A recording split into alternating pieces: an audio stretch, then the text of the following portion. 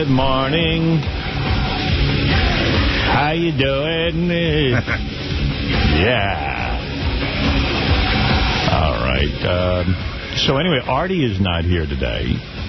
Gary has a story about that. So it's weird. This is a weird one. Really? Yeah. I told Howard, when Artie calls me, I'm driving in, and I'm trying to remember everything he said exactly, because I want to, make sure I tell his story correctly. But yeah, it's a shame you can't take notes while you drive. I really had a hard time. What time did he call you? About 5:15. Okay. Maybe about 10 after 5:15. I really had a hard time fully understanding it, so I'll just tell you everything he said to me in the order that he said it to me as best I can remember it. The phone rings, I pick it up, it's like, Gary, it's Artie. With the Artie voice? Right, and it was really sounded bad. He goes, I'm not going to be in today. So I said, okay. And then there's a long pause, and he says, yeah, Howard was right yesterday when he was talking about my voice. I tried to say that it wasn't bothering me, but it is. And remember I said Artie sounded like he had a cold? Yeah. And he was like, no, and he tried to talk it off. And by the way, within an hour, it was gone. Well, right. Yeah. So the next thing he said was, I don't have central air conditioning. I got one of those wall units. So, like, when I wake up in the morning, it's like 2 degrees, and I think that's bothering my throat. So Jason said to me, he goes, yeah, I have the same thing. He goes, you wake up, your voice is a little scratchy, you take a shower, and then it goes away. But that's bothering him. So I was like, all right, I never know what to say, Yeah, I woke up, I was bothered today, too. You know what? The alarm went off, and I was still sleeping. So then he said that he was going to, get some antibiotics. Right. Oh, God. Wasn't he just on antibiotics or something else?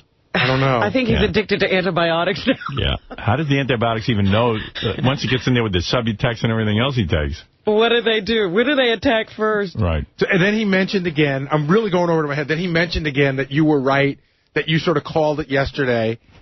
And then I said to him, we're going on that trip. So I said, we're leaving from separate airports. So I said, I'll see you in such and such a city on such and such a day, because I just assumed he's not going to be in tomorrow. And he goes, no, I'm going to try to come in tomorrow. I hate to miss the last day before we go away for a long time. And I said, okay. And then he said, if I get down to the drugstore and I get these antibiotics and they kick in, I might even come by today. He's crazy. How do antibiotics kick in 5 minutes? Don't know. Yeah. Because there's nothing wrong with him? No, and he said he gets some over-the-counter stuff at the drugstore that might help him. Oh. All right, well, maybe we'll see him. He is such a wacko. Yeah, he is. I give him, Gary says I kind of made this happen in a weird way because, A, I mentioned that his voice sounded different. Yeah. And then, B, at the end of the show, a guy who's in the medical field, maybe he was even a doctor, I didn't read the whole letter, but this guy had sent me a letter saying that he's very familiar with treating people who are on Subutex. And Subutex is a very, very severe way of treating things. And the more it's in your system, the more you take. It should be taken only for a very short time by very, very heavily addicted people. What are you saying? That you build up a tolerance to it and you have to take more and more? No, he was actually saying in the letter, I should read that letter. Hey, Jason, I gave it to Artie, but if you could print it out again. The guy's kind of making the point that the more Subutex you take, that it can make you gain weight, it can make you feel sluggish, it can make you feel a host of different things, and that a lot of his problems might have to do with all of this Subutex. And that really 99% of the cases are treated with a different something, but not Subutex. Because Subutex is like the end, like the worst one. Yeah, that's the extreme, right? Yeah. I think that's what he said. So you don't start with that. So I gave this letter to Artie at the end of the show thinking, like I said, hey, Artie, I don't know if this guy knows what he's talking about, but it sounds like he does, and maybe you should read it.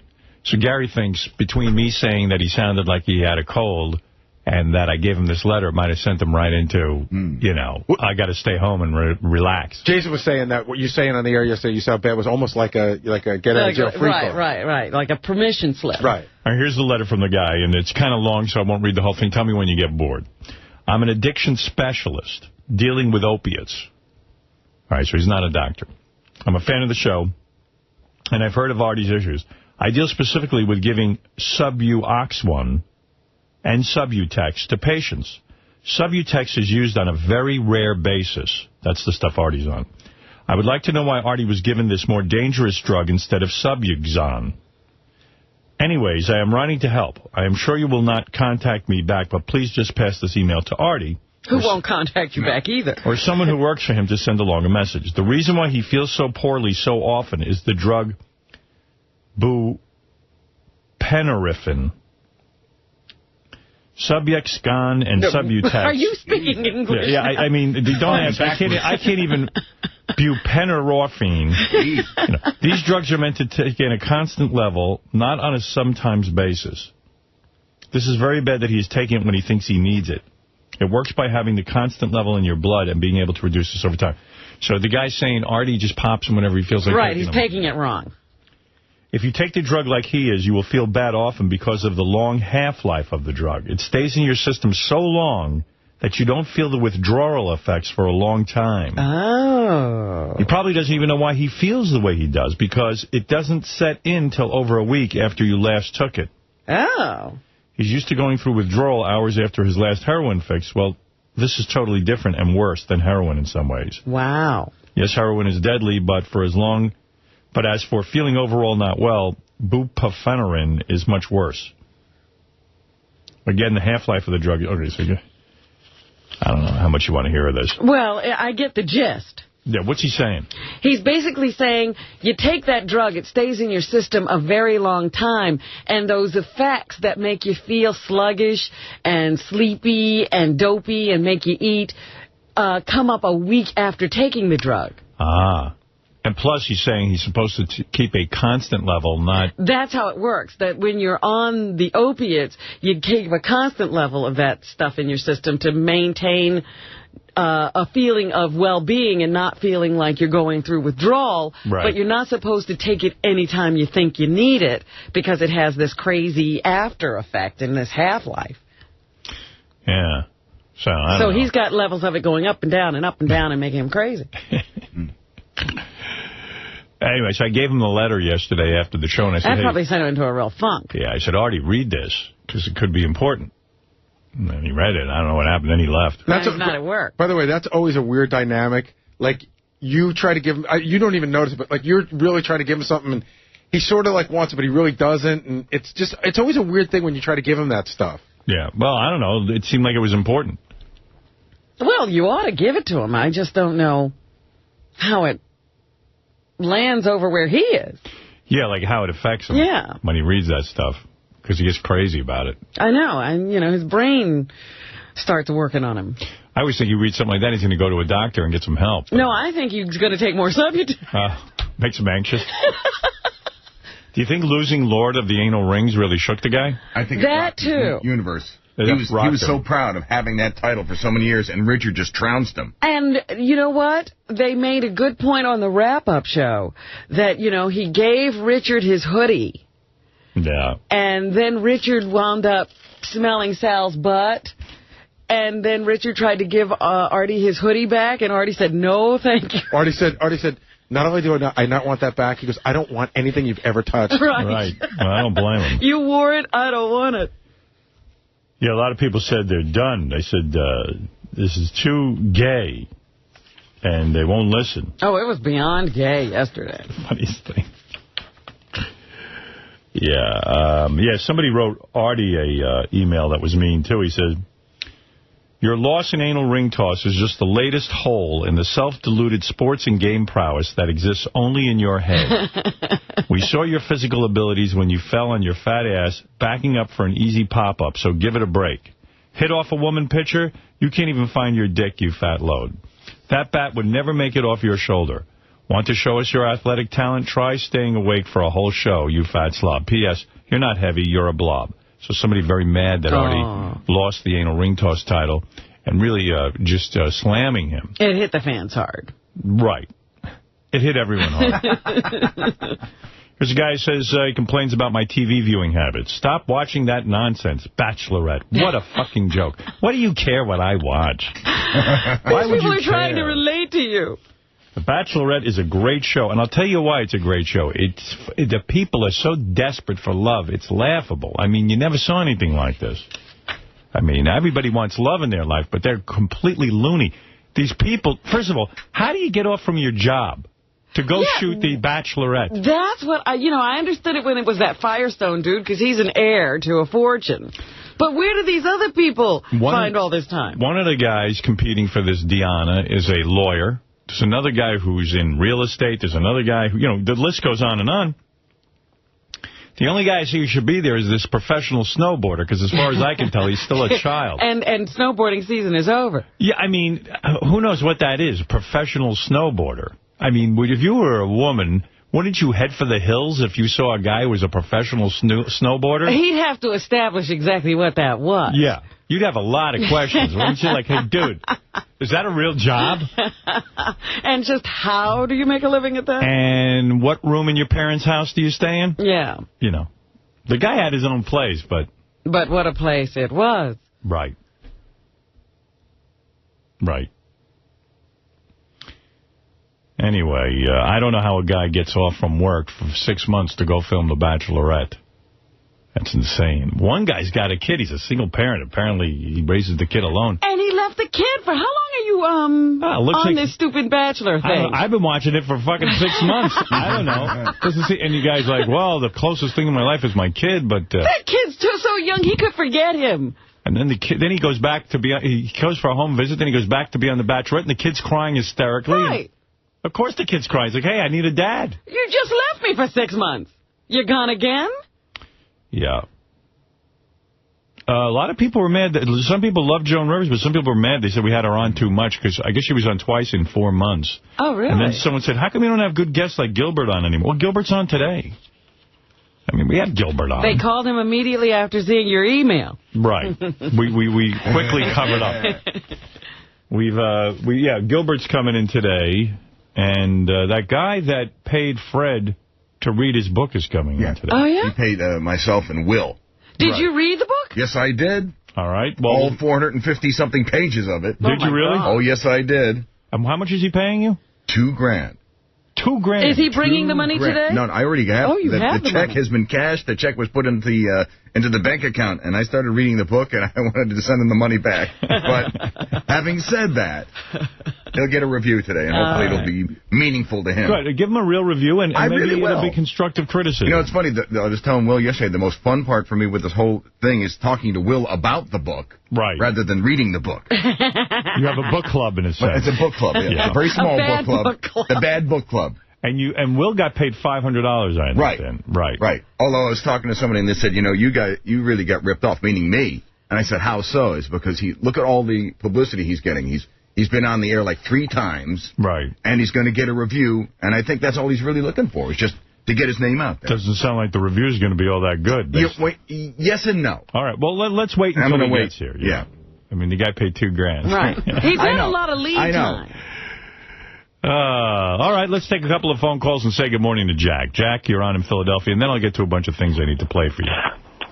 Hey, I was going to ask for a Fred segment, but after that, I think we had enough of Fred. And Fred will be back. Yeah, and I'll be back. Fred is having his segment so later. You can go back to your Subutex and beer break. Hey, Howard, what about this Artie? I mean, do you just keep him around for the comedic value? Or, I mean, he's going to fucking die. I give it within a year. I think you should have the death pool maybe with him, but... I keep Artie around for one reason and one reason only. Artie is a tremendous talent, and everyone here is a talent.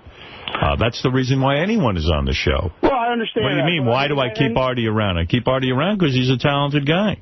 Well, he's a load in any other position. I mean, the guy obviously would have probably been fired by now. If this was a real job, all of us would probably be. Yeah, I mean, there's a lot of weird things going on here, you know.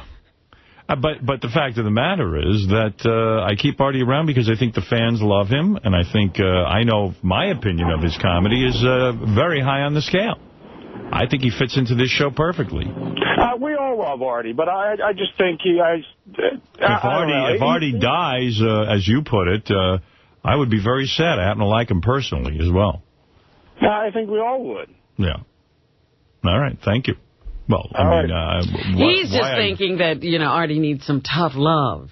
Maybe. Well, I don't know about that. I mean, if Artie lost his job, I don't think that would do him very well. I mean, I don't know. I don't think Artie reacts well to anything. I don't think there's anything we can do. Yeah, I really am not an expert in Artie's particular problem areas, but I'm just a friend to Artie, and I do the best I can as a coworker and someone who But really, haven't we done basically everything, and none of it has had a very good effect? Yeah, I mean, I've sat down with Artie privately. I've had to talk with him. I went out and found a shrink for him. I mean, I don't know. I see that Artie is a guy struggling with a lot of demons, but, you know, what can I tell you? What is there to do? How fat do you think Artie's going to get? 400? I don't He's think... been holding it. Yeah. I think he's topped out. Yeah, I think Artie's topped out. I think this is it.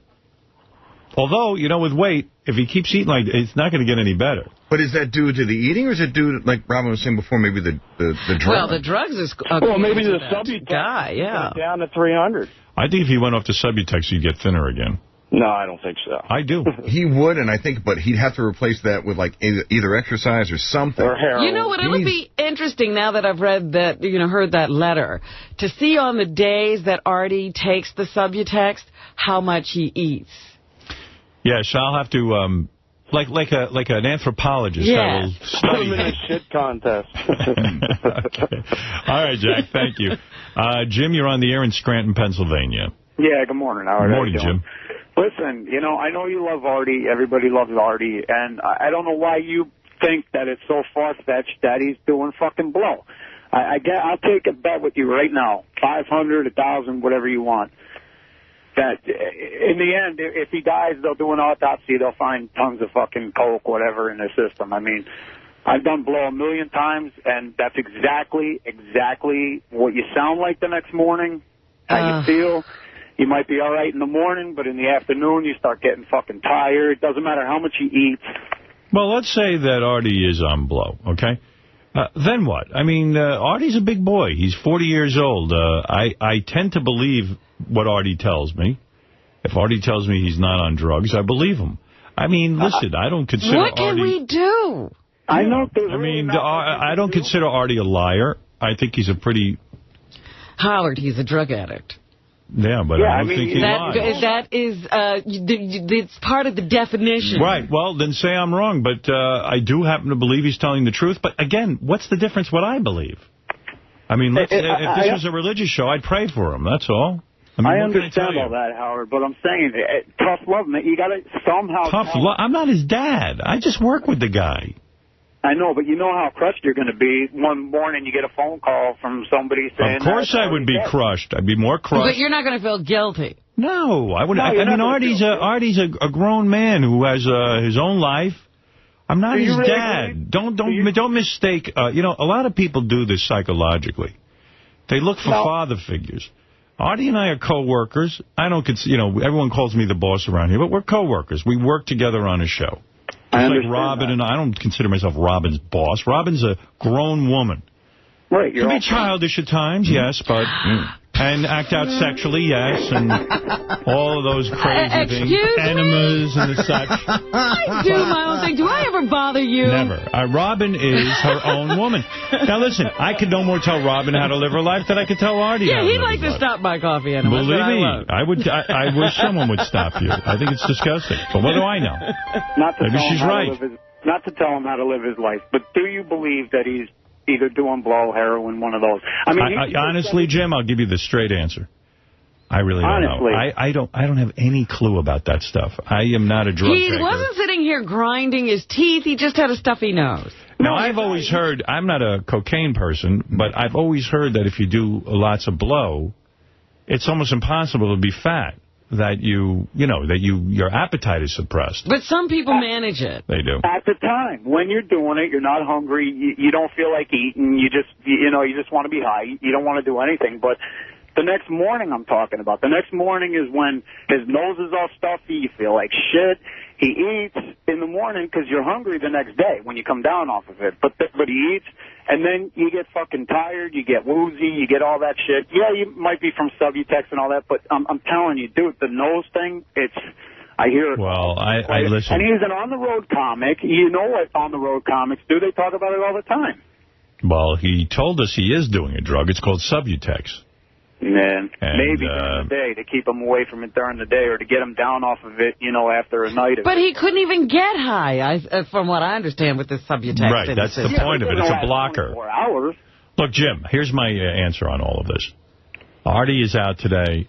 I don't know you asked me if I think You know he's what? I on hate drugs. it when Artie's out because we have to have this discussion every time. Right. Yeah. Everybody loves this discussion. And everybody wants again, you to get him into rehab or take care of him or fix him up, which that's not possible. I can tell you this. If I found out tomorrow that Artie was back on coke or heroin, I would be surprised. So I must believe on some level that he is not on drugs. Yeah, and I believe that. You don't want to believe it. You don't Maybe want to. I don't want to believe it. I want to believe the best for my friend. So there you go. I mean, understand I don't know that. what else to say. I mean do you have any other proof, sir, besides the fact that Artie had a stuffy nose yesterday? No, I don't have any proof. Right. I mean, There you go. unless he had hidden cameras in his place. But, I mean... Just well, we do. He won't let us do that. Well, we don't We ask. wanted to. You don't ask permission. He might agree to it for a little while, but then he'll forget about it, and you'll catch him on the coffee table laying out the lines. It's so funny. Anytime you say something about Artie, everybody goes, oh, like they know something. Yeah. So the day that I went over to Artie's apartment and I was telling someone, he made me stay downstairs for like 10 minutes before he would let me up. Yeah. And they go, oh. Oh, yeah, that's it. There you go. Look at Amsterdam, too. He wanted to be away from everybody. Why do you think? Because that's the drug capital of the world. He didn't want to be near anybody. Yeah, the Teddy thing happened before that. Listen, Subutex is just as much a drug as cocaine. Just one happens to be legal and the other isn't. Sure. Yeah, Who the but hell knows? he's not getting high off of that. He's got a tolerance to it. Yeah. All right, Jim. Well, I don't have an answer for you. I'm sorry, but thank you. I just don't want. I know he's your buddy. You don't want to see anything happen to him, and it's not your responsibility to hold his hand and everything. But I don't know. I don't know what you're asking me to do. He's got to come out. He's got to come out and say, "Look, I got a problem." Would you? But maybe he does. Listen, he does say he has a problem, but he says he's crying for help. All right, so he's a grown man. Well, I mean, if you want to cry for help, say, "Hey, Howard, I need help." He hasn't said that. I think he will at some point. Listen, yesterday I asked you if I can come on. I thought of something that I could do if you want to. Listen, you think I'm a guy you turn to for help? I don't even know how to conduct my own life. How am I going to conduct his life? Yeah, this is a bad place to do this. Yeah, I mean, people listen to this show and think I'm some sort of together guy. I'm hardly together. Oh, my God. You're dealing with it, though. What? I'm trying to deal with it, sure. But, I mean, I'm really fucked up. I just kind of... Oh. You pass it along. Let's say he says he needs help. Then what do we do? I mean, I don't know. I would ask you. I'd say, well, what do we do now that Artie needs help? Again, we have... I mean, He's a grown what man. is this place? I thought this was a comedy show. Yeah. He doesn't need a psychiatrist. He needs a heavy-duty rehab. Not one of those things. I don't know that he needs that. I don't know anything of what he needs. I just am clueless. I'm sorry, Jim. Heavy-duty rehab. Heavy duty. I know. I mean, what? Like industrial strength rehab? And believe me, I see a lot of these rehabs don't work. We got a good sponsor there. That what's that company called? Canterbury Institute. Canterbury That's for Institute. alcohol. They say no. It says it's anything. You go in for the weekend, they give you a shot, and then you don't want drugs anymore. Who knows? Maybe that's a good place for. I don't know where he should go. All right, Danver, you're on the air. Yes. Hey, Howard, I think I know what the problem is. The Subutex, you reckon it's possible he's busting that up and snorting it? What? I don't know what he just said. He's busting up the Subutex and snorting it. What does that do? Well, I'll tell you what. I don't know about the Subutex, but with the methadone, which is basically the same thing, we've got drug dealers around where I live that actually sell the methadone when they run out. And you bust that up just like you would an Oxycontin or any kind of pill, and it gives you more of a high, more like what the actual drug does, like the heroin. You mean rather than swallow it, if you snort it, it would be better? That's the way the methadone is. Wow. I don't know anything about that. Well, that's speculation. Right. You know, when you're 40 years old, at some point you just get disgusted and go, this is ridiculous. No. Some people actually keep doing it for the rest of their lives. Really? Howard. Wow. I mean, at some point you just kind of go, oh, my God. I mean, this in my 20s, this was kind of fun, but, now I'm a little bit older. I don't know. All right. Thank you very much. Let's go to Brian on the air in Red Hills, Pennsylvania. Brian. Hey, now. Hey, now, Brian. Hey, I got a question and request. With the end of the month coming up, do you have any kind of special programming for the announcement of the merger? Well, first of all, there's no guarantee that this merger is going to go through. Special programming? That's right. Yeah, I mean, I don't know if you're going to take off or do something special for that day. Or Yeah, we'll take off. We'll take off. Oh, that I would do. That sounds special. I'll take the day off and celebrate the... That's right. Listen, if the merger... You want to be alone when that happens. You know, someone came up to me yesterday and said, oh, my God, the Sirius stock and XM stock is in the toilet. I said, well, that doesn't surprise me. I said, these companies have been completely... Look at your government. Put on hold. There's sabotage going on. Look to the government. I said, that doesn't surprise me. I said, I don't know anything about the market or anything like that, but when you see something taking 16 months and they're nudging the fuck out of these companies and basically harassing them. Yeah, it's always like racketeering. It's crazy what's going on. And this is all because of the lobbyists who pay off these politicians. Nobody said. The Department of Justice has already said it's not a monopoly. What the fuck else do you need to go But it even took them a year to figure that out, and it's a very simple question. Right. So the fact of the matter is, I thought this merger would have gone through a year ago. Maybe it would have taken 6 months to go through. So now we're over 16 months. Here it is.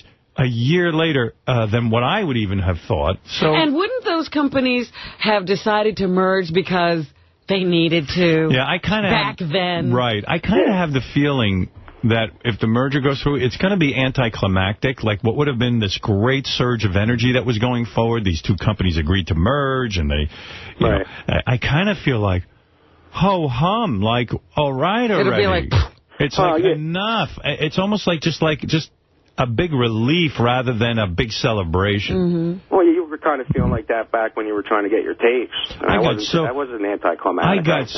I got so excited when I heard about this merger. I said, wow, we're going to have way more listeners. It's going to... It was like a momentum thing. Yeah. And what Things they've are done, happening. They've fucking beaten the shit out of these companies, and I'm part of this company. Yeah. And you feel like all the wind was taken out of your sails, that like... If they announced it tomorrow, it'd be like, oh, and by the way, the merger went through. And don't think that's not a tactic of business either. Right. Why would you want to have these two companies get a shot in the arm? Right. Yeah. Oh, no, they've taken the piss out of it and taken the wind out of the sails. I read in the paper today, they said that by doing this with the stock, it takes $1 billion of the value of both these companies out. Wow. And it's like, wow. It's like, wow, this is really a raping of a company if I've ever seen it. Yeah. So what can I tell you? Thank you, Can I get my request in? What is your request? Well, I usually feel bad about requesting when Artie's there, but fuck him because he's not there today. Fred, if you could, in the news, hit the Jackie sound effects. All right, the Jackie laugh. All right, I think we can make that. I'm writing it down. More tragic, more laughs. And any tragedy Robin reports on, have a Jackie laugh. Right. I'll try to find something really tragic. Preferably something with kids being eaten. Yes, yes. Going back to the side effects of Subutex, this is from the Internet. Cold or flu-like symptoms. Uh-oh. Headaches, sweating. Artie's been sweating. He sweats nonstop. Sleeping difficulties. Well, he sleeps here, folks. Well, that's the problem. He doesn't sleep at home. Nausea and mood swings. Thus the Teddy incident. Oh, he's got all of it. Yeah, he really ought to get off that stuff. I mean, cold or flu-like symptoms, headache, sweating, sleeping difficulties, nausea, and mood swings. You know what? I'm going to have to apologize to Artie for all the times he called in and said he felt like he had a cold, and I said he was full of it. No, apparently, these drugs make him feel that way. They do. King of All Blacks, hi, you're on the air. I don't think Artie's on drugs at all. Well, he is on Subutex. We all know that. Yeah, but I'm talking about illegal drugs. I don't think he's on that. But what I can't understand is, why would somebody with the money and success he has have a wall unit air conditioner? Now, that's a good question, King. Like, I mean, I got central.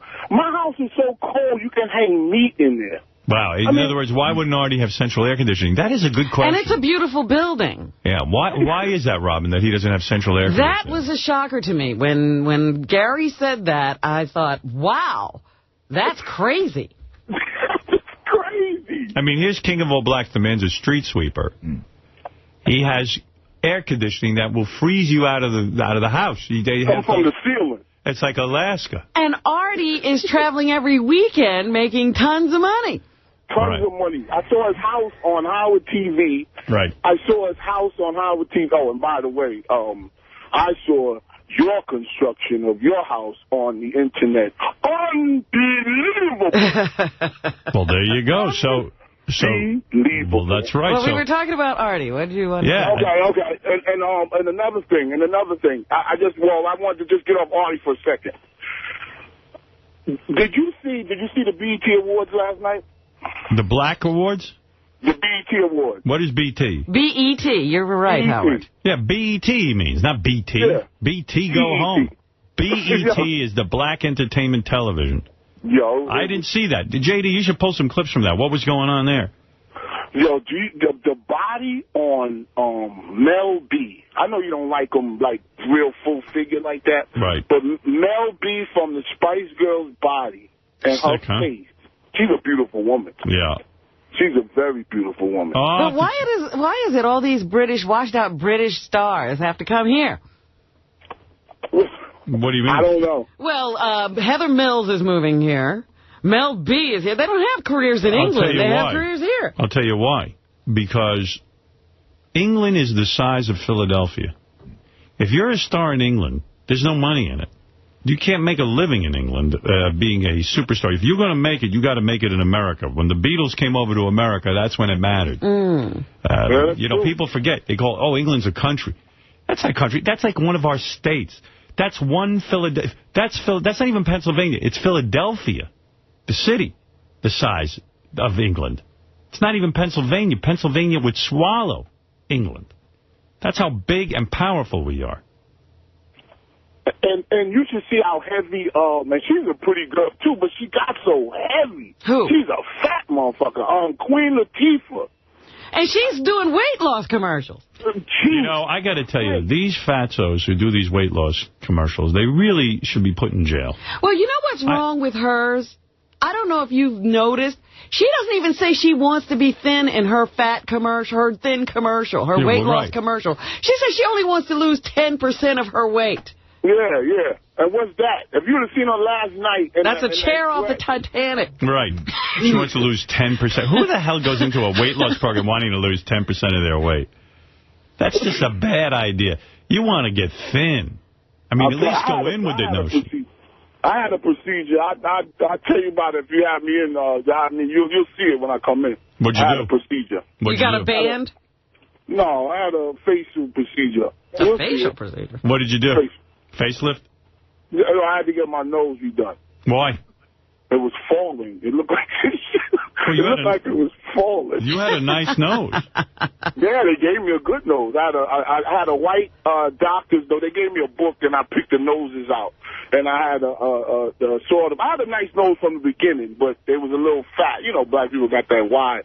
But they pinched it up and pulled it over. And I actually have a doctor's nose. I picked it out of a book.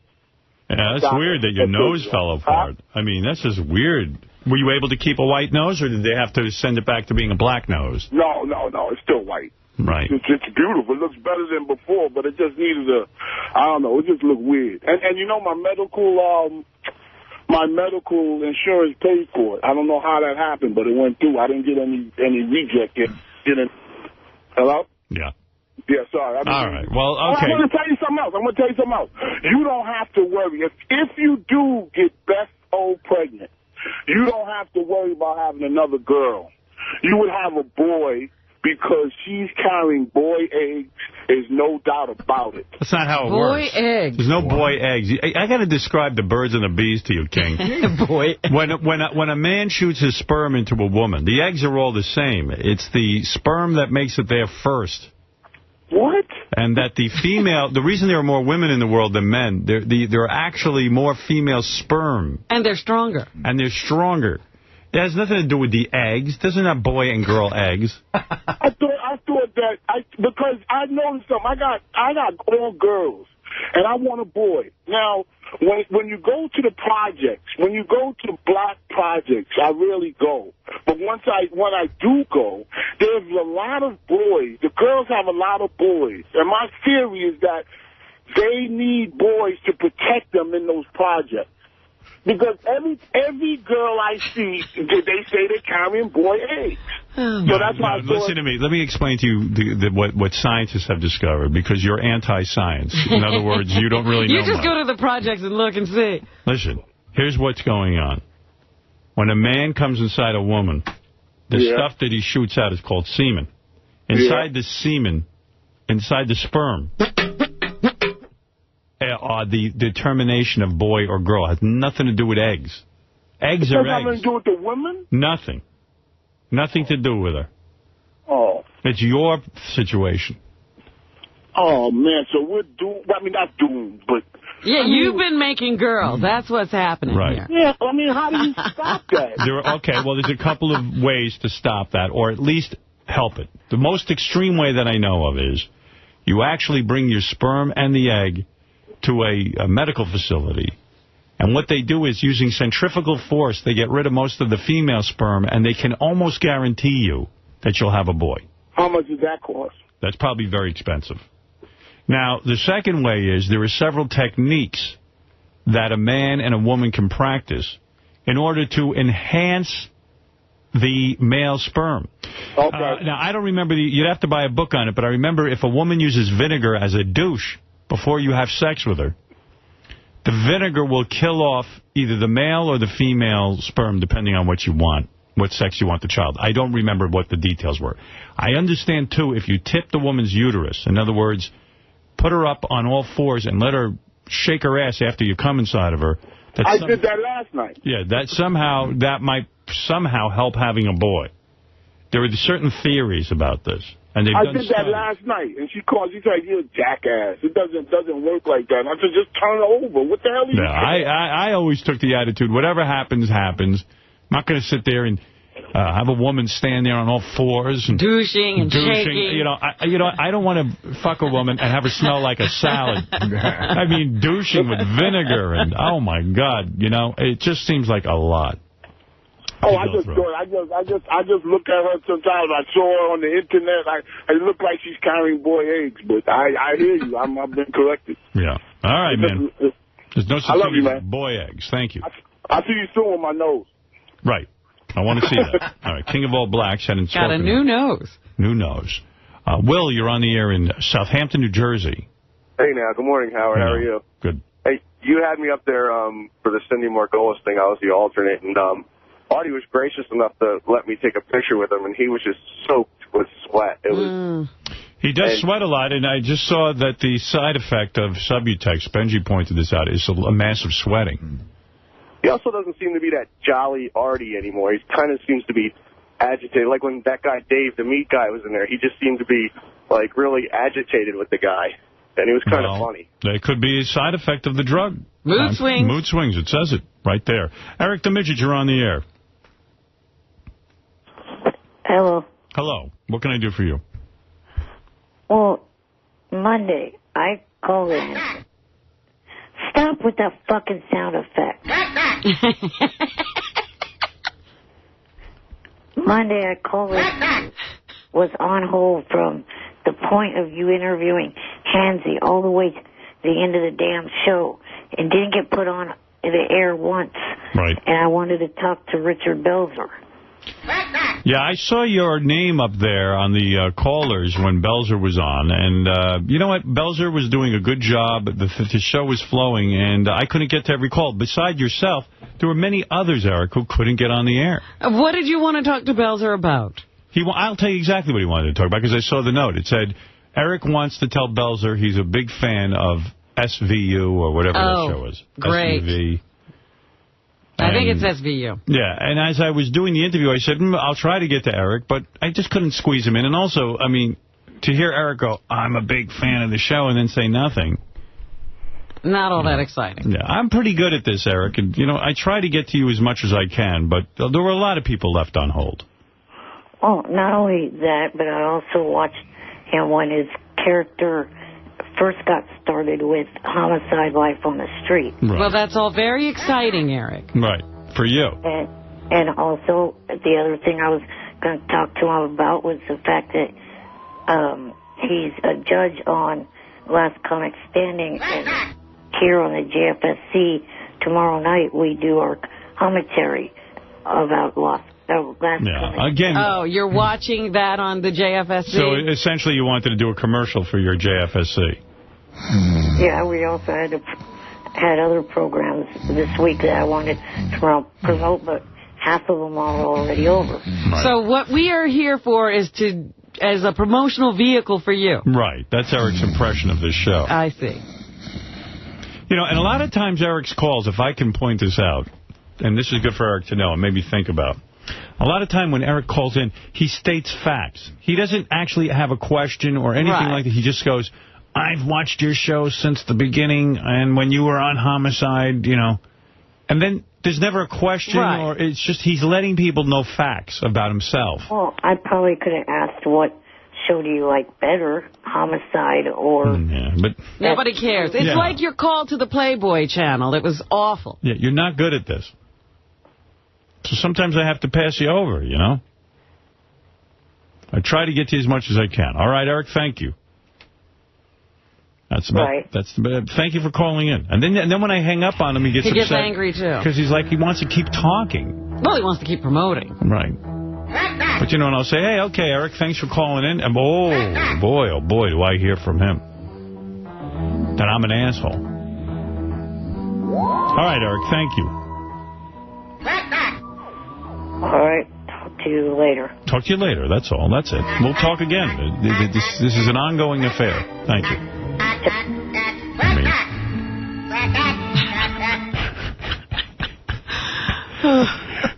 Mel, you're on the air in New York. Hey, Howard, what's up? Hey.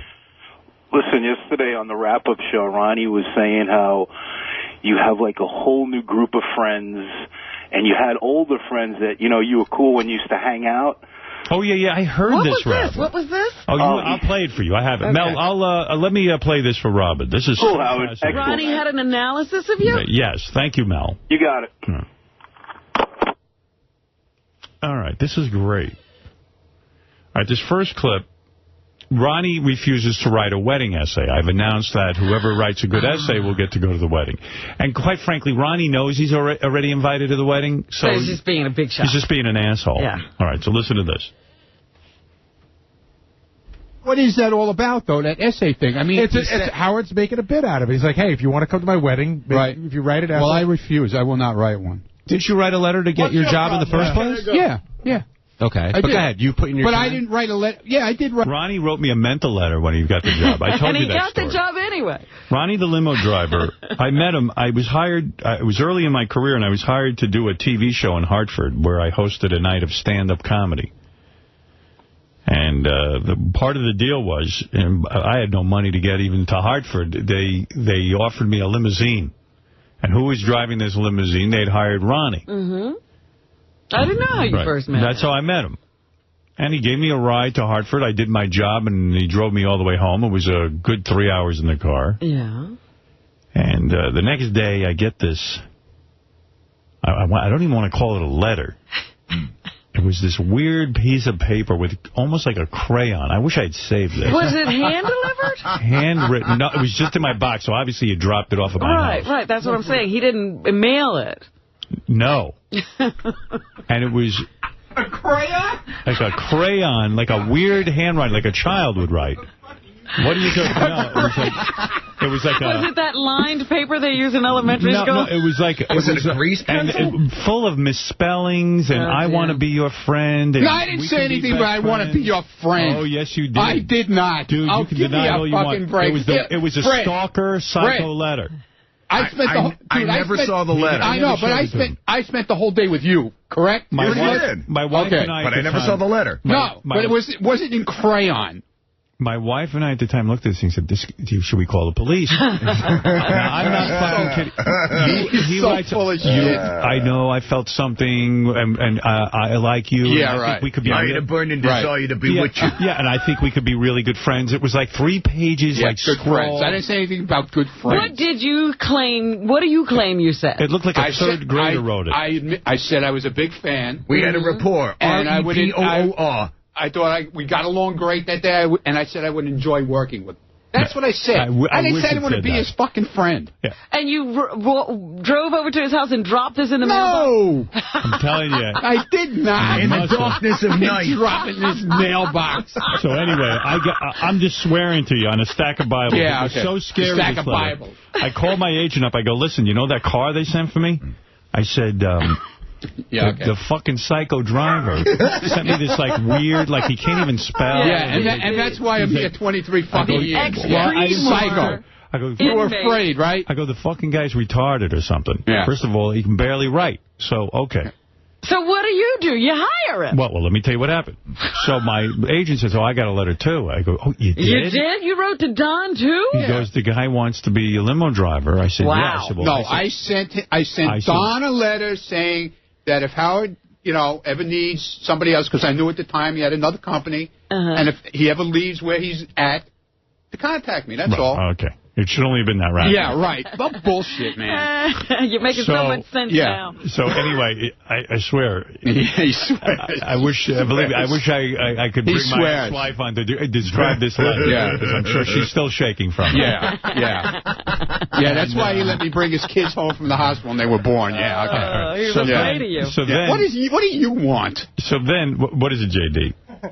I just think Ronnie dyed his mustache. What? You think he dyed his mustache? It looks a little darker. Yeah, it's a little darker, okay? You happy? What, do you think he's doing that Grecian formula? Moron. Did you dye your mustache? I didn't dye it. I put this whole shit in there, man. You did the Grecian formula for the mustache thing? It's not Grecian formula. It's the same thing. You rub something on your mustache to make it darker. I don't know. It got a little dark, and I don't know what the fuck happened. It looks like a paintbrush you kind of dipped into black paint at the end. Yeah.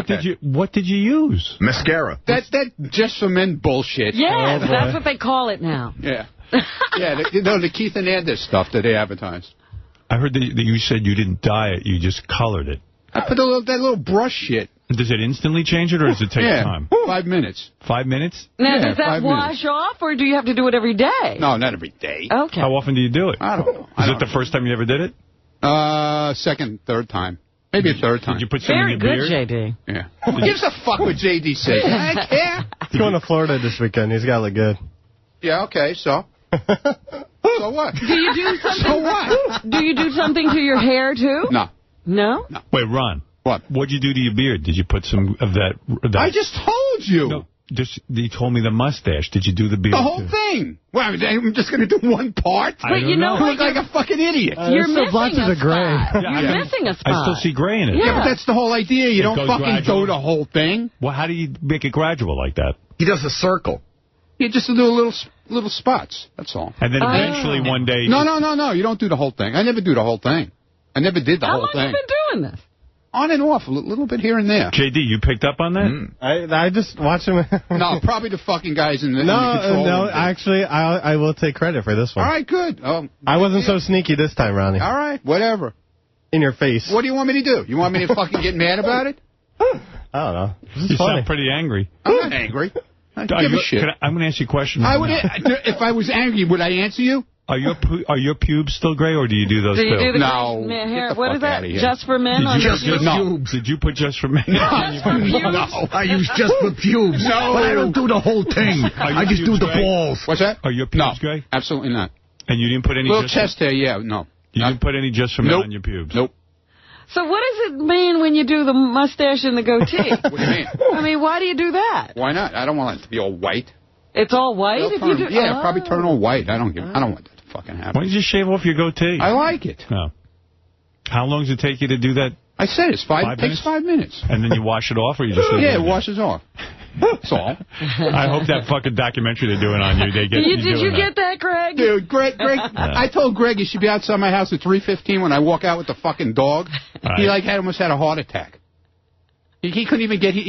Lucky he got here for Cupcake Wednesday. Did he film you coloring your beard? No, That's no, he doesn't come to my house. You got to get that, Greg. Yeah, really. He's coming to We need Miami see with me that. though to Tootsie's. Oh. That's where it's going to wrap up. Tootsie's is all nude?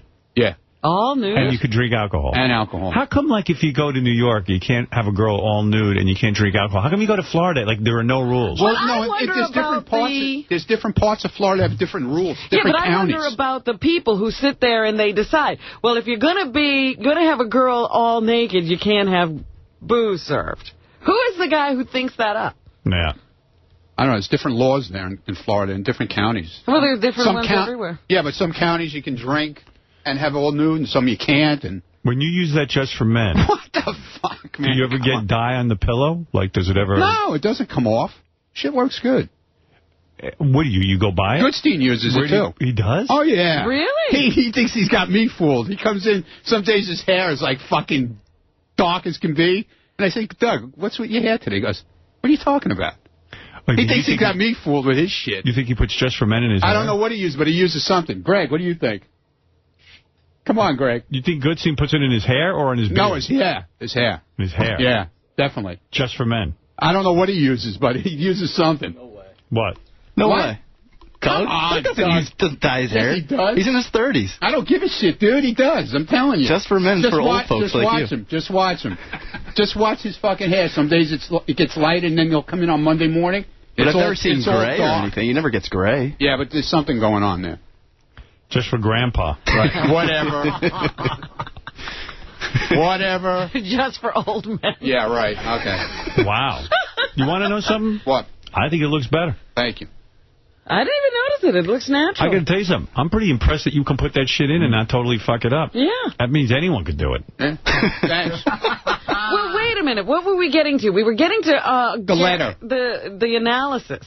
Oh, It's yeah. weird, though, the way you shave your goatee like this, like you have two spots here that you let the... I like that. He's kinda I like don't a- like it. I don't like it all. He's almost got like a spider's web thing going. He's got like the soul patch, and then there's like the lower part, and then there's like a thing like a little, I don't know, is Yeah, it but a I don't- balance or something like that? Yeah, but I don't like the It's whole like curtains. I don't like the full. like I don't drapery. like the full thing there. And when you shave your mustache, you shave off the top of your mustache, but you... I don't want it up to the nose. I don't like it like that. Wow.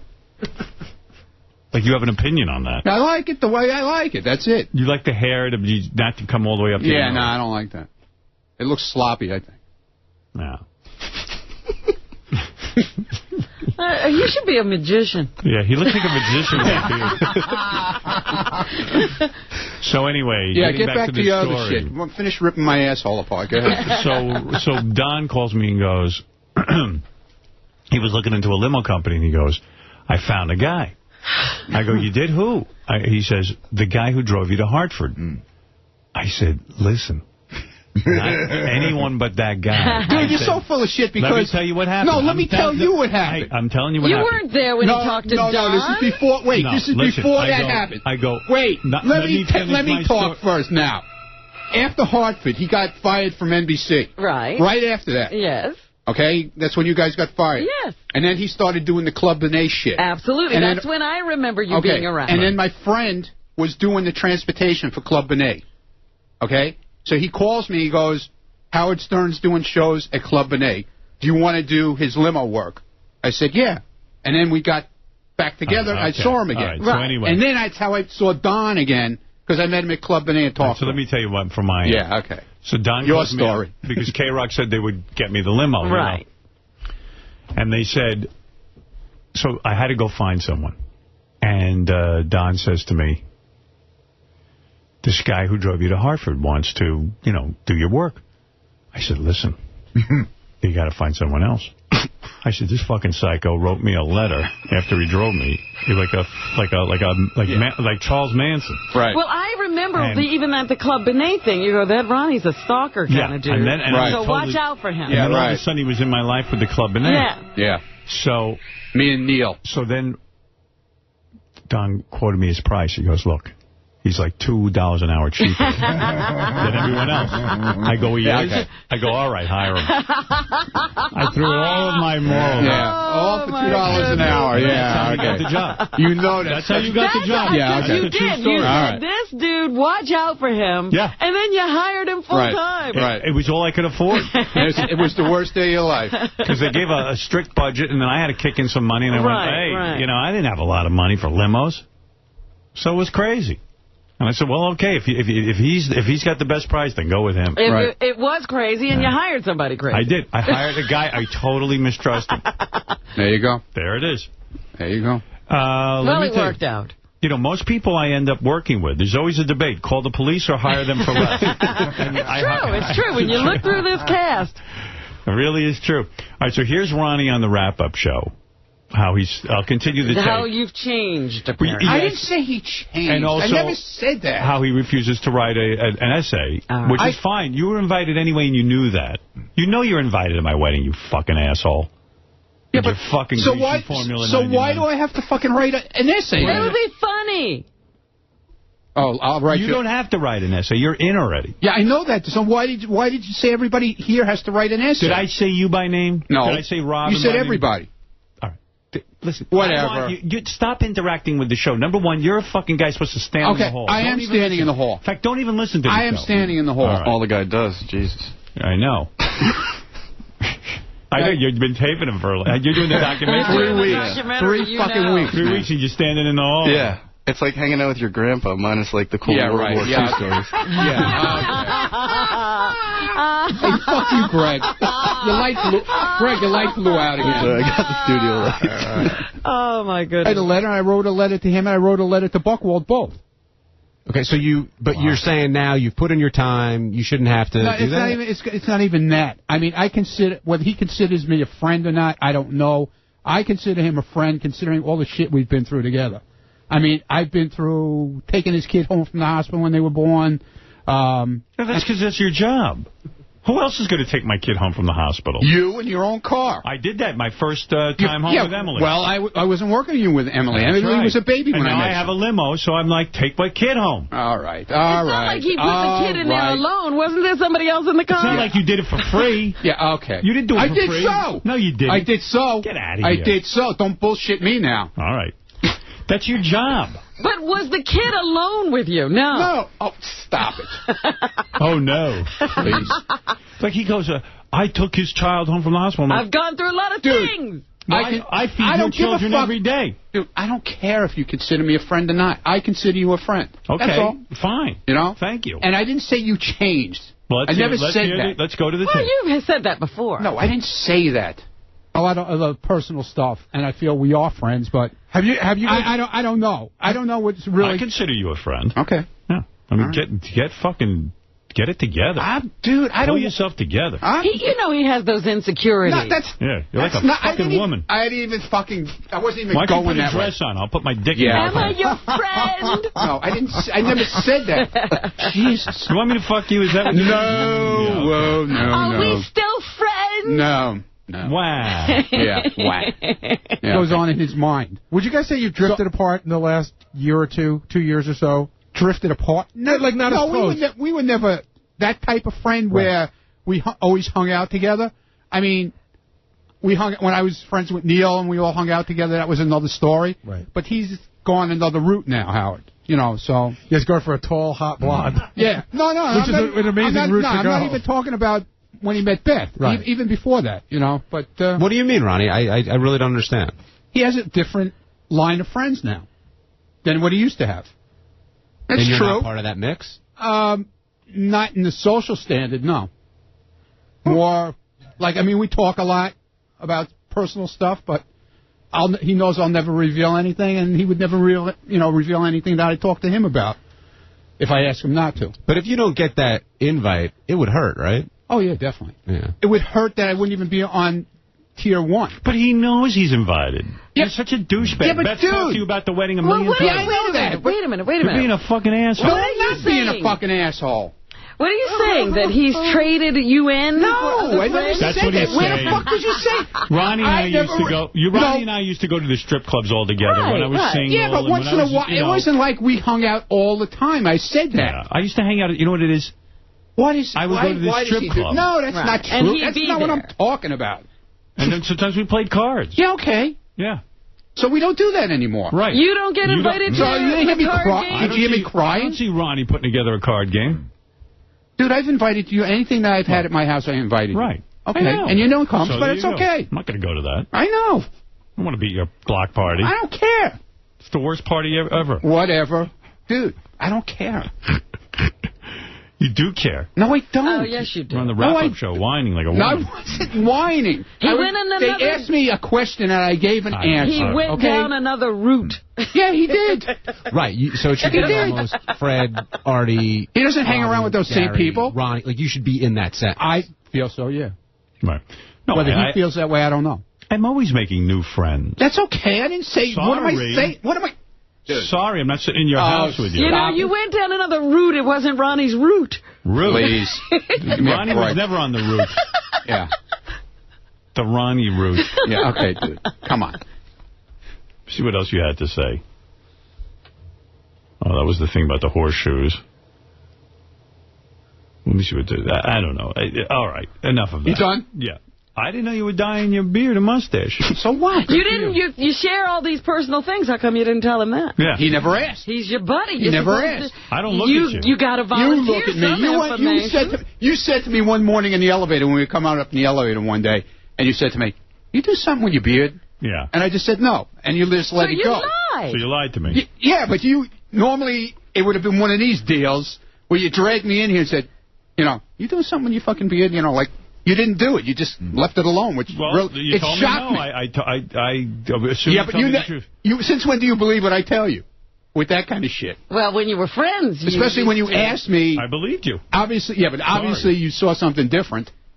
Yeah, well. Didn't expect you to lie. I didn't lie. Just bullshitted. I like that Ronnie's dyeing his beard. That's so great. Whatever. Well, you know. Yeah, you know. He's Playboy Ronnie. Look at you. Yeah. Playboy Ronnie. Look at you over there. Playboy Ronnie. What about her? What about her? What are you saying? Losing all the weight, looking good, healthy. Looking good for Jim, you know. She lost the weight before Jim. No. Yeah. She was working. Right. She was working on it. You're right. I have to say, you're right. Wait a minute. I was working on it, which meant I was losing weight. Okay. No, I never said anything. I'm not saying anything bad. Jim met Robin when he was it's so bad that I fucking put a little color. Met me is it bad that I put a little fucking color in my beard? Is that bad? You're giving everyone a headache. You can leave Yeah, now. good. Thank you. Goodbye. Had enough of you anyway. Let's go, Just for Men. Yeah, get out. Just for, from now on, just call him Just for Men. I like that. There goes Just for Men. Just for Men. Just for Men for the beard. Yeah. There's a new Ronnie phone call that the guy's made. But, yeah? Yeah, but it doesn't really go. It's Ronnie calling a tobacco store. Well, not Scott the engineer calling a tobacco store. I'm sorry, I'm wrong. I thought there was a new Ronnie call. I got this for Ronnie. Yeah, Ronnie's a 4-foot-tall old angry Jew. And he thinks that he is Italian too. He wears bifocals so he can see. His t-shirt is way too tight and his belly's huge. Yeah, Ronnie's a 4-foot-tall old angry Jew.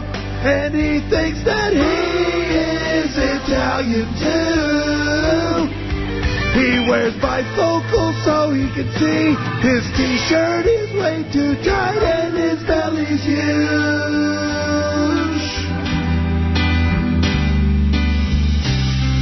Beautiful song. Tattoo shop. I'm Scores Man. Hi, how are you? All right. Scores Man, got a tattoo. Hold on. Douchebag. Hello. Scores Man, got a tattoo. What can I do for you? What do I do? I'm Scores Man, you fucking fool. What do I do? Hey, yeah, I don't know who you are. Don't give a fuck who you are. I'm Scores Man, damn it. And I'm about getting drunk. I'm about having fun. I'm about having a good time. I'm about meeting girls. I'm about meeting guys. And whoever doesn't like it can go fuck themselves because that's what I'm all about. I'm Scores Man. And that's what Scores Man is all about. 1531 highway. I got your bitch right here in my pocket. Come on. Cocksuckers. Tattoo shop. I'm Scores Man. I'm taking care of business. I don't know who the fuck Scoresman is. Scores Man, got a tattoo. Yeah. I'm glad you got a tattoo. You come over here, you get my fucking fist in your face. Cocksuckers. You a goddamn cocksucker. I'll beat your goddamn ass and put my dick in your mouth, bitch. Douchebag.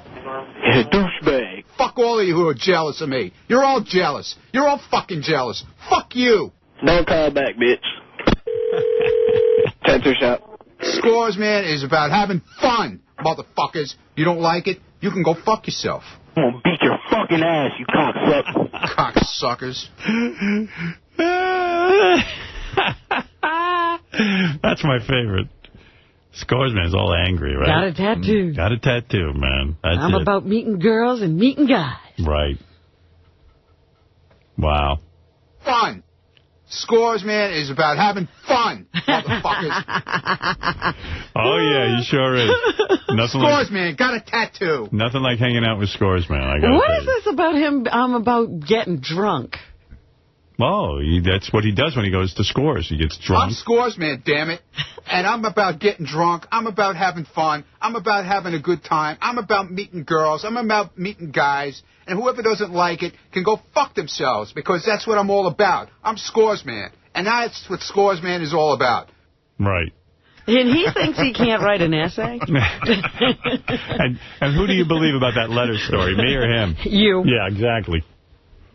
I only wish I had that letter. It's written like, I thought it was like Manson. Really? Like a ransom. Instigating motherfucker. Like a ransom note. Ugh.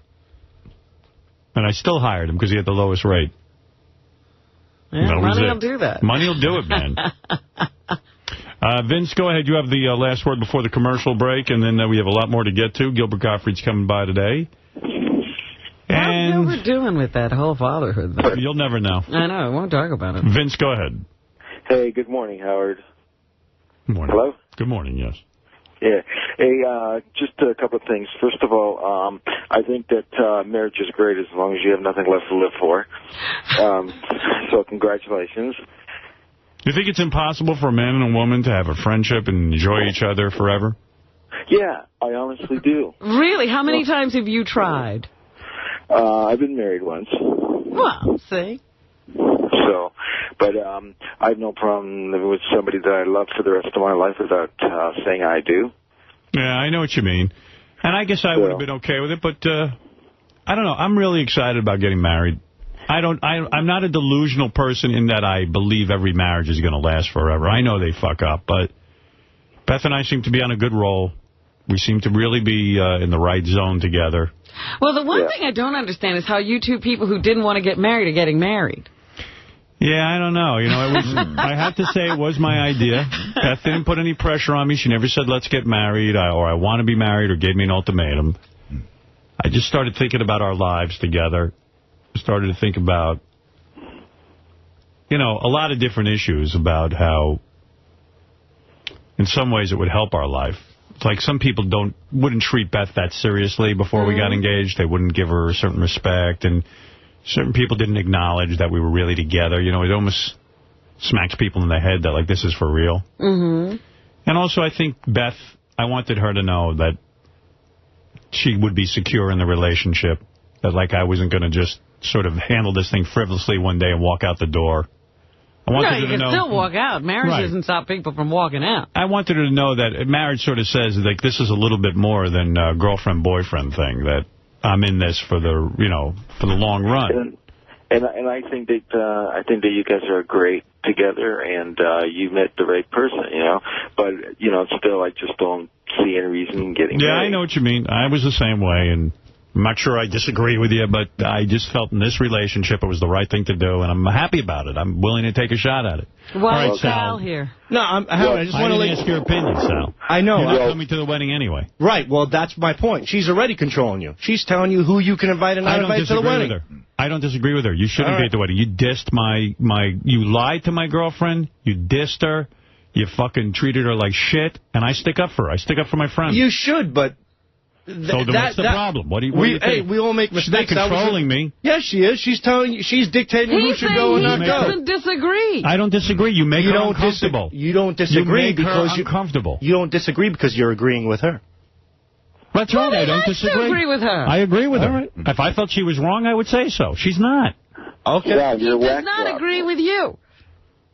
In the same respect, if somebody shit all over you and you're a guy that... Yes, my I team, understand. I would stick up for you. I know you would, and I appreciate your loyalty. If some other radio show started pissing on you, I'd fucking piss right back on. I agree, but the point is that... And the fact that I didn't fire you shows you how much I like you. I wouldn't go that far. Yeah. I mean, there have been a lot, people have had a lot of I scuffles. thought you made a mistake, you lied, and this and that, but as far as making her uncomfortable at her wedding, I agree with her. Why should she have to be uncomfortable at her wedding for you? And I agree with her, too. Right. That's my point. It's her day, and she's entitled to it. And I understand. She's not controlling me. It's the wages of what had happened, and I can deal with it. I'm not upset about it, but the point is that At the same time, if you really... I love more than anyone.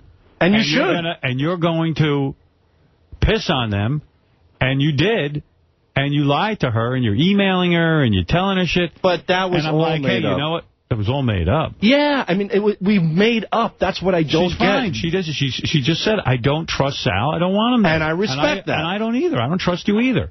What? To be there. You don't trust me. No, of course not. See, to not me, after what you did. And you're whack job. In my personal opinion... You're fucked up. In my personal opinion, if I'm working with you, and like you said, you didn't fire me, and I appreciate that and all that other stuff, but like there's a sense of loyalty between us. Right. Why wouldn't you then say, hey, you know what, he does work with me, and there is some loyalty, and we all make mistakes, and you know what, I'm sure he's going to be fine. I don't feel that way. You don't feel that way. I can't guarantee that you're going to be fine. You don't lie. I don't lie. You didn't lie? At that time, yeah. Oh, at that time you lied, but now you don't. Now he's not a liar. Who has... let he who hasn't lied cast the first fucking stone. We all lie.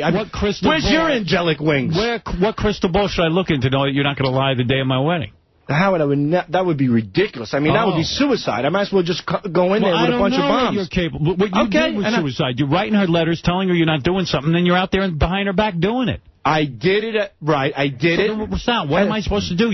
She doesn't trust you. I don't trust you. And you're saying she's controlling me.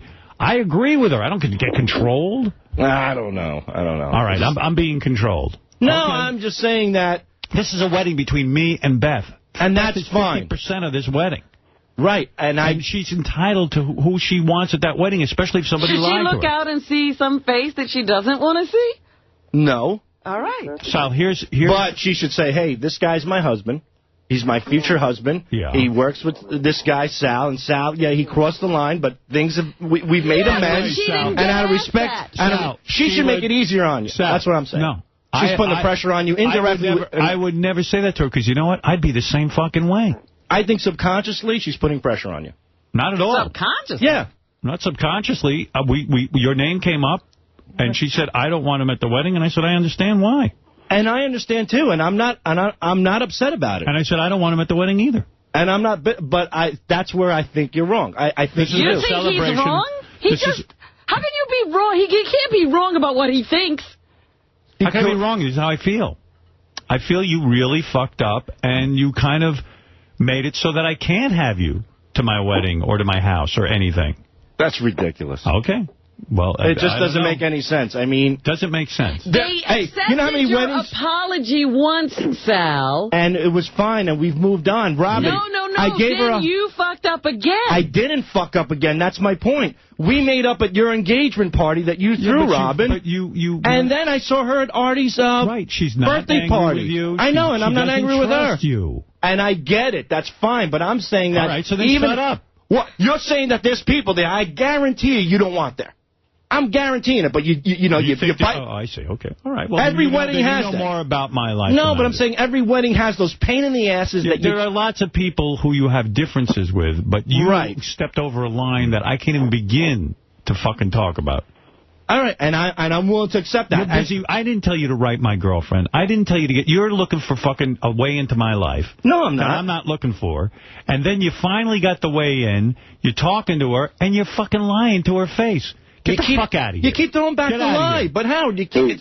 That lie... Sal, I know what I did. I'm willing to take responsibility. I know, but Howard, I'm willing to take responsibility for my actions. My point is that... The victim has the right to forgive to what extent they want to forgive. And I get it. So that's it. But when I'm forgiveness, but it only goes so far. All right. I'm just remembering a guy who put his foot down, and no matter what he says, that was you. That's not me. That's not me. Okay, that's not you anymore. That's right. And I could deal with that. But I'm saying that just be careful. I never put my foot down with my ex-wife. I never put my foot... I had a relationship with them.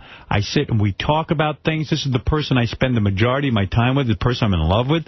And you think I'm going to fucking stick up for your actions? I can't defend your actions. If I felt your actions were defendable, I would be the first one to go to bat for you. But they aren't defendable. I'd be an asshole to defend your actions. All right. I'm personally between... All right, I'm going to put my foot down. How's this? You ready? You ready, pal? I love her, and I want her to be happy, so I don't want you at my fucking wedding. There, I put my foot down with you. Okay, and you have, and I've accepted that. Thank you. But I'm saying out of respect to you, she should say, like, okay, this guy works with him. there. Okay, I don't believe it. Why is that? Hey, why doesn't he believe you don't because want him there? Do you love him so much? Are you don't know. Are you having secret conversations with him that we don't know about? I hardly talk to the guy. That are misspelled? No, I don't believe it because we do have a good working relationship. And I think, like I said, and I hate to use this word again, I think subconsciously she's pulling in the reins. She's got you fucking baited up, my man. She's already, she's already got. I love it. She's already got you. She's already got you biting your lip, saying, you know what? I don't want to deal with this aggravation of bullshit. I don't want you at my wedding. I don't know why. You don't want me at the wedding because you don't want to piss her off.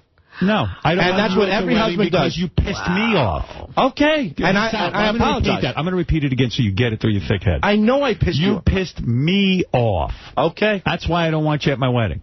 Hey, Howard. Okay, I'll have to accept that, but deep down inside, to be honest, I don't. Well, you get through the day anyway. You completely believe it, and I'm happy for both of you. So, hey, Howard. Yeah. Good luck. Thank you. Hey, Howard. Wow. I love Sal, but I don't trust him. I wouldn't want Sal in my house. He wants you. Well, you're lying to him. You want him. Oh, I want him at the wedding. Hey, Howard. Yeah. The other thing I wanted to bring up, too, is I sadly have to cancel my Sirius Satellite Radio subscription. Why?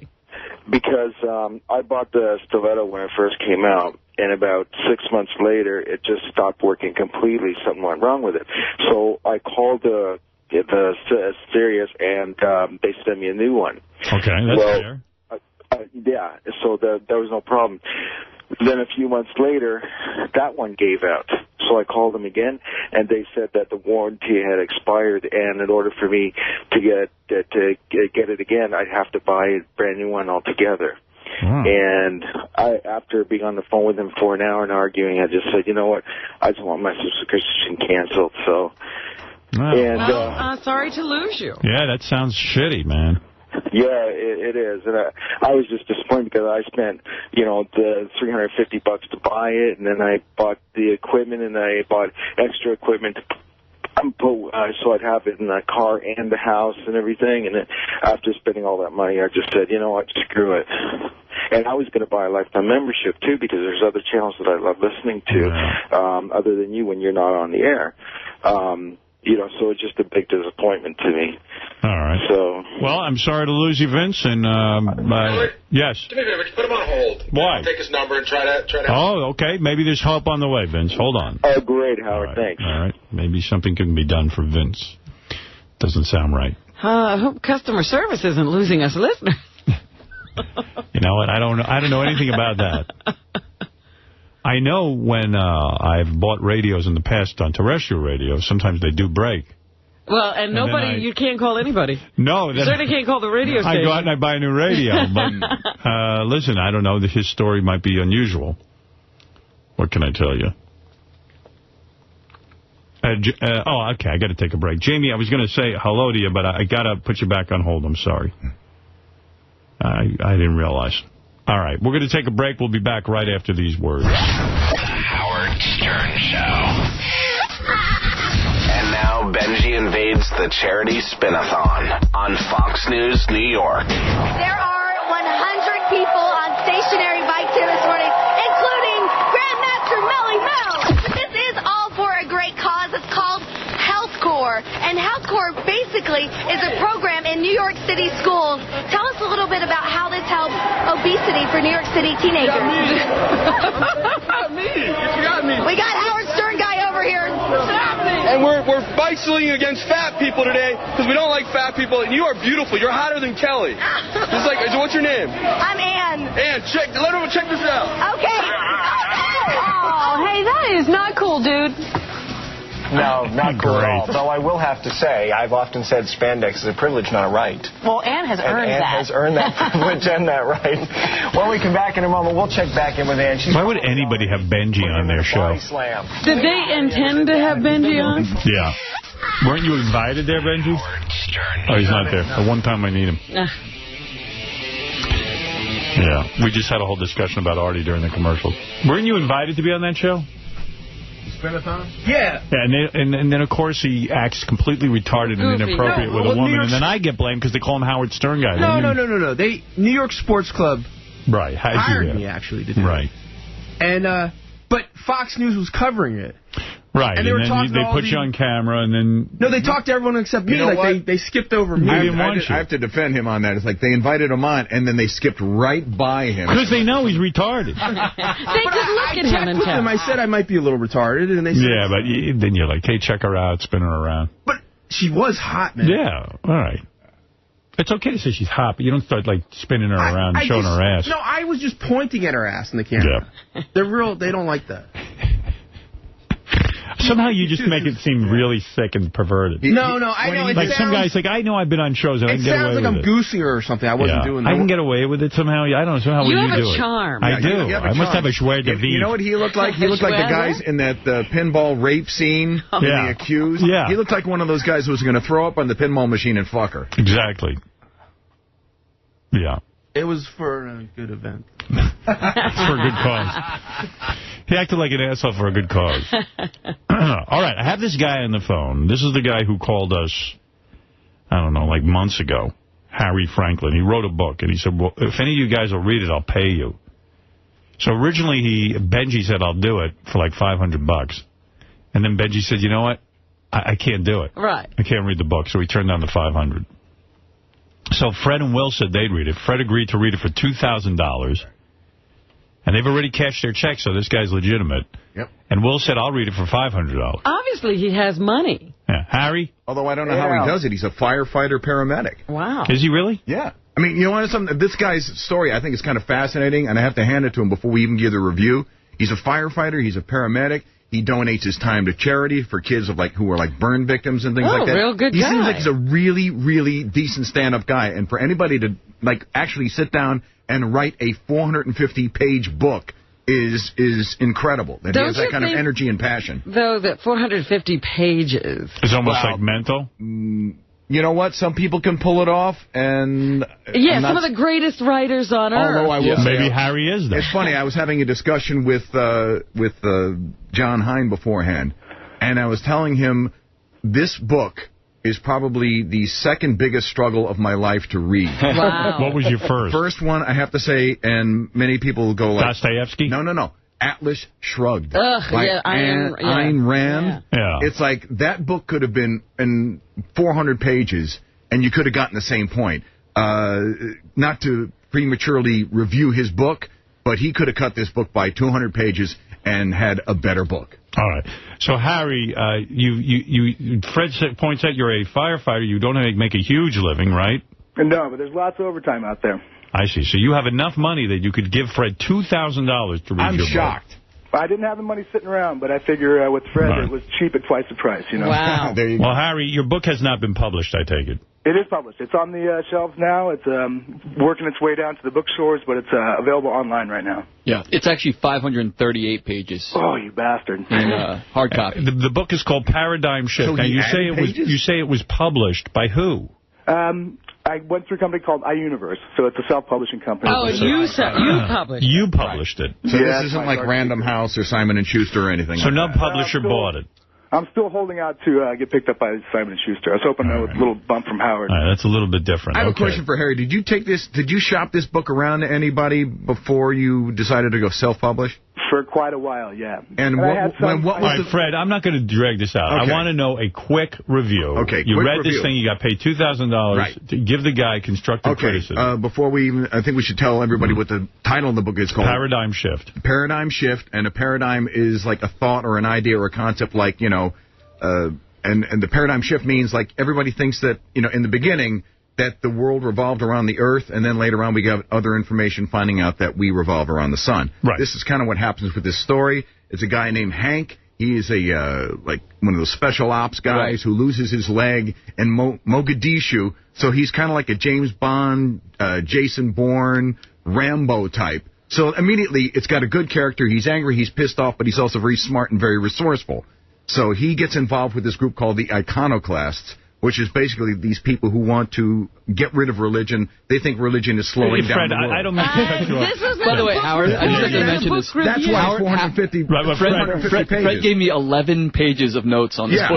Fred, you were very thorough. I was feeling guilty because I'm taking $2,000 of this guy's money. As long as his book is, and I'm trying to shorten it. I'm trying to edit your review. Your review is twice as long. I know that. Fred, here's the question. Go ahead. The book, good or bad? I think he's got some really brilliant parts. Yes. And it's bogged down by a lot of philosophical mumbo-jumbo. As the book is written right now, should people buy it? No. Okay. And what can he do to improve the book? He would need to really work with an editor. Right. And chop it down and get to the good stuff. I think there's too much preaching going on. One book it sort of reminded me of in a way was Da Vinci Code. Da Vinci Code, very simple book. You can read that book in 2 days. This book here, it took me about 3 weeks. What, on a scale of A, B, C, D, F, what is this book? Is it a B? Is it an A? Is it an F? F being the lowest? Yes. E. E. Gee. E. It's that bad. E. It's hard. And only because... Then an editor can't even help that. No. Don't get me wrong. There's some chapters in there that you go, this is fucking brilliant. I was like I was talking to Benji about it. That's why he gave up. First 100 pages or so, you're pulling your hair out. Right. And then you turn a corner, and then, like, shit, there's 20, 30 pages here that are just absolutely brilliant. And then you run into another brick wall. And you go, how come he can't keep that up throughout the book? My feeling is he probably wrote it in fits and starts and kind of put it all together and kitchen sinked it and made it one big project. Well, I know when you were reading it, you fell asleep in the office many times trying to finish the book. It was a struggle, a little bit of a struggle. One suggestion I have, Harry, I know you try and crowbar like a whole Howard Stern storyline in there. It doesn't work. Get rid of it. Funny thing. Get rid of the entire thing because it just doesn't make sense. There was a lot of things that he adds in the book that don't move the story along. Right. That's one of them. So you're saying, let me understand this, because I'm going to get off this topic. Harry, who has paid both you guys to read his book. Yes. Has moments, flashes of brilliance. Do you both agree? Yes. I think he's got talent. And what about the overall concept of the book? I think the overall concept is very interesting. Harry, do you think you have the ability to get an editor who can pick out the brilliant stuff and get rid of all this extraneous horse shit you put in there? I would certainly love to work with a real professional editor in that way. And to be honest, I've really cut down a lot. The book was even bigger when I made it. Harry, you have diarrhea of the pen is what it's called. Yeah. What did the people who rejected your book say? Did anybody say to you anything? They said they never read it, probably. I doubt he got one person to read it. Here's the deal. If they were like, I don't know what an editor does or how they work, but if they were like Benji or like a lot of other people... they probably started reading it and going... They didn't get through the first 100. Yeah. No. I mean, I have to say that the only two people that would read this book are people who have a lot of free time and people who are getting paid $2,000 to read this book. Right. Well, Fred was very thorough. I don't think he has that kind of money to pay Fred, would you be willing everybody. to contact Harry and give him your 11 pages of notes? I'd send it to him gratis. At least it'll take him a lot less time to read my notes than it did for me to read his book. All right. And, Will, certainly I think you would give Harry any personal notes you might have. Yeah, by the way, I think I got ripped off because, at $500, I probably made about $4 an hour to read this book. Right, you got underpaid. And, and quite honestly, I probably got underpaid, too. All right, Harry... Well, that makes three of us that feel stupid. Harry, there is your review. Do you accept what the boys have said? How can I not? It was cutting and honest, and I'm about to cry. But it sounds to me like you've got potential. And I feel bad because I really do think this guy has talent. Are you still writing, Harry? You know, I have been devoting most of my energy to trying to sell this thing the last little bit, but yeah, that's my goal is to continue writing. I see. All right, Harry. So Quick it sounds question like for Harry. How many times did he rewrite this book? Oh, it's probably gone through about 6 major revisions. Might have needed another 6. Might have needed someone to flip a coin on each page and eliminate a page if it lands on heads or tails. I think one helpful hint is take out a lot of the... I mean, he's really, I think, into, like, philosophy. Right. Because, I mean, you read his bio. And he's no Plato, is what you're saying. He's into, like... no, he's Plato. Kant, and he's into Camus. I'm into Kant. And Nietzsche and all that shit like that. You're going to talk about pussy. I'm right on there. There's too much preaching going on in this book. I mean, I think that was part of the whole thing. It's like this part of the setup are these two guys having this philosophical dialogue. Fred, you've made your point. I think you've made it 15 times over. I think it was a big idea that I was trying to get over, and it came across in a very big book. But I think... it's odd that Fred is so verbose and he's telling telling Harry to edit. Yeah. All right, thank you. It's the only way to do it. All right, thank you, Fred, and thank you, Harry, and thank you, Will. Thank you. Well, I'd like to ask everyone to please go to ParadigmShiftTheNovel.com. Check it out for yourself. I think it is a really good book. All right, Harry, thank you. Hey, Harry has not been dissuaded. Sorry, guys. And do you think Harry would say, I'm pulling it off the shelf, I'm going to edit it. And you know what? He shouldn't be dissuaded from trying to write, because I do think he's got some ability. All right, fair enough. And, as far as crowbarring Howard into this story, it was definitely a promotional tool, but I think it works well. You don't think that it works? All right, they said no already. Thank you, Harry. Fred, I get it. Will, thank you. No, but there's one part that's unbelievable. All right. At the end, when he goes to Baltimore. Yeah. Yeah, Howard would never. Implausible. I can tell you one thing: Howard would never do that. I would never go to Howard's Baltimore. actually in the book a lot, huh? Yeah. He's in the. He's also on the air during an asteroid storm. So. Right. And tsunamis. And mechanical bug invasion. Is that right? Yeah. I'm on the air and there's a mechanical bug invasion. There's a mechanical bug invasion. There are tsunamis. There are asteroids hitting the Earth. And why am I on the air? Epic. I don't know. I guess you didn't know where to go. I'd be running for the hills. That's what I mean. He did that. Building is what it was. What? You were too afraid to leave your building. That's I see. So you just stayed on the air? But why would he stay in that one place? Wouldn't he try and find some place? Harry, I haven't read your book, but why not write a book about, if you wanted to write an imaginary Howard Stern story, that would be one, or write one about your lead character, but melding the two, Fred seems to think. Maybe well, he melded like 6. I see. There's a lot going on there. I agree with your point. But all right, thank you, Harry, and thank you, Will, and thank you, Fred. Goodbye. You got it. All right, good. I got to get out of this. I got to get out of it. I really do. Yes, Sherry.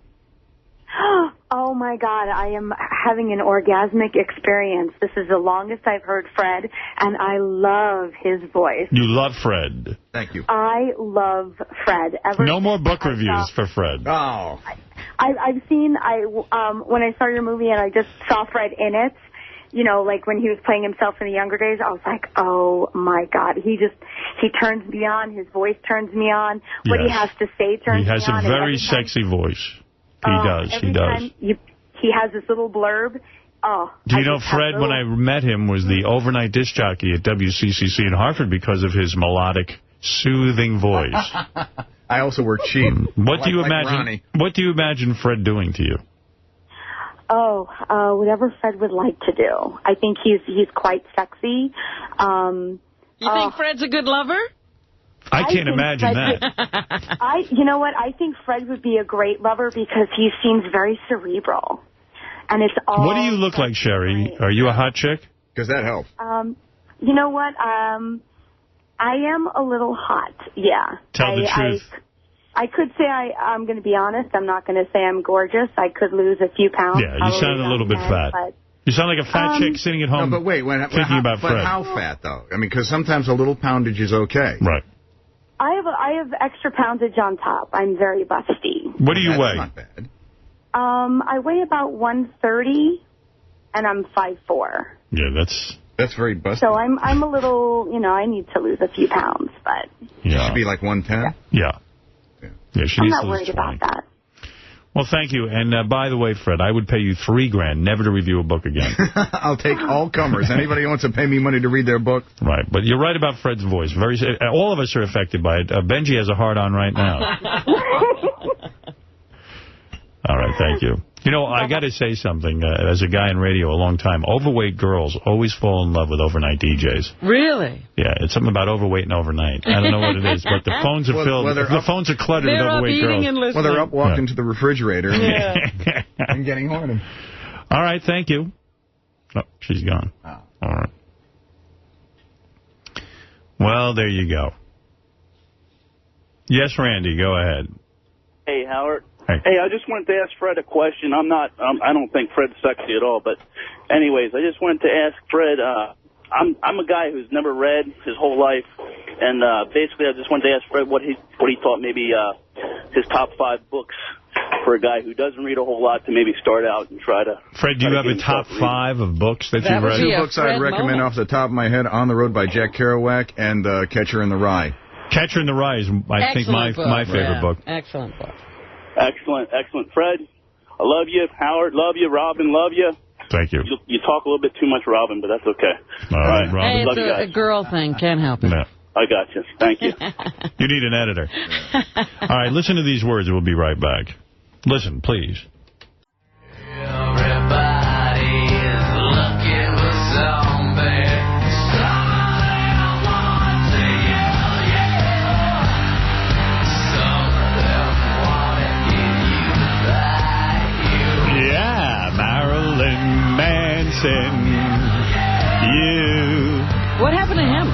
don't know. He was good, though. I saw his live show. It was so cool. Yeah? Yeah, he had a real good sense of theater. I would say so, the way he walked around. Yeah. He's really got a great live show. Wow. He would come out on stilts and fucking around. You know, it was like very theatrical. It was like very Alice Cooper-ish, but times 10. I see. You know. Hey, I'm looking at the National Enquirer. Dr. Phil's wife kicks him out. He begs Cole off the divorce. Wouldn't that kind of ruin his gig if he gets a divorce? See, I've been, like for about a month or so, they have been running headlines that marriage is in deep trouble or over, and yet I don't see anything about it anywhere else. It's only like the National Enquirer kind of thing. Hey, they've been right before. I know. But, yeah, that would pretty much... But I don't think it'll do anything to that show, because if you're listening to his advice anyway, there's something wrong. You're just an idiot anyway, and what do you care if he's married or not? But isn't she on every show, the wife? They used to do these shows together, yeah. And I think they still do. And it also says in here that the Jackson 5, including Michael Jackson, are thinking of doing a reality show. So he must really be in bad shape. A reality show? He must be in real bad shape for some money, Michael Jackson. Good Family Lord. pitches TV reality show centered around comeback tour. So they're going to do the comeback tour? Yeah. And they say friend of the show, Heather Locklear, is in drug rehab. Yes, I was going to say that Heather is depressed. She just needs some good penis. No, she's, it's what happens. You've been a hot chick all your life. Right. Gets depressing when you lose that status. It's a very difficult thing to get over.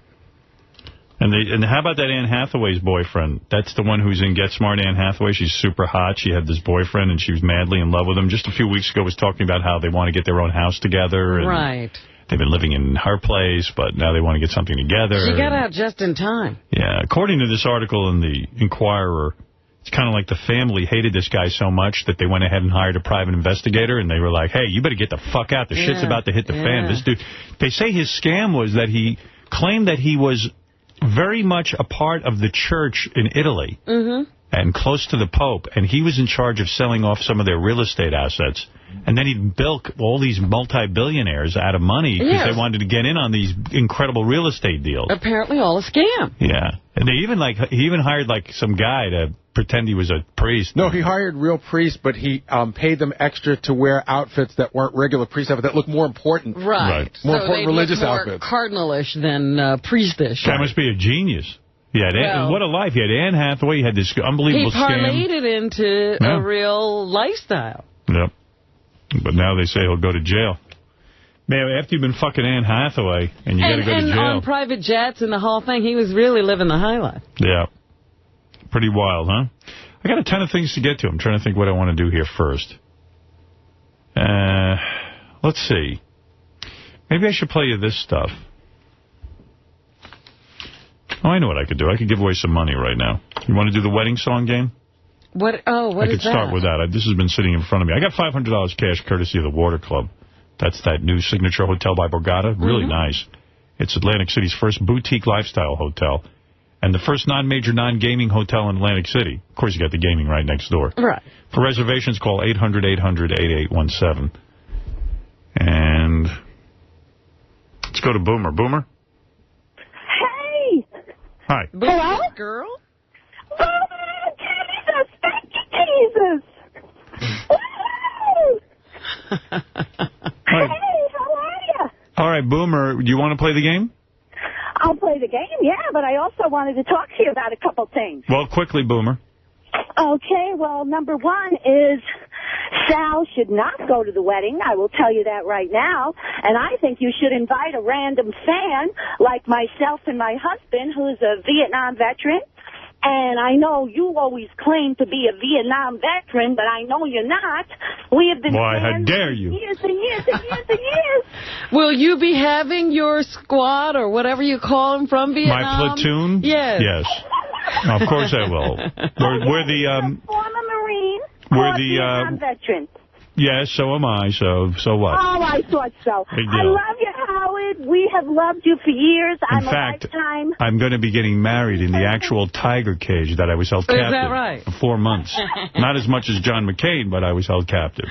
4 months? Only 4 months? 4 months in the tiger cage. Every one of my guys gave the enemy anything they wanted to know. Yeah. They all talk. Even revealing secret plans. I was the only one who didn't talk. And I came out of that tiger cage and I said to myself, why are my guys so disloyal to this country? Yes. And what did you come up with as an answer? I couldn't come up with an answer. But you stayed tight with these guys even though they all talked. Right. No, I love them. I understand they weren't as strong as I was. And believe me, I was submitted to the worst tortures a man can go through. Like? First of all, they would take pins and stick them in my penis. Really? That's right. Ooh. You think that's funny? That's funny? What? Is that why it's so small? Honestly, yes. It's partially paralyzed. Then 24 hours a day. I really feel sorry for Beth. I'm sorry. And then 24 hours a day, I had to listen to tapes of Imus. They would play them over and over again. And How did you survive? And most of it was that Reverend Billy Saul Hargis character he did that was so unfunny in the Moby Worm bit, where he would blow up a different high school. You know what? I would have talked. Yeah. I would have talked right away. And I suspect all the other guys received the same kind of punishment. Yeah. And the tapes of Imus. You want to invite us to the wedding? No, I don't want to invite you anywhere, Boomer. Why not? I remember one time I was in the tiger cage, and all you ate was rice and beetles. And you thought it was beans, but it turned out to be beetles. It was live beetles. You knew they were beetles. Oh, my goodness. And you would have to eat them if you wanted to survive. Okay, and then hours on end. And then hours on end, they would tease me about my nose. Really? Oh, you big nose. You big nose. Big nose motherfucker with big Adam apple. You look like motherfucker Scarecrow. Scarecrow. You look like from Sleepy Hollow. You look like what's that? Ichabod Crane. You look like Joey Ramone. Fuck you. And constant teasing. Terrible. You look like you were so horny. All right. All right, Boomer, I'm going to give you a chance to win $500. All righty. What do I have to do? All right, I'm going to give you the name of a song, and then I'll tell you 3 people. You tell me which one of these people had this song as their wedding song. How's that? Is that easy enough to do? I'll try. You try. You know what? You take a guess. It's always 1 out of 3. It's a game of chance, more or less. All right, here is the song. Listen to this song. More than the greatest love the world has known. This is the love I'll give to you. You know, we're starting a new channel here at Sirius. We play a song and this woman, Boomer, sings over the song. I like this channel. Yeah. All right, whose wedding song was that? Scott Salem, Ronnie Mund, or Tim Sabean? Oh, boy. Tim Sabean. Yeah, I don't think so. I think it's going to be Ronnie Mund. Me too, because he got married like 100 years ago. Yeah. And what do you think it is? Sucks. Do you want to say Tim Sabean? Yes, I do. All right. Let me take a look at the answer. The answer is Ronnie Mund.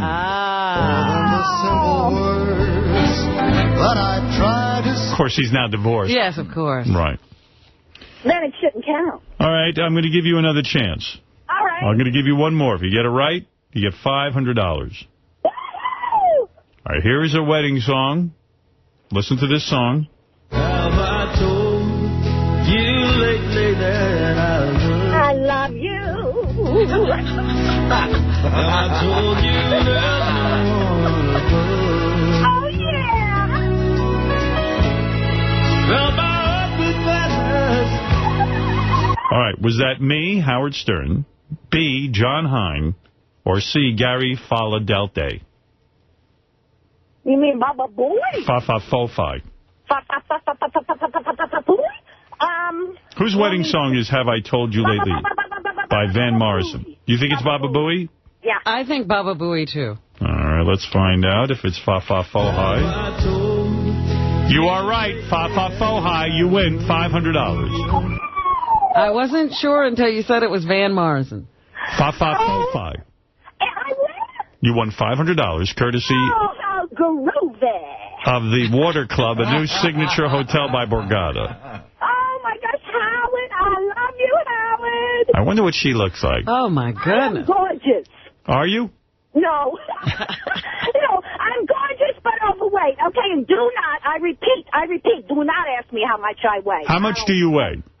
Quite too much. How much? And I have been emailing because... Do you imagine she's not only annoying, but you know what? A lot of fat women want a big personality because that way they... Yeah. It's a jolly fat woman. It's a defense I'm not mechanism. annoying, though. If you're loud enough, no one picks on you.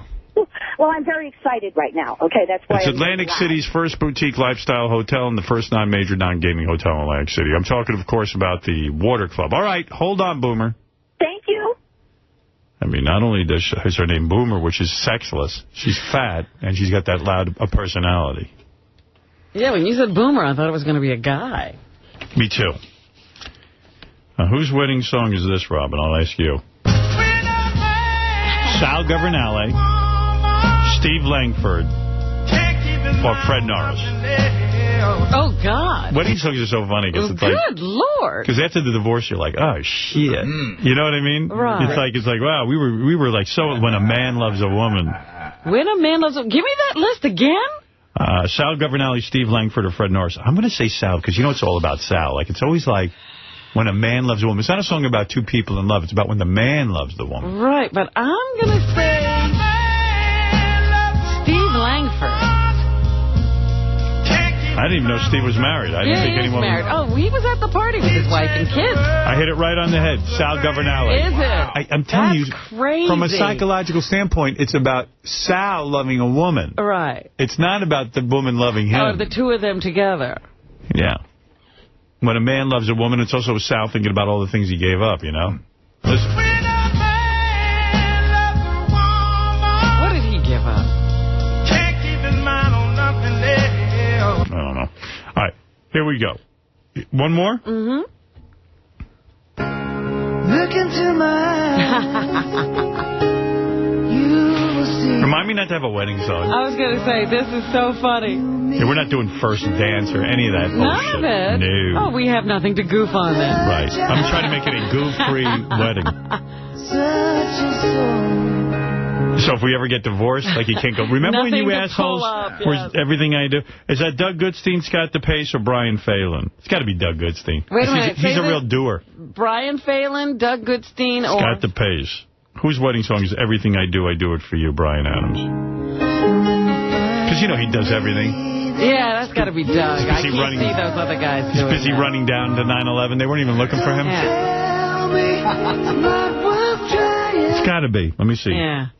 Oh, I'm wrong. Scott DePace. Really? Yeah.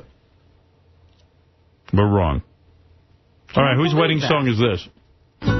Love soft as an easy chair. Oh, God. Can you imagine? Did we have a gay wedding? Love. Tim Sabian, John Hein, or Scott Salem. Those three chubby dudes. Tim Sabian. Who? John Hein, Scott Salem. John Hein. I got to say Scott Salem. I'm saying Tim. John Hein. Nothing funnier than seeing a big, bald Scott dancing to this with his wife. Fresh as the morning air. Love soft. What do those three guys have a soft morning air of love? I'm as soft as an easy chair. All right, the answer is Scott Salem's. That's funny. Imagine him. I'm as fat as an easy chair. Honey, I'm so in love. I want to play you Evergreen.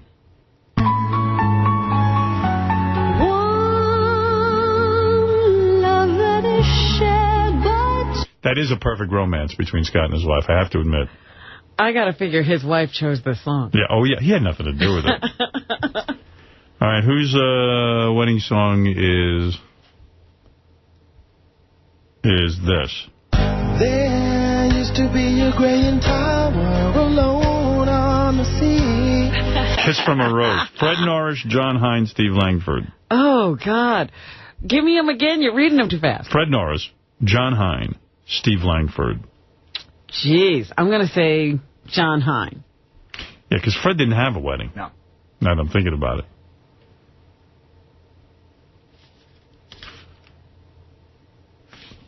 Who do you think? It's, who did I say was that? You're on the wrong one. I'm on the wrong one. No. Doug Goodstein, Steve Langford, or Brian Phelan. Oh, wait a minute. Yeah. Give them to me again now? All right. Doug Goodstein, Steve Langford, Brian Phelan, Kiss from a Rose. You became the light on the I'm going to say Doug Goodstein. You're right. That's just so funny. Right, now, who did this? Fred Norris, John Hine, or Steve Langford? I can see John Hine. I can, too. That's what I was going to say. Because John Hine's a regular Patrick Swayze. Yeah. It's John Hine. Can you imagine? Is this terribly embarrassing to these people? That's a good wedding song, though.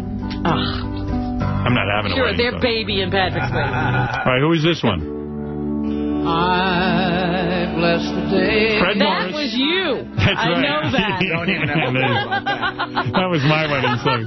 We could all be embarrassed together. Yeah, that's why I'm not having a wedding song. That was you. Well, you could use this one again. Oh, stop.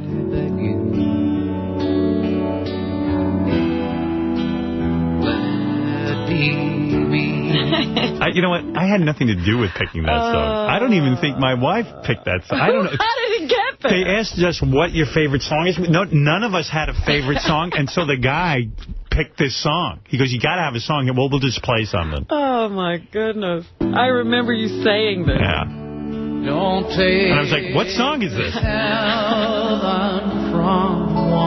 Now, you're dancing to this? Yeah. And you know what a dancer I am. In my eggshell suit. I had a suit you could throw up from. To someone now and forever. And neither my wife nor I knew this song, you know. Yeah. We knew Willie Nelson. We've heard him, but, you know, the guy picked it. Thank God. You know, I really didn't have anything to do with the planning of the wedding.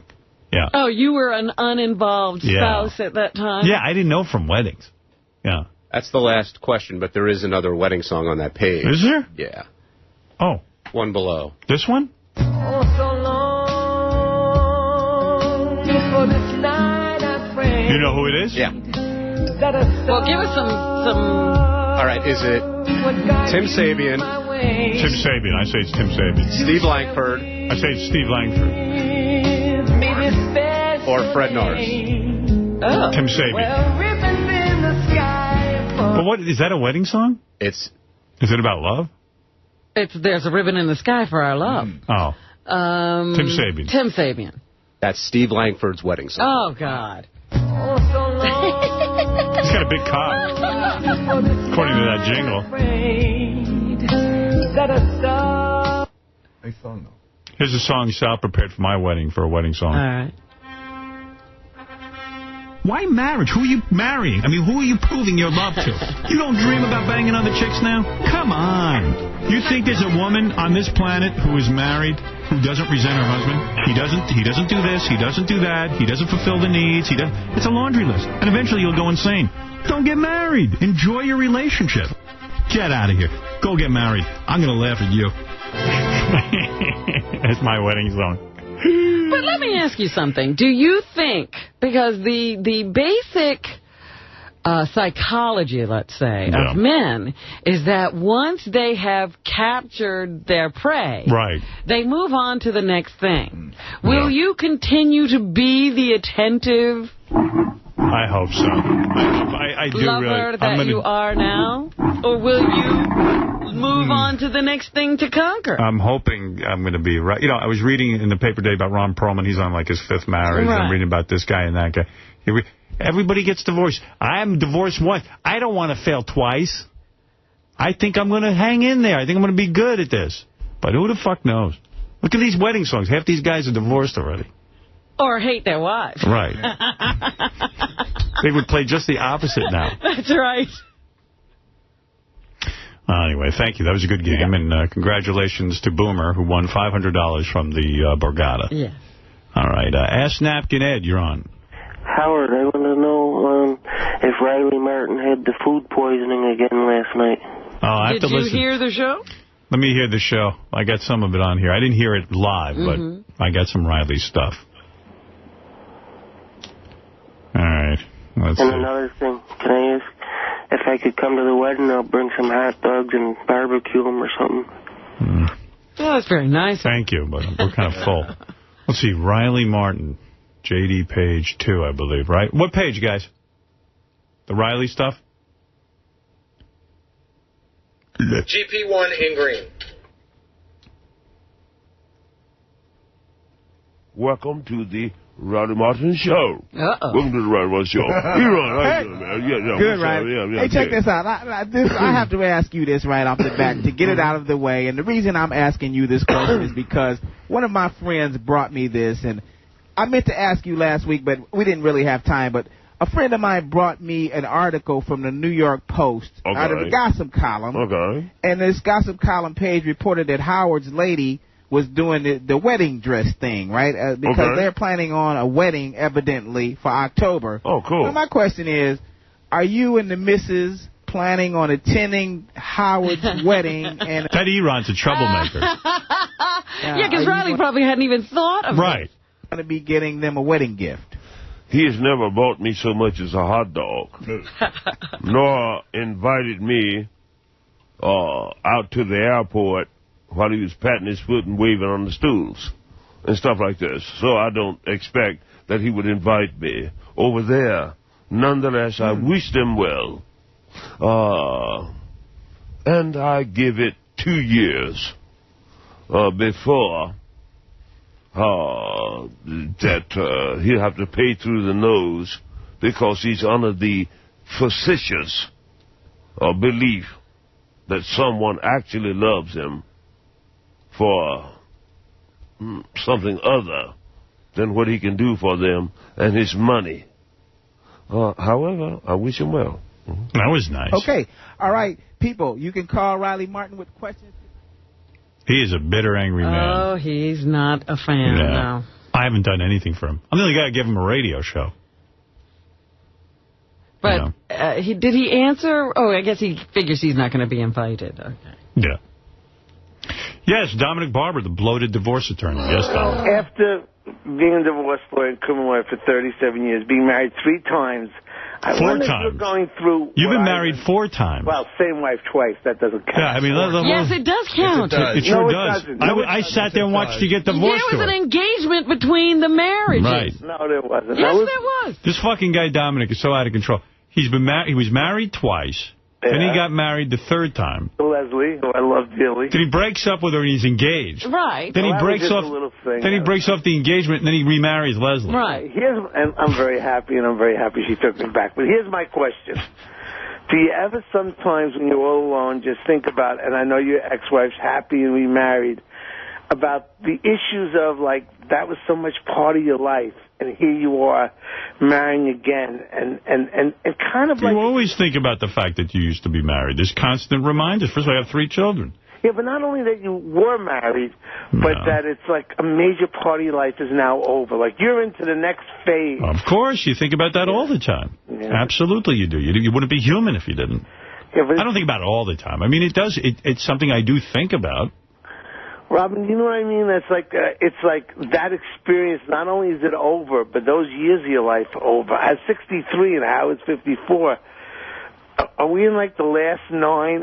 Don't include me. You're 63? Yeah. Yeah, well, don't include me in your fucking nightmare.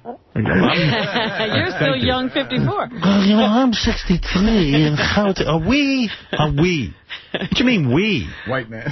Go call this guy. Go call Imus. He'll relate to you. He's 80.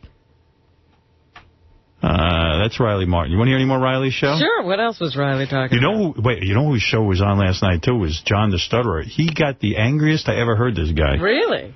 Holy mackerel. He just went off. What made him so upset? You know, like how the callers call and there's always a little synopsis on the computer? Yeah. On the computer screen. The guy must have thought that John was a jerk, and it said, this guy thinks you're a jerk, and just set him off. Oh. Hey, listen to this. Welcome back to Straight Talk. I will get back to your calls at 888-STERN-101. And my first call, my first call, when I get back to those calls, will be to an asshole named Jason. But first, this. What Senator Obama said about what Senator Obama said about diplomacy with terrorists such as Hamas and Iran is almost identical to what John Sidney McCain, that's for you, Jason, you fucking asshole, said what John Sidney McCain has said on the same subject. So if Obama is an appeaser, as that asshole Bush implied, so too is John Sidney McCain. Now let's go to Jason in Baltimore. You think I'm a moron? Jason, talk, you fucking asshole. Jason in Baltimore, go ahead. Hey, what you fucking do? Yeah, fuck you! Tell me why I'm a moron. I'm smarter than you! Go demonstrate your intellectual prowess. Demonstrate your intellectual prowess. Right. Tell me why Pat Buchanan is not a crypto-Nazi. Why? Tell me why you love Pat Buchanan's new book that suggests we should not have gotten involved in World War II. I hate Pat Buchanan, but you know what? Let me say something to you first. If Obama doesn't... You're a moron! Hey, if Obama doesn't have a hard enough time getting elected, having a douchebag like you fucking go off... Yeah, and you're a racist! You're a fucking racist! You're a fucking racist! Shut the fuck up! Fuck! Go drop dead, you fuck! Go drop dead and snort some fucking coke, you fuck! I love snorting coke! Yeah! I love snorting coke! Well, fuck you fucking jerk-off cunt! You are a real fucking moron! Fuck you fucking conservative jerk-off! Go fuck you! You're a fuck... Listen, man, I have more brains in my fucking cock than you do in your whole... See, there's like a Hannity and Combs. Fucking so-called conservative who does everything diametrically opposed to so-called conservatism. You're not a conservative. You know, he doesn't let the guy... I don't even know why he's so angry with the guy. I love the level of the argument. It has nothing to do with the issues. He says the so-called conservative, the guy hates Pat Buchanan. Who even knows what he was? John, if you're listening, let me give you one critique. At least let the guy have a few words. A few, no? I don't know what he's... See, the audience can't read the monitor. Right. What? He was yelling at the caller even before the caller came on the air. Yeah, he hadn't said anything yet. You're giving away the punchline. Wow. Well, there he is, John the Stutterer. What a great show. Yeah, he also did a tribute to Tim Russert, I believe. Was he a fan? Yeah. As far as Tim Russert, I really liked Tim Russert, and quite frankly, and this will make me sound gay, I felt quite sad at his death, because Tim Russert, unlike alleged, I have to say alleged, phone sex freak Bill O'Reilly, who claims that he's independent and fair and balanced, Tim Russert truly was fair and balanced, because Tim Russert, what I liked most about him was he truly asked probing, tough questions of both sides. He didn't allow his Democratic past. He didn't allow his Democratic past to shine through in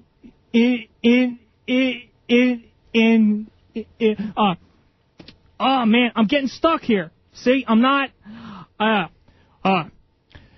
he didn't allow whatever biases he had to color his questions. And unfortunately, there aren't enough journalists like that. And I just wish And I just wish that those assholes at Fox News across the street would drop that fair and bounds bullshit and just admit what the fuck they are. Lying, biased shills for the Republican Party full of propaganda and lies. Well, there you go. A tribute to Tim Russert. He is pretty good. I think he's a wonderful commentator. And he's got the comedy element with that stutter. Yeah. I like it. But he should let the callers talk a little bit before he blows up. Well, that's the only drawback. You know, they don't get a word in. That's right. Chris, go ahead. You're on the air in Alberta. How you doing, Howard? Hey. I just want to say I want to wish best of luck to Artie and Gary when they go overseas.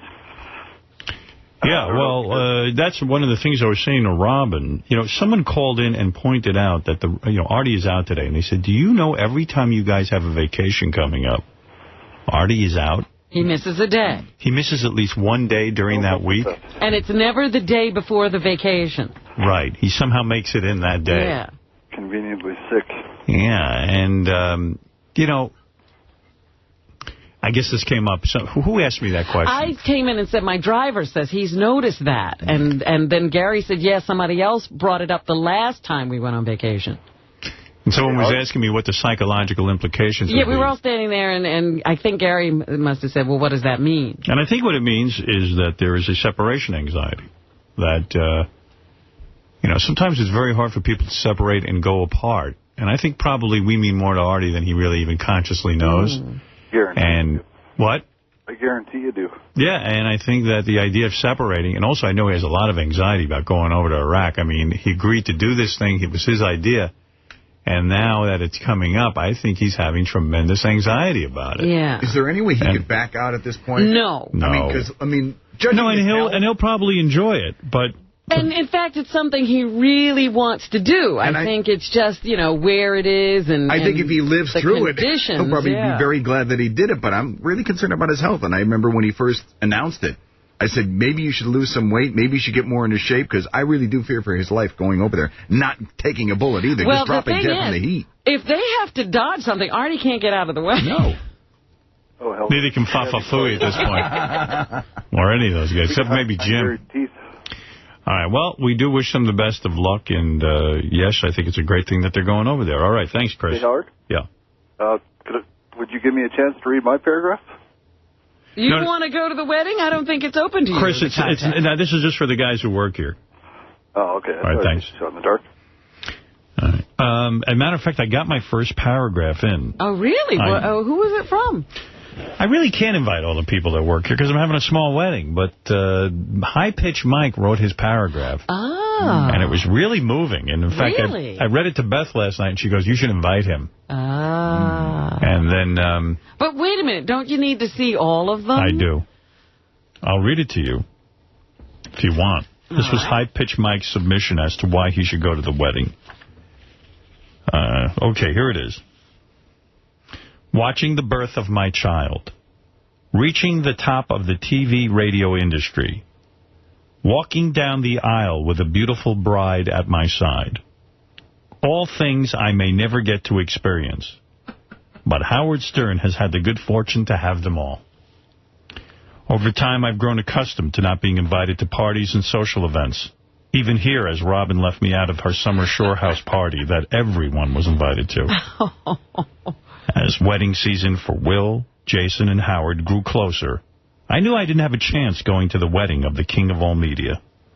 But I figured Jason or Will might have a spot for me. He wasn't invited to those either? Will Murray, who I consider a good friend, told me he fought hard to get me included on the guest list for his wedding ceremony. But unfortunately, he lost that battle to his soon-to-be wife. Wow. So then there was Jason's wedding. Surely, I thought I'd be invited to Jason's wedding. Imagine the disappointment when I learned that I didn't even score an invite to that special day of a depressed 287-pound hairy-back guy who prefers masturbation to sex with his fiancée. Let me tell you, not even getting invited to that wedding is truly a downer. There's a few things in life that can make a guy like me happy. I mean, God really dealt me a blow when he decided to mix together a voice like Mickey Mouse, a bum eye with baldness, and a skin complexion that makes my face redder than Mars. Since I can't fix those things on the outside, maybe I can work on the things on the inside. An invite to the wedding of Howard Stern and Beth O would be a huge boost to my increasingly low self-esteem. A low self-esteem that nerds like JD and I have trouble overcoming. I'd only need one seat at the reception, as I've prematurely asked some girls if they'd be interested in going with me if I was invited. The answer was no. So, yeah, just one seat. Well, I read that and it broke my heart. Wow. Really did break my heart. And I am considering inviting High Pitch Mike to the wedding. Well, he certainly wrote a paragraph, a moving paragraph, and so far is the only one in the running for consideration. That is true. That is true. Benji, have you finished yours yet, or are you still working on it? Is it purely content, or is it grammar, spelling, all that stuff? No, it's content. It's the heart. It's the sentiment behind the words. You're not being judged on spelling. Hey, do you think he actually asked some chicks? Yes, I do. I don't. I would. You think that they actually said no? Well, even if he didn't, they will say that. I'd love to find out about that. Yeah. Well, anyway, I thought it was a very moving paragraph. And I am considering it. Well, I think that gives Benji an unfair advantage if he's actually heard his competition. That is true. So be it. Who cares? So, who knows? I got to figure that all out. I plan on doing that next week. I got to sit down and really... I might have to call you. I need your help with this. What? You still haven't finished that list? No. I haven't even looked at it. It's the worst part of planning a party. The rest of it was easy. Yeah. This is hard. Because I know people get hurt and insulted who work with me. You know, the fact of the matter is, it sounds like it's going to be a lot of fun, this wedding. But you know what? It's just another wedding. But it is your wedding. Right. And it's bragging rights to say you got a chance to go there. It's a story to tell your friends. You know, there's a lot of cachet. And I'm sorry that I'm in this position, in the sense that, I really wish I could just invite a couple of close friends and not have to do a sort of a lottery.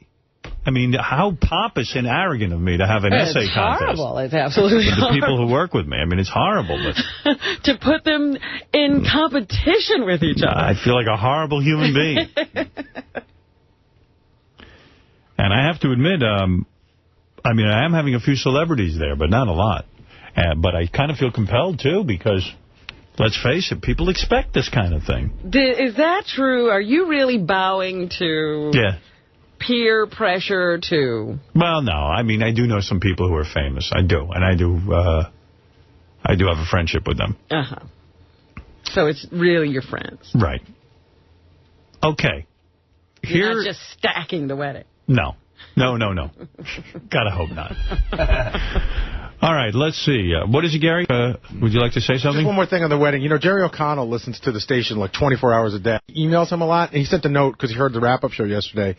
And he said that there's good of his that he didn't invite to his wedding that are still not talking to him, and he said it's a very stressful time. Yes. Right. Well, also because he was marrying Rebecca, and he's famous, and the fact of the matter, people get extra hurt at that. Well, I actually apologized to Beth the other day. Why? Because I, said I didn't want to come to the wedding because I didn't like what they were planning. I was like, where do I get off telling people how they can have a wedding? You're not kidding. Who got a hold of you, Robin? Nobody got a hold of me. No, I tried to say that to you. You came off horribly. I thought about it later, and I said, what kind of jackass are you? And Beth You're heard always telling people what to do. Yeah, that it's their wedding. They should have it any way they want. And then here I was weighing in. Well, Beth heard that on the air. I heard she wrote you an email. Yeah, she did. She's had it with you. Oh, shut up.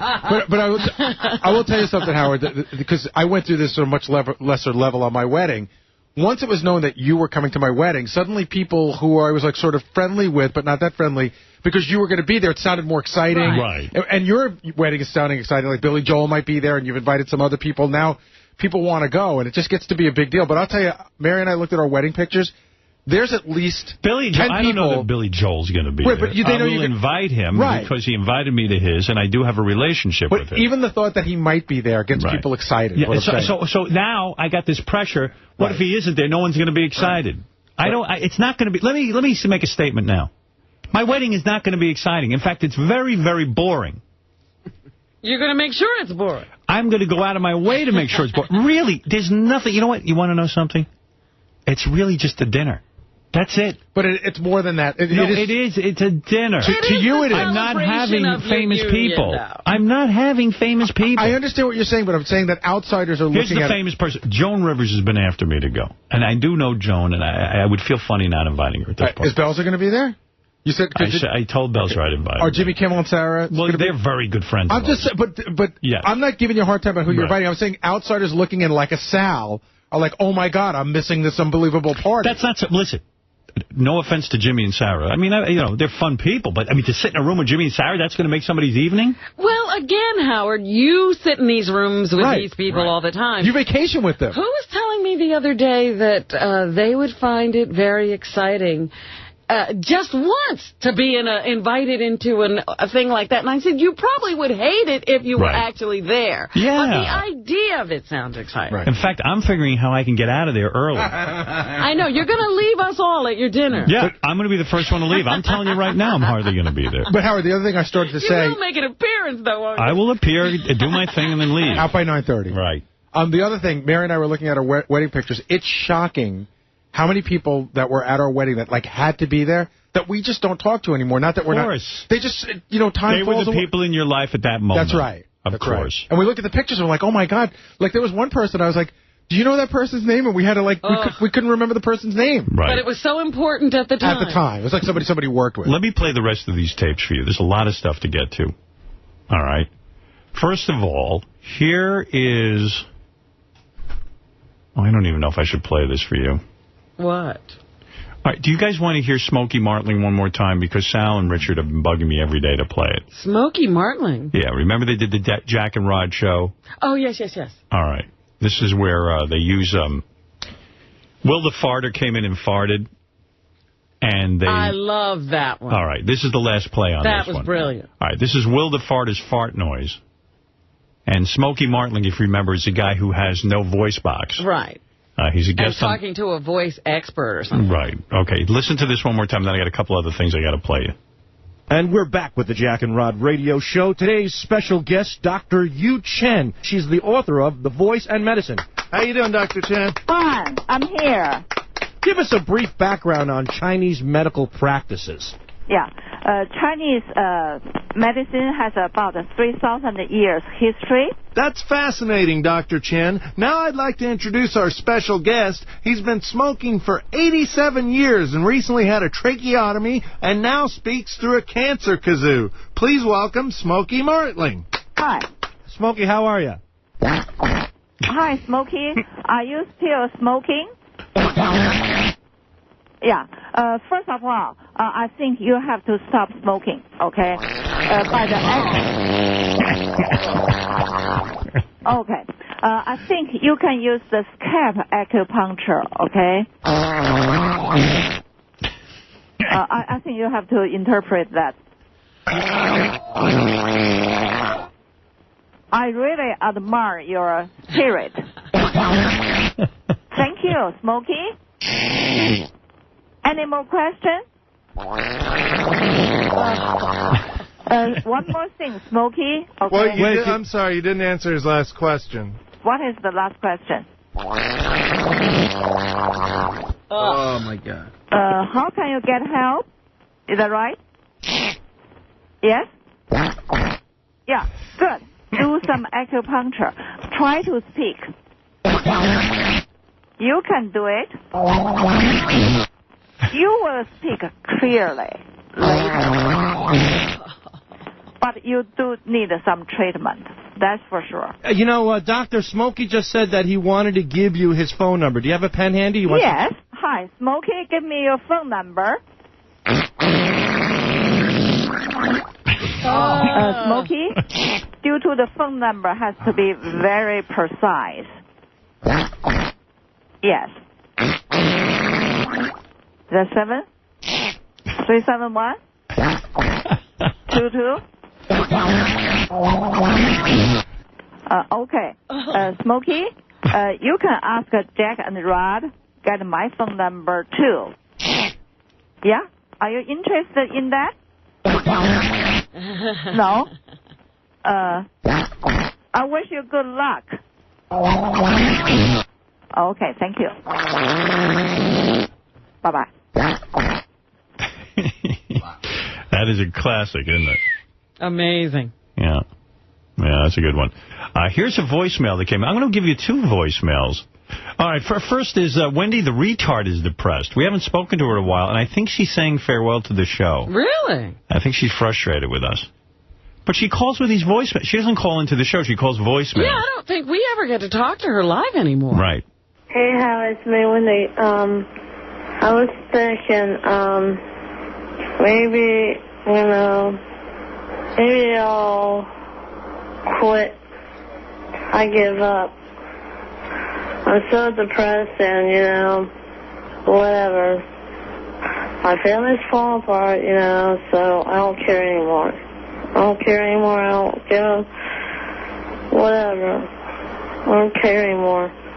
I'm calling you, Howard, to say that I will still be your fan. I'll still listen to you. But maybe it's better off that, I don't call the show anymore. Or it's better that I probably don't come up there anymore. Because I'm tired of everything. Whatever. I don't care anymore. I guess. Bye, Howard. Thanks for everything. Bye. There you go. She's depressed. Wow. Yeah. She must really be depressed because she calls Will and Jason in the office, every other day. And we say, Wendy, you need to call during the show, but she sleeps through the entire show. Right. Oh. Right. Yeah, I know. So we can't call her now. She's sleeping. I even said to her, they're going to try to get her on the phone now, but I even said, maybe you could play a contest and we can get some money because she's really saying she's broke and now the family's broke and everything. I have another paragraph for you if you want. It's from Brian Phelan. Oh, yeah? What does it say? Is it good? I think so. Oh. Dear Howard, for as boring as you think your wedding is going to be, you should have a guy like me to have fun at it. Mr. Excitement. I'll be drinking and dancing and living it up.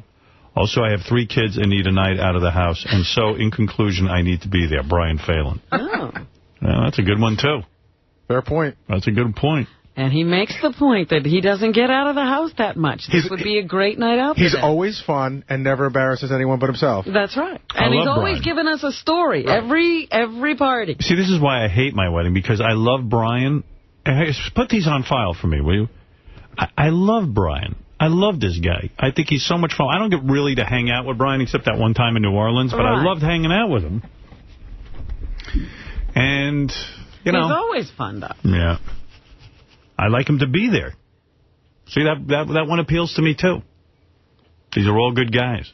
I got great crew. Can only one essay win? I don't know. I got to look at how many... Yeah, how are you going to do this? You haven't even said. I don't know. If it's one essay or... I don't know. Because I don't even know how many seats I got left. And who is it? Is it anyone within, our channels? Yeah. It's the Howard TV crew and the Sirius crew? Yeah, but I got to know your name. You know what I mean? That's only about 30% of them. No, there's some guys, I mean, Howard TV, there's a lot of people who don't even work in this building that you never see. And there's a couple who work in this building. I don't even know their name. And they know who they are. You can tell when I don't know your name. Yeah, it's true. When I just go, hey now. It's terrible when you've been saying hello to somebody for a year or more, and you realize, I really don't know their name, and it's too late to ask. Right. Then it gets past the point that you can ask, because you're supposed to know who they are. That's right. Oh, hey, Wendy, are you okay? Wendy? Yeah? Are you okay? Yeah, I just woke up. Yeah, but you called us and you sort of said I don't know what you said. Are you leaving us? You're not going to be with us anymore? There's so much going on down here. I don't know where to start because, we've been having problems, and I've been, pitching in and helping, and everybody's been borrowing off me, so... I don't know what to do here because, People are borrowing money from you? Yeah. No, that's a shame. What kind of animal borrows money from Wendy the retard? Really? Nobody could be doing worse than you, Wendy. Well, I've been trying to take care of my little nephew for my sister, because I've been helping my mom pitch in and buy groceries for the house Yeah, well, I don't know. It sounds really bad. I hope you're going to be okay. This is too much pressure for you. Right. I know. I mean, I've been trying to, get through it. It's just that we all are not, getting along too good because sometimes we have a good day and sometimes we have our fights and bad day like you. Well, what kind of money are you looking for? I mean... Not much. Whatever can help, me out and, stuff like that. Where's the money going to go? As soon as we send it to you, what's going to happen to the money? Let's say I send you $500. What are you going to do with it? I was going to buy some groceries for the house. I was going to buy, me a couple of outfits because some of my outfits has things on them, and I can't... What type of things? Like ketchup, mustard, stuff like that. She needs new clothes. Her clothes are stained. I see. You need to find a rich husband. That's what I'm trying to do. I mean... Where have you been looking? At the bowl now, I have all these guys I bowl with, and, What's your high score? What's your high score? Mean. Oh. What? I said, what's your high score? My high score, last week, my high score was 166. Do you bowl with bumpers? No. And you had 156? Yep. I don't believe that for a minute. I'm a very good bowler. I've been practicing every week. Are you lying? No. You do it without bumpers?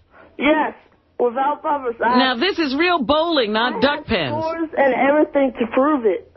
I don't believe it. And who is taking the scores? A retarded person? Yes. Yeah, okay. Oh, they're inflating the scores. Yeah. Now. You don't even know how to keep score. No, I get the score from the guy at the front desk. Oh, okay. What's 90 plus 80? 20. Yeah, okay. That's what I thought.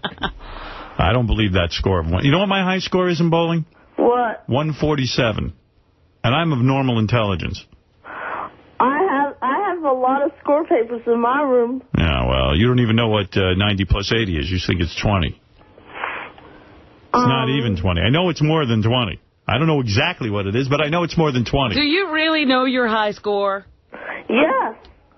Wow. Are there any dating services for people of your type? Not that I know of. Not right now. So you go down to the bowling alley and the guys are mean to you? Yes, some of them are, but most of them are nice. Well, then why haven't you found a husband? Because, I don't hardly get the chance to talk and, sit around and, say hi and stuff because, we're mostly bowling. We don't get done bowling till like 12-something. Do you put out too soon? In other words, when you're with a man, do you immediately want to fuck his brains out? No. You wait? I wait. How long? How many dates before you get into those pants? How long before you're blowing the guy and he's eating you out and the whole thing? Till we get to really know each other. I see. And then you blow him? Yeah. And then he eats you out? Yeah. Yeah. Even your asshole? Yes. Wow. Wow. And do you eat things that come out of your ass in front of him? Yes. You do? Yes. That's a turn on. Yes. That must be some wild sex with Wendy, huh? Oh, she lets it all go. And, all right, well, look. Here's what I'm going to do because I'm worried about you. I'm going to give you $500 cash. Courtesy of the Water Club. A new signature. Did you hear what I said? Yes, Howard, I heard you. I'm sorry, Howard. I can hear out of one ear and my other ear is clogged. All right. You've won $500 courtesy of the Water Club, a new signature hotel by Borgata. It's Atlantic City's first boutique lifestyle hotel and the first non-major, non-gaming hotel in Atlantic City. For reservations, call 800-800-8817. All right, Wendy, that doesn't make you happy? Yes, it does, Robin. I'm sorry. I just woke up and I'm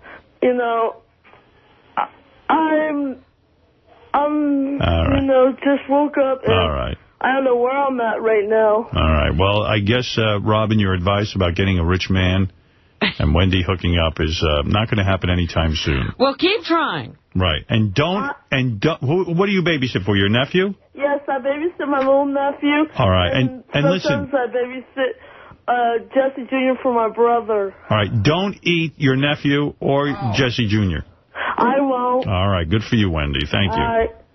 I worry about it. I'll put you Howard. on hold for your prize. Does she get paid for babysitting? Yes, I do. good, My good. mom gives me like $20, and my brother like gives me $10. Now, you might want to look up the labor laws in this country. I Thank think you. you're being taken advantage of. Hey, go to Google and put in labor laws. I will. All right, thank you. All right. She's going to go Google right now. All right. By the way, 90 plus 80 is not 20, Robin. I didn't think so. Yeah. I think it's as much as 170. I had a clue. All right. Anyway, that's the depressed Wendy the retard. Gilbert's here. We could do the news with The Gilbert. depressed Gilbert. Yeah, I would love to have a real conversation with him about, like, how miserable he is being a father. He can't possibly be happy. Or though maybe he is. I don't know. I really can't make the call. Yeah. Well, Gilbert has this whole plan for his career, which obviously hasn't gone that well. What is that plan? Where he doesn't, like, reveal anything of himself. Oh, you mean that persona he puts doesn't on, that turn he off. doesn't have a personal life. Yeah, he You doesn't don't know turn the off real that character, you know. Yeah. And I love the plan, how it's working out. I mean, I can't tell you how big his career is. It's really endeared him to the people who hire people in comedy. He's so smart to have created this persona where he doesn't tell anything about his personal life. Because look at what it's doing. He's skyrocketing. Well, he's one of the premier comedians. What is it with Gilbert? He's afraid to be real. Yeah, nobody even called him about Carlin. They were Right. putting together all those panels. Nobody called him. I'm going to ask him about George Carlin. I bet you he can't even say a serious word about him. You know? Yeah. Right. All right, let's take a break. I have a lot more stuff to play for you, though. But that'll have to wait. All right, we'll be back right after these words. Some people talking. Your prison is walking through this world all alone. Don't you think it's cold in the wintertime? You know what song I like? That new Alanis Morissette song. Do you know what I'm talking about? Did she do that recently? I think she did it in here, but I heard it on one of the channels the other day. I was listening to... What channel was Coffee it? House, maybe? No, it wasn't Coffee House. Spectrum? One of those. It's called Underneath. What's it called? Underneath, because I was listening in the car. It's a great song. It really is good. Play a little of that underneath. I can find that for you. Then Gilbert's coming in.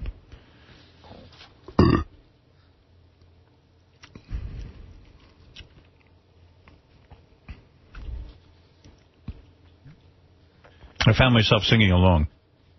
You could sing, you know the words? No, I like kind of go, Sounds like this is relatively new. Look at us break our bones in this kitchen. She says a weird word in here. Look at us rallying She says, all our defenses. it's in the chorus. Look at us waging war in our bedroom. Look at us jumping ship in our dialogues. There is no Difference. That's it. That's not an unusual word. No, but I mean, there's no difference. But it works.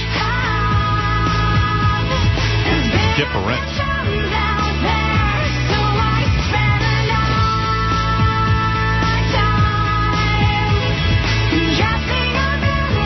She's good. Yep. It'd be hot to go out with a chick who could sing like that, don't you think? I don't know. Artists are very difficult, you know? Look at us form our cliff. Yeah, she'll Yeah. sing to you every once in a while, but you put up with a lot of other stuff. Yeah, maybe it'd even get annoying. It's like you're fighting and then she starts singing, or she zones out and starts thinking up a song. Is that about me? You know, you're always going to be wondering see, if like, the song is about you. Having an argument with her, and then all of a sudden, like in the middle of the argument, she just goes, and I go, what are you doing? Sorry, I'm working. I have a song in my head. I can't ignore it. Gilbert Gottfried is here. As I said, I somehow wish that Gilbert could be real once in a while. We could find out things like how he feels about the death of George Carlin. what it's really like for him to, Marriage and fatherhood. I mean, it would be really great to have a real conversation with Gilbert, but I know it'll never happen. We've never met the real Gilbert. No, it'll never happen. Right? It'll never happen, right? Yeah. Gilbert, you've built a persona, a character. Which has catapulted me to superstar. That's what I'm saying. I mean, maybe at this, I think you're in your 50s, I'm guessing, although you would never even be real enough to tell me your real age. This persona you built up, it hasn't catapulted you to playing stadiums. Maybe it's time to take another tap. Maybe you want to just become yourself. Well, I don't want to rush it. Yeah. When is the last time you cried for real? Like, I mean, see what I mean? Have you actually cried? Did you cry at the birth of your child? No. You didn't? No. That's an honest answer? Yes. Did you cry when you heard your wife was pregnant? No. Oh, I bet he cried. Yeah. Oh, yeah. Yeah, well, it's like crying for a whole other reason. How are you doing? Seriously, with this whole father... How old is your child now? A year. A year. Yeah. Do you have any paternal feelings? Do you feel any... Like, this is my little girl? Do you hold the child? Do you coo and cuddle and sing? I try. She pushes me away. Does she really? Yeah. She senses you're uncomfortable. Yes.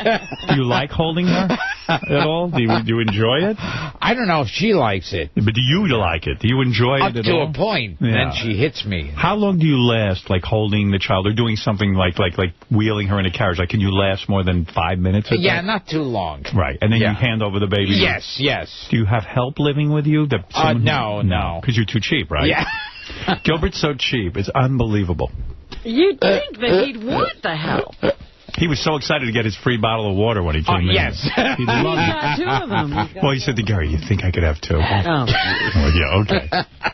Are you that thirsty? I was even thinking about asking you today about the death of George Carlin, and I realized, like, I pulled an old interview. When Rodney Dangerfield died, Gilbert was on Current Affair. Okay. And they tried, because Gilbert's a comedian, they tried to ask him, and Gilbert just starts laughing at the death of Rodney Dangerfield. Listen to this interview. It's probably the greatest moment in Gilbert's career. In August of 2004, Rodney Dangerfield went into the University of California Medical Center to have a heart valve replaced. He fell into a coma. 2 months later, he died. Did you attend the funeral? No.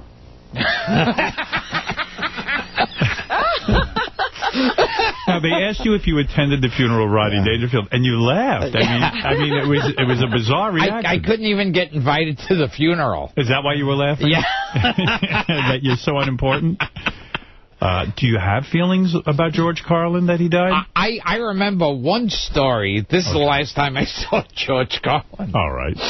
I was on a plane. Right. And he comes over to me. Okay, so he knew who you were. Yeah. All right. And first he pays me like some big compliment. Like, That's nice. I'm a big fan and you're great, blah, blah, blah. And then he goes, I'm going to be sitting down now and writing something, so I can't really be bothered.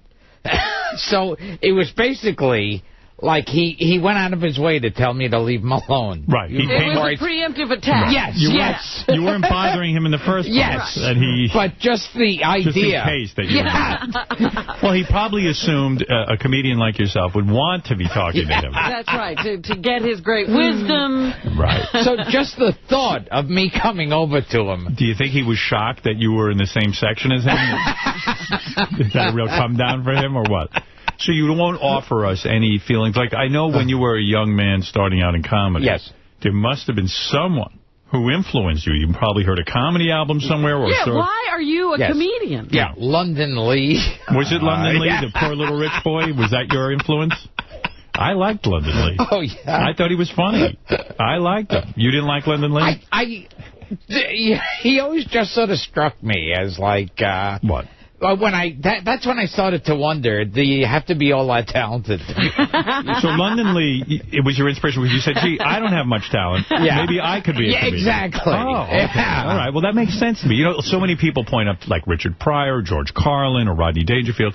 You had just the opposite experience. You saw somebody who was really bad at it. Yeah. And you said, I can be as bad as that. Well, he made it on the Ed Sullivan Show. I like that. Between him and the Hudson brothers... So when you were starting out, was there any established comedian that encouraged you or somehow reached out to you? No. No one ever reaches out to you. Do you ever get anybody you were inspired by? Yeah, was there some comedian that you could point to that inspired you? Besides the funny answer, London Lee. Yes. Who would that be? Which was very funny. Let me see if I can get a serious answer out of you. Yes. Yeah, it was hysterical. 3 people knew that. Go ahead. Yes. Great reference. Yeah, great reference. Do some more Arthur Godfrey. And Irwin C. Was it Irwin C. Watson? Professor Corey? There was Professor Corey, yes. And then there was Irwin C. Watson, too, wasn't there? Yes. He was the black comic. Yeah. Irwin C. Watson and Irwin Corey. Yes, there were a lot of Irwins back then. That was funny. Like, what about Toadie Fields? Did she inspire you? Yes. Yes, she took me under her like wing. Woody Allen or... You know who I could see you being inspired by? Jackie Leonard. Remember you'd climb up on the piano? You know what, ladies and gentlemen, and you. Well, you see, you even do an impression of it. Yes. So there was nothing, there was no light bulb that went on over your head and you said, I have to be a comedian. There was nothing like that in your life. No, there were a lot of comics that would make me laugh. Yeah. Who that's what I'm looking for. Rodney Dangerfield and George Carlin. You like Rodney? Yeah. Once someone dies, I could say something nice about them. Right. All right. Well, good for you. You're a fascinating individual. How did you come up with the rules for this character, I wonder? Yeah, now you have developed a persona that doesn't answer any questions. Like, I've asked you how old you are. You don't answer that. I asked you how it is to be a father. You get uncomfortable with that. It is a persona, because I do speak to you off the air, and you do have some... And I really open up and cry. You don't open up, but you will. You have opened up at certain points when you were feeling attacked or vulnerable, like when you had your appendix out. I've seen the real Gilbert. There is a real Gilbert. It's horrible to look at. It's not a great guy. It's nothing that I'm attracted to, the real Gilbert, but there is a real Gilbert. So when I say to you in all earnesty, Gilbert, you're now a father. Yeah. You are a bachelor, a confirmed bachelor. You were a womanizer in the sense that you had no respect for women. Yes. You called them filthy cunts. Now you're the father to a daughter. You're the guy who would go to a party and pull on a girl's bra straps. Yes. Now you have a wife and a daughter. Have your opinions about women changed at all? No, because it's always like, then you feel like, like these people who say every woman's a cunt except for your mother. Right. Yeah. You feel your mother is a cunt. Yes. You make no exceptions. Right. So you never said every woman's a cunt except my mother. Yeah. You included your mother in the cunting group. Yes. And you include your wife and daughter in that group?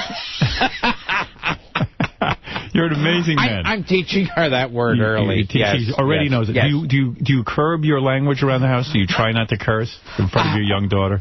No. What? Are you a cursor? Oh, he loves in it. your personal life, you walk around going, fuck shit. Well, listen, a grown adult who weighs 87 pounds has got to act tough somewhere. Hey, fuck you. No, you show your daughter how manly you are by cursing, right? Yes, fuck, pussy, Now, in all seriousness, is there anything that you can say about fatherhood that has changed you? Have you softened? Is there any kind of feeling inside of you that is warm and fuzzy? Has your act been affected by this change in your life? Oh, no, His act hasn't been affected in 50 years. He still does Arthur Godfrey impressions. Are you kidding? I still do jokes about Reagan. Here's Tony on the phone. He claims he's from a publication called Fangoria Magazine. Oh, okay. He says he has cheap Gilbert stories. Examples of how Gilbert is cheap. Yes. Tony, what do you know about Gilbert? And tell me about how cheap he is. Well, Gilbert is a longtime horror fan, longtime reader of Fangoria Magazine. Well, we know that. Are you a fan of other people besides Frankenstein and Dracula, or is that just... Oh, well, the Wolfman also. Wolfman, too. But in Fangoria now they deal with some of these Freddy Krueger. Are you a fan of Freddy Krueger? Not as much as the older guys. And in Fangoria they do deal with the old vampires and Bela Lugosi. Not as much as I'd like them to. But you do enjoy reading the magazine. Yeah. On a regular basis. If Famous Monsters would send me something, I'd read that. Why do you think you're attracted to monsters? What is it about that? I don't know, but I'm sure it's sad. It's sure it has some deep, sad, I'm sure it's suicidal. Gilbert, answer me as the real Gilbert for once. Have you ever tried going to therapy? No. Maybe I may have tried it where it was like 3 times. 3 times. And that was too hard for you. You ran away from that. Yeah. Yeah, you like to be closed off and not feeling anything. Your defense mechanisms are very, very strong. Exactly. All right. Tony, tell us some cheap stories about you. Okay. Well, Gilbert, I remember the first time I met you, a friend of ours at DC Comics said, hey, this guy Gilbert wants to meet you. He wants to come to your office. And I heard it was Gilbert Gottfried. And I said, sure, that's cool. So you come up to the office, and you're wearing a white T-shirt that, well, it wasn't white because it looked like it was a Grease Monkey T-shirt, you know, that you worked at Nike Auto Repair. And you had an empty backpack on your back, you know, this empty book bag, right? And so you come in, you get a look at the place, and then you tell me, then you ask me, where's the back issue department? So I point down the hall, and then you go out for about 3 hours, and you come back, and you look like Quasimodo. The backpack is stuffed with so many magazines, you're hunched over, and you can't even look up. So Gilbert got a lot of free magazines. Yeah, you raided our back issue department. We're still reeling from that. Do you remember? Well, okay, he got some free magazines. All right, Tony, thank you for the fascinating story. That was an exciting story. I got to tell you, Tony, that was worth all the trouble. Yeah, that was pretty exciting. That was the extent of his Gilbert is cheap. I'll give you a Gilbert cheap story. Gilbert has explained that when he goes to a hotel, he cleans out the shampoos, conditioners, everything. I mean, you have a tremendous collection of shampoos. Oh, yeah. And you don't even wash your hair that much. It's a sickness, right? I mean, it's not like you need this stuff. Do you hide the things so they replace them so you can get extra sets? Absolutely. You're not using them he does. He's answering in a funny way, but he does. Yeah. You were describing, you moved a few years ago, and you said it was frightening. You had a tremendous amount of boxes of shampoos and lotions. I mean, this is an illness, right? Yeah, I mean, these are things you don't need. You're not into lotions, and you just see it there, and it's free, and you have to have it. Yes. What do you think that is? Hey, one time a guy came over to me, this black guy, who was a fan. He worked for the Amsterdam News, that big paper in Harlem. I don't even think it's that big there. It's like it's like a handout. Right. And I remember when he was talking to me, I was thinking, do I want a subscription to this? A free subscription. Yeah, just because he's a fan. So what is it, an illness? That you want as much as you can get? Yes. Do you feel you're hungry inside for something? In other words, by accumulating these things, it fills you in some way, like almost like an obesity issue. Maybe. I mean, I know you're not gluttonous with food, but you are very, very hungry for free things. Yes. Do you think that's because you're Jewish? You don't have this stereotype? Because I know many Jewish people who don't feel that way. Yes. So it's not a Jewish thing. It's your Gilbert thing, right? I guess so. Right. You're very Gilbert. Yes. What do you make of it, Gary? I mean, this is unusual. You know, it's interesting because Stuttering John told me a story once where he and Gilbert went out to California to do an appearance, and they were on the plane, and they were serving something that came with one of those little tiny bottles of syrup. Right. And Gilbert took the bottle of syrup, the little bottle, and he took John's little bottle, too. So I wonder, like, you flew to L.A., you held onto the syrup, and then you flew it back, and then what do you do with it? That's you put it in a box. More amazing than the story is the fact that Stuttering John thought that was the most incredible story of his life. It is interesting. No, we were flying back. Yeah. They had a little bottle of maple syrup or something. Yes. So there was a bunch left over. There was some left over, so I just put it in my pocket. It seems unusual because, I mean, how much maple syrup? When are you going to use that maple syrup? When would you use that? Do you make pancakes at home? Sometimes I make French toast. You do? Yes. Oh, you do? I'm quite gifted. And then you pull out your little airplane bottle of maple syrup. But, I mean, you're a pretty wealthy guy. I mean, you could buy a bottle of maple syrup and not have to schlep a free maple syrup around. I just was given a free bottle of maple syrup. I did this voiceover for when I do Cyber Chase. It's in Toronto. So they gave me a metal tin of maple syrup, and it was like practically an international incident because you can't take it on the plane. Right. And I was having a woman who kept calling me saying, well, we have to know where this is from and where it's going and what exactly. Wow. Yeah. And, you know, you transported a bottle of syrup thousands of miles. Yes. Just to save, like, $1. Yes. It's unbelievable. It's an incredible cheapness. Yes. Are you able to be generous with your daughter and your wife, or do you resent them costing you money? Yes. You do? Yeah. She'll get the imitation maple syrup. No, but I'm saying, are you able to buy clothing for your daughter and not be resentful, or do you feel good about it, or do you feel like, wow, look at these moochers. They're taking all my money. Gilbert, when you had to buy children's furniture, right? Oh, and that's a huge expense, and it doesn't last long. Even you're going to have to get rid of it. You know it's going to be a year and a half, but you bought it brand new, right? Yeah. And was that tough for you? Of course. Yeah. But also, see, the thing with kids, much like with pets, and it's the same thing, with, like, toys and anything you get them, it's like, they'll play with a piece of paper on the floor, but it's like, Right. they'll invent something. Companies will invent, like, they did scientific research. You're resentful because you know a piece of paper would satisfy your daughter just as much as this expensive doll. Or, And then when you buy the expensive doll, she's more interested in the box. Yeah. She'll be playing with, like, a paper clip on the floor. Yeah. And it's... Well, let me tell you, you describe a fascinating, rich life at home. How did the finances get worked out? Does he give his wife an allowance, or what goes on I don't there? know. The wife doesn't have a job, right? No. So you're the sole earner. Yeah.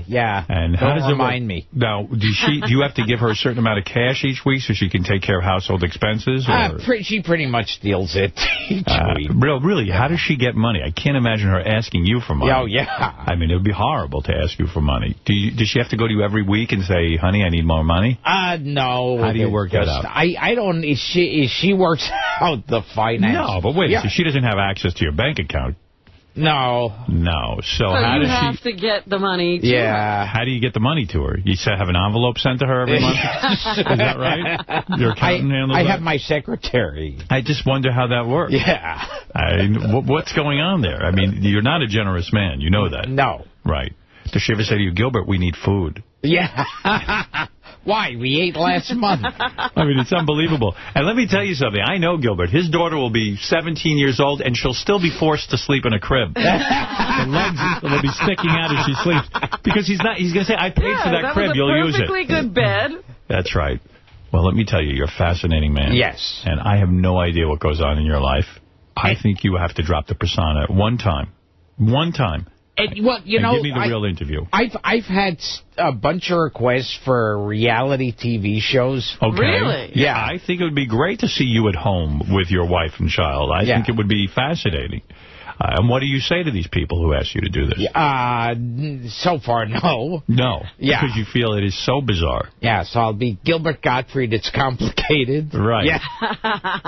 Have you told your daughter that you love her? Have you ever said to her? No, but thankfully she doesn't speak yet. So. No, but do you ever say, oh, I love you? No. You would never break down and say that. Right. Why should she have that? You never had that. No one loved you, Yeah, right? exactly. Or did your mother ever say, I love you, Gilbert? No. No. Do you have any... Did your father... Did you have a father? I don't even know. Oh, yeah. Yeah. Did he ever say, I love you? Now, here's something that... Gilbert, did your father ever say, I love you? No. Do you think... Does he have any... like, I want to be a different parent than my parents. Are you going to be exactly the same? Yeah, like, if it was good I'll enough be like for me... Danny Thomas, yes. Now, he's going to be the same. Yeah, exactly the same. You never mention your father. Yes. Never. Is he still alive? Oh, no. No. And what, he died of embarrassment? Yes, exactly. He said, he left the country. Did he leave you at an early age? Yes. Is that what happened? Did he divorce your mother at an early age? What happened? Did he rape you? Yes. There must have been no such luck. You never once, even off the air, have mentioned a father. Yes. And no one knows what happened. He never molested me. Did your father pay attention to you? He didn't pay attention in any way. Well, would you pay attention to Gilbert? No, seriously, do you feel unloved? All the time. You do? Yes. Constantly? Yes. Do you believe your wife loves you?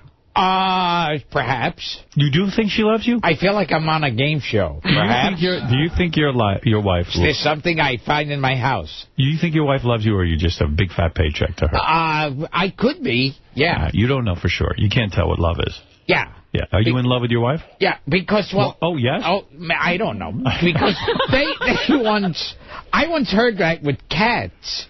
Yeah. They look at you as a can opener with legs. Well, that's true. What someone described it. So you think your wife looks at you as like a can opener with legs? Yes. All right.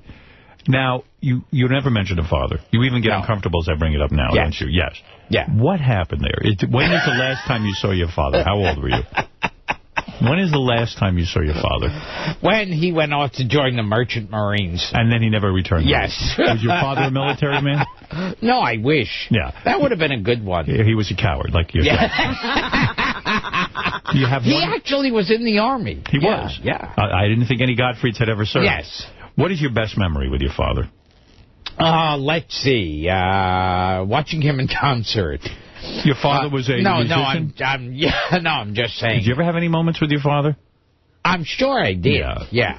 How old were you when you last saw your father? I'm serious. It strikes me as a tragedy. Oh, yes. Did he die early? Did he die young? Yeah, about 12:30. No, really. Come on. What happened? That Tell was me. a good pun. Where is your dad? And what happened to him? And what was your relationship like with him? Your father served in the German army or the American army? He was a Nazi. He was a capo in the camp. Just answer me once for real. I'm trying. He would turn in the Jews who were planning to escape. Did your father was a self-hating, self-loathing Jew? Yes. Much like yourself? If the Nazis were around now, you would turn in Jews. Yes. Because you're good at spotting them. Yeah, with no question about it. You would say to the Nazis, look, I don't want to die. I will turn in my fellow Jews. You'd go up to him and say, look, these guys are no good at picking out Jews. Right. I can pick out Jews. Yes. And if there was a prophet, and I turn in 3 times as many Jews.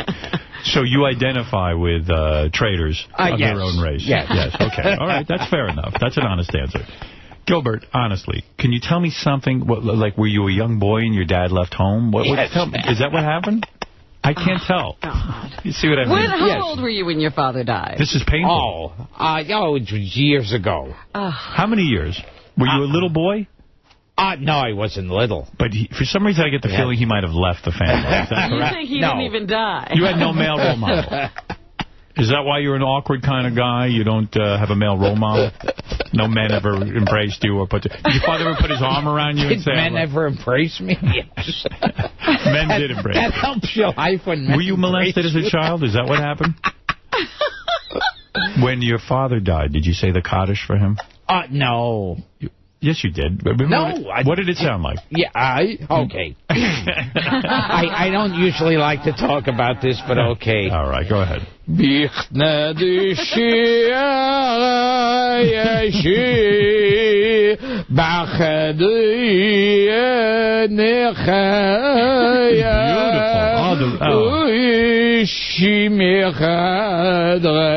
probably was in a dry eye. Yeah. Oh, I'm crying now. Do you know, before I saw I think it was on the internet, they had a Jerry Lewis, an early Jerry Lewis jazz singer.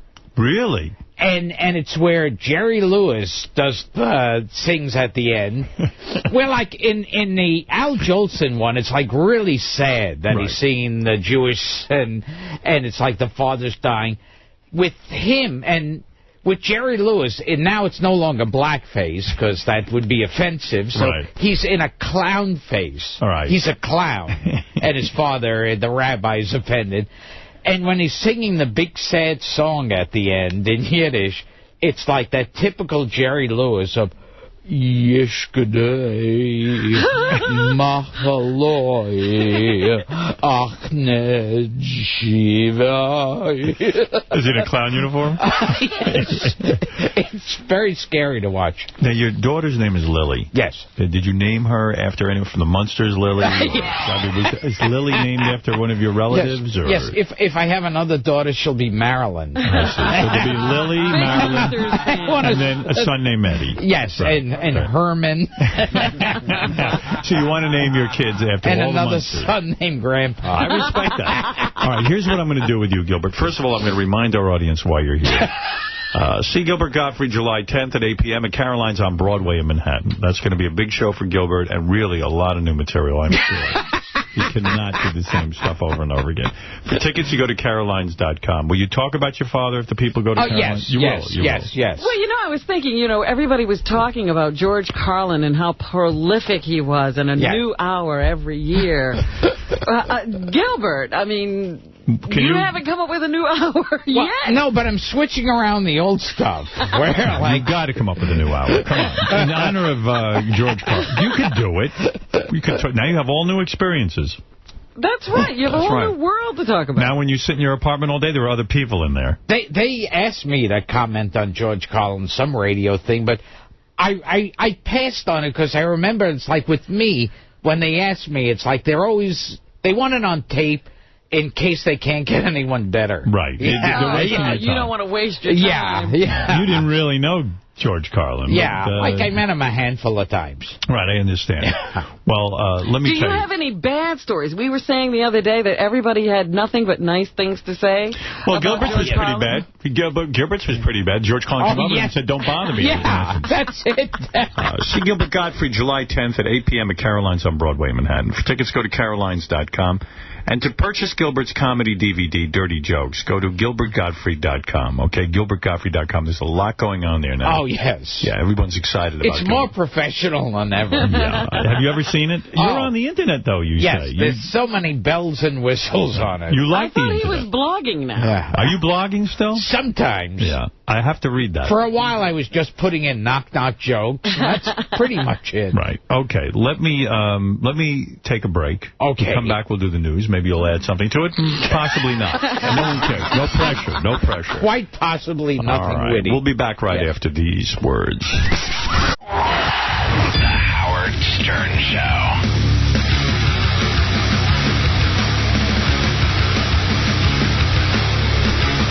All right, our guest is Gilbert Gottfried. Robin, it's time for news. We're going to bring in Steve Langford, who has a big penis. Steve, come on in and tell us about what's going on. Has a huge penis. So he says. All right, Steve.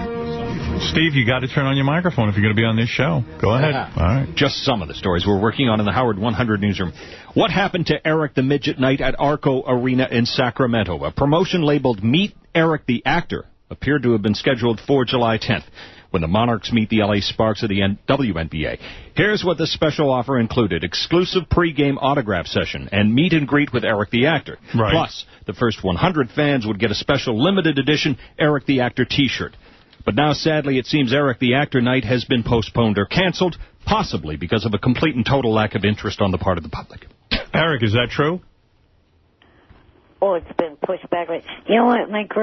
Stay the fuck out of my business, you piece of shit. What do you mean, Eric? You don't want any attention from Steve Langford in the Howard 100 News Department? Not from that piece of shit or Shuley. If you're going to do a news report, either Lisa G or Ralph Howard. Leave those two fuckers out of it.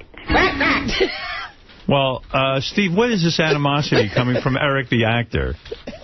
I mean, what is going on? I'm sorry. Go ahead. People get upset about media coverage sometimes, and, I certainly relate. Fucking one-sided sack of shit. What's the problem with him?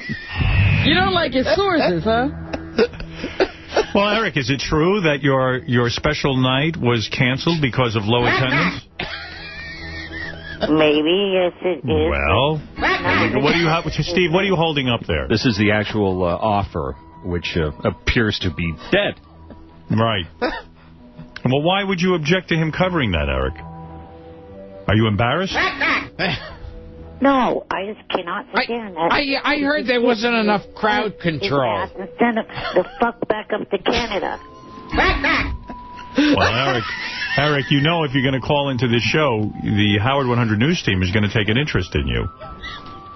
You know that. It's fine if Lisa G or Ralph Howard does it. Not that sack of shit or not Shuley. What is wrong with Steve and Shuley? Shuley's a backstabbing idiot, and Langford's a one-sided sack of shit. Oh.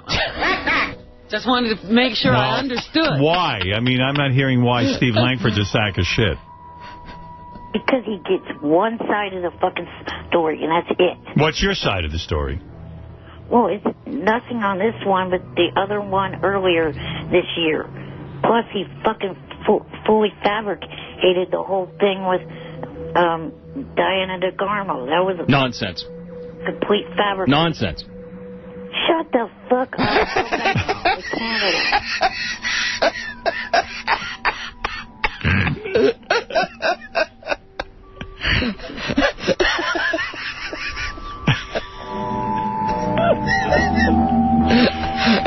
What is this, Steve? What story did you supposedly get wrong? I don't... Well, no. First of all, we didn't get the story wrong. But God, what about so Diana DeGarmo was fabricated, Eric?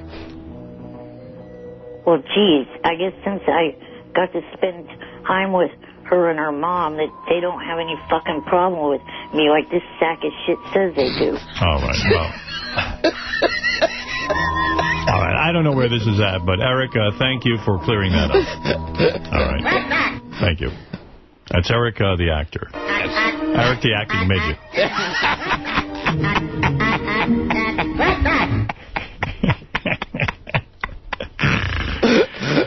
All right, anything else, Steve? Also today, Sam Simon remembers George Carlin. The two teamed up in the mid-'90s on The George Carlin Show on Fox. Sam telling Howard 100 News, working with Carlin was one of the pleasures of his life, calling the comedic giant the funniest, nicest, most decent guy. But Howard 100 News in the awkward position of pointing out that George Carlin on his website says of his experience on the show with Sam Simon, quote, lesson learned, always check mental health of creative partner beforehand. Loved the actors, loved the crew, had a great time, couldn't wait to get the F out of there. Sam Simon says he wasn't aware of that posting, but says he regrets that the George Carlin Show ended up being a bitter experience for Carlin. Sam Simon saying he loves Carlin and doesn't care what he said on his website. Quack, quack. Anything else? Oh, was that was like that bad show where he was like a cab driver. Right, yeah. Oh, Sam was the executive on that? Yeah. And they tried to get around it by having him say dirty words but bleeping it. Like that was going to work. No. That was... Bad idea? Yeah. All right. Anything else? And in today's edition of Rip Off the Stern Show, the BBC debuting a new reality show called Snog, Marry, Avoid, a title sounding a lot like F, Marry, Kill, a show that features doing makeovers on women and then getting random men to render their verdicts. All right, there you go. Stern News, you know, to the Howard 100 News, tip line 877-33-SIRIUS, choose channel 100, or email us at howard100news at sirius-radio.com. All right, Steve, thank you. I'm going to go right over to John Hein, who hosts a wrap-up show every day at 11 o'clock. John, what do you have for us today at 11? Well, Howard, Gary let you know Artie wasn't coming in, and naturally the speculation started to fly about what's going on in Artie's life. Yeah, you haven't heard anything, Gilbert, have you? Yeah, we're so close. Yeah, you talk to him once in a while when you're seeking advice for DVD. Well, you see, when you have a DVD, the important thing is you have a collection of stuff, the stuff that works. The stuff that doesn't work, you could edit out. This is what Artie told you? Yeah. And the strong stuff you should go with, and then you distribute it. You know, you name a certain price, and, like, for instance, if one is $10, two would be $20, and so that's what you do. You pick out the best parts of the show. So Artie really knows how to make a DVD. Yes. Were you glad you consulted him? Yeah, it was... It helped you? All right. What else, John? Well, we'll continue the chat about Artie's absence, why a lack of central air kept him out of the studio, what Artie missing a day the week before off really means, and why everyone seems to assume the worst when Artie doesn't show up for work. Right. Plus, Ronnie refused to submit a wedding essay after knowing he was already invited to the wedding.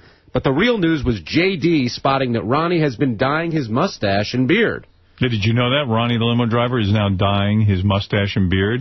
He's using Just for Men. Oh, jeez. Yeah, you don't dye your hair, do you? I actually do sometimes. You do a little bit, right? Yeah. I see. It's black, but there's some gray on the side. Yeah, because I do it badly. You do it yourself? You wouldn't pay someone to do it? Yeah. No. Why pay someone to do that? And I'm lazy about it. I mean, most of the time I'm walking around with gray hair sticking out. You mean you care how you look? This is how you care about... I mean, you really care about... Your hair is very short. You care that it's not gray. You want it black. Yeah. You want to look young. It's still mostly black, but still got gray. And how do you dye it? What product do you use? Just some crappy product. Crappy? What, like Just for Men, or what do you use? Yeah, just You don't know the name on the bottle? No, I don't know the name offhand. Grecian Formula 99? And like that. I wouldn't say it even if I did, unless they were going to send me free packages. Do you comb it in? No, you actually massage it into the hair. And then what, do you wash it off? Yeah. And then the black dye gets all over everything? Yes. It must be very embarrassing. And then for like about a week, you do look like Dracula. Yeah. Can you believe Gilbert cares? You look like it's like a cross between Dracula and Jerry Lewis. This is very surprising to hear. I mean, the fact that he cares enough to make himself look youthful. Look at you. It's unbelievable. Do you because he certainly didn't care about the rest of it. No. Do you feel sexier with the dark hair? I work out, too. Are your pubes gray? Do you dye those? All right, what else do you have? Well, we'll see what hard feelings are lingering after that Just for Men conversation. If it was fair to liken Ronnie to a grandpa without the World War II stories, and why does Howard choose to hire staff that could possibly be stalkers and a threat to his life? He was cheaper than everyone else. I'm like Gilbert.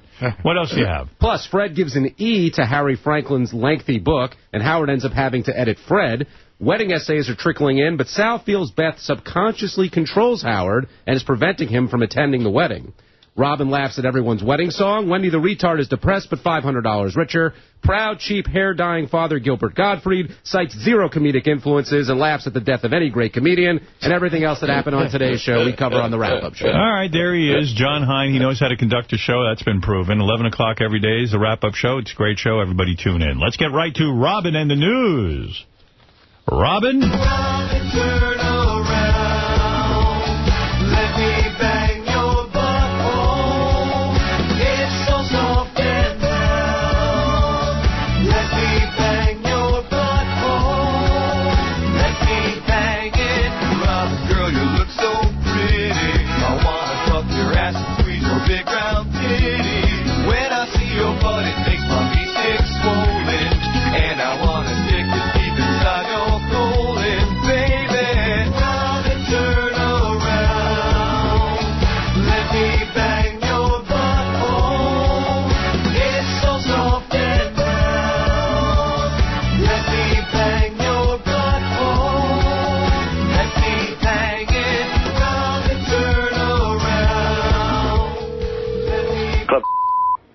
You a homo?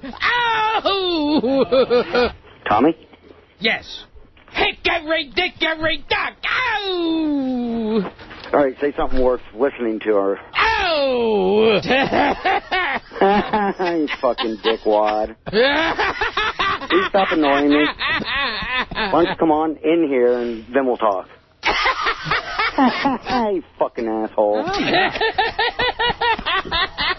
Come on, come down here. Don't call me on the phone, you pussy. What are you, a homo? Are you? Yes. You have the address? Come on down and fuck with me, you little fucker. In your face. In your face, fuckface.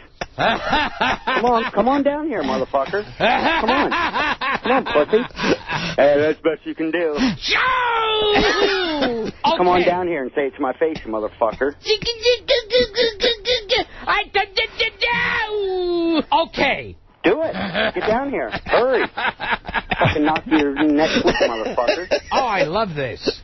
Come on. Bring it on, motherfucker. Bring it on. Oh, I don't like what Joe Burt Dick face. Come on, bring it on. Yes. Oh, my muscles feel so much better now. Call me on the phone and be a dick. Why don't you come down here and try it, dickhead? Oh, that's right. Asshole. Oh, excellent. Hello. Hey, Bendy, you want a Bendy on it? Ow! Fuck is this? Hello? Hey, Bendy, want to swim around my stingray? Ow! Boy, that's some bullshit, man. Hello? Well, hello there. Who the fuck is it? Paul Winchell. Boy, this motherfucker tripping like a motherfucker. Hello? Hi, it's Georgie. How's your health been doing, Mama? Who? Hey, did you get that parrot I sent you? Somebody bullshitting on the motherfucking phone. Hello? Hello? Yes. Who you want to speak to? Bendy! Who you want to speak to? Yes. Yes, motherfucker, yes. Who you want to speak to?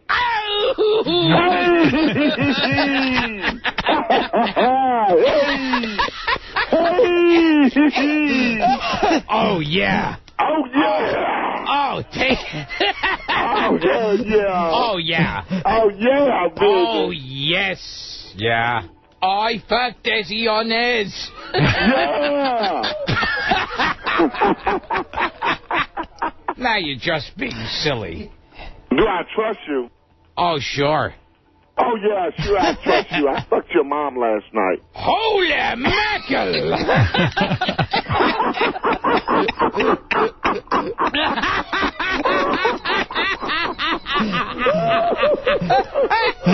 Oh, my goodness. You're an animal. I want to fuck your big, droopy, yellow tits. I'm gonna fuck your tits. No, I can't even get a hard on. You can't get on hard. No. When you got a pussy, you don't get on hard.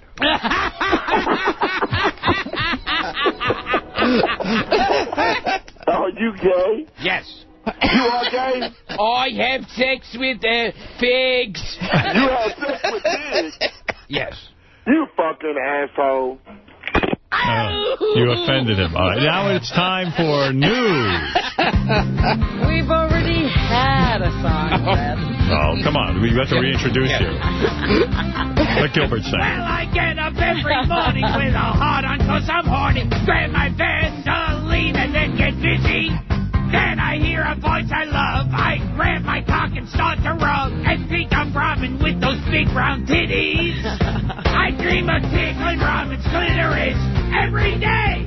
Tickling Robin's clitoris. I'm not gay. Tickling Robin's clitoris. She's real tight. Gilbert, sing a nice song to Robin. That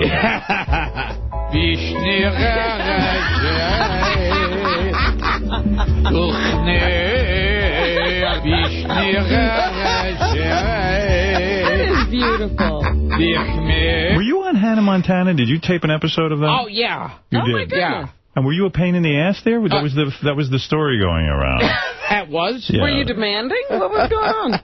What did you hear about that, Andy? Was Gilbert a pain in the ass on Hannah Montana?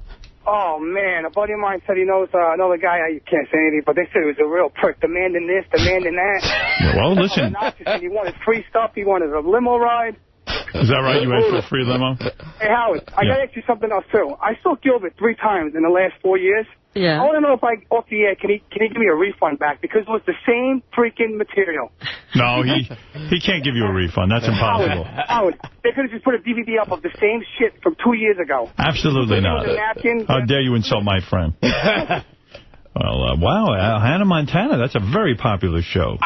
You're getting a new audience from that, It was amazing that I actually got an offer to do a show that people actually watch. Right. And will you find yourself attracted to that girl? You know, she's only 15. That makes her more attractive. Did you do actual scenes with Hannah Montana herself? No. Oh, were you working with the dad, Billy Ray Cyrus? No. How can you be on Hannah Montana and not see her or Billy Ray Cyrus? Yes. I don't understand that. Yeah, what did you do? What did you play? They had me shot like where it was supposed to be they're watching me on TV, where I'm a music critic. I see. And so you do your thing on your own, and then they watch you.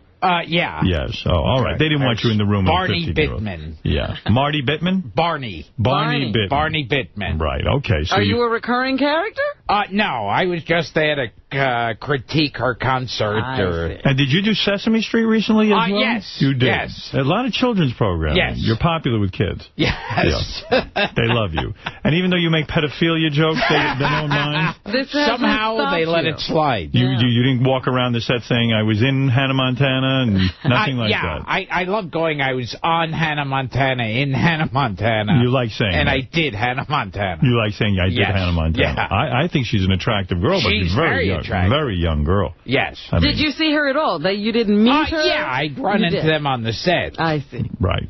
Good for you. All right, listen, it's time for news. Robin, go ahead. Gilbert's here. It should be fun.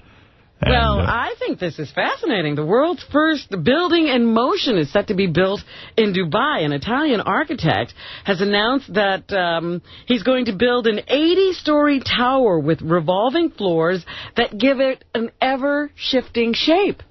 Wow. That's pretty incredible. And I can't believe I'll never see it. I know, it's in Dubai. All right, I'm not going there. I would never go to Dubai. Isn't that fascinating? It'll always give you different views of the Persian Gulf and the skyline of Dubai. Yeah, oh boy, that's fun. That's what I've always wanted. Yeah, I can't wait, because Dubai is so great. Oh, you're very people-friendly. This time of year, it's lovely. You never travel, do you? No. I don't like it. Do you not go out of the country at all? I hate traveling. Me so much. too. It's a pain in the ass, and then you go there, and really it looks the same as here. And I always kind of feel like, first of all, if you see the Big Ben in a photo, it's even more impressive in a photo. Yeah, when you see it for real, it's like I traveled all this way to see Big Ben. Yeah, it's a building with a clock. Yeah. And I always kind of feel like, if I went to any country, if you put me in a car and race me and go, okay, this is that palace, that's that building, that's the bridge, I could go home after that. Does your wife want to travel at all? Yeah, and you just say no. Yeah, you I hate traveling. And it won't happen. Yeah. You won't even do it for her. Yeah. All right. Well, let's hope you never have to. Yes. All right. I told you yesterday that Shaquille O'Neal was rapping over the weekend about Kobe Bryant. Here's a little refresher, 2-7. Yeah, Robin actually has tape of Kobe Bryant rapping, not Kobe Bryant, Shaquille O'Neal. Shaquille O'Neal rapping about Kobe Bryant. That's right. All right. What Who is was this? the genie in Shazam? Yes. Wasn't he? Yes. Now stop, think about that. It ain't about that. It's about B.I.G., a.k.a. Big Shaq. Now that's the difference between first and last place. Kobe, tell me how my tastes. Okay, Kobe. All right. So it was Tell Me How My Ass Tastes. Well, you know that Shaq was sort of like an honorary sheriff. Officer Shaq, yes. Yes, in Phoenix. Excuse me, you have to pull over now because I'm Officer Shaq. Imagine the shit you would take in your pants if you saw Shaq get out of a car. That guy's like a 6 foot, he's like a 7 foot black man coming up to your car and saying he's Officer Shaq. You would shit your pants. But why should I pull over, officer? I'm white. You just pull over right now. Shaq the sheriff has taken away his badge. Oh, because of the words because he didn't like the language he used in the rap. Actually, Shaq's thing was he would go on the Internet and pose as a 13-year-old girl and seduce, right? Pedophile. That was when he was in that's Florida. who I was talking he was to working all in this time. that division. Yeah, you spoke to Shaq, right? On the Internet. You got off on on the this charges. is quite disappointing. Hello, Gilbert. This is Natalie. I'm a 13-year-old girl. I'd like to meet you at your hotel. I don't has no pubic hairs yet. I got smooth 12-year-old skin. All right. Anything else, Robin? Yes, the sheriff said he's considered the toughest sheriff in the nation, and he said that Shaq's use of derogatory words in that song helped him come to that decision, quote, saying, I don't condone this type of racial conduct. Shaq must be destroyed. I mean... he must be the sheriff and having a badge. There hasn't been such a good sheriff since Elvis was given a badge by Nixon. Well, let me tell you that. That is very, very sad. Yeah, I guess he's sorry now that they even handed him that microphone on Sunday night and got him into all that trouble. Mr. Godfrey, I want to meet you at a hotel. My 13-year-old vagina is so wet for you. And I love it. And I can't wait to meet you. Now, I assume you're a little black girl, right? I heard you said in your last email you look like a Chinese man. And that you can imitate Dracula. That turned me on. Thank you. Former NBA star Dennis Rodman will be bagging trash instead of baskets after pleading no contest to misdemeanor charges of spousal battery. You mean if you beat your wife, they just have you pick up garbage? Well, that's the plea deal he worked out. 2 other counts were dismissed under the deal. That sounds like a good deal. Mr. Godfrey, would you take please... that deal. Yeah. Would you pretend you're Dracula and you're raping me?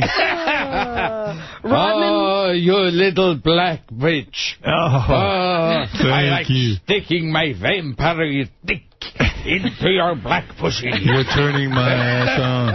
I can't believe my 13-year-old pussy could be so hot for you. Oh, I want to stick my undead dick into your 13-year-old black pussy. Rodman was sentenced to 45 days of road cleanup. You're quite welcome. You 13-year-old black bitch. That's 45 days of road cleanup. Wow. A year of domestic violence I counseling. will clean up roads just to get to your 13-year-old black pussy. And 3 years. I will rise from the dead. Mr. Godfrey, could you now do Groucho raping me? I'm just a 13-year-old girl who loved Groucho. I'll just go on. 3 years probation. But Groucho's about to rape me, Robin. Okay, sorry about that. Oh, Groucho, give me your thick cock.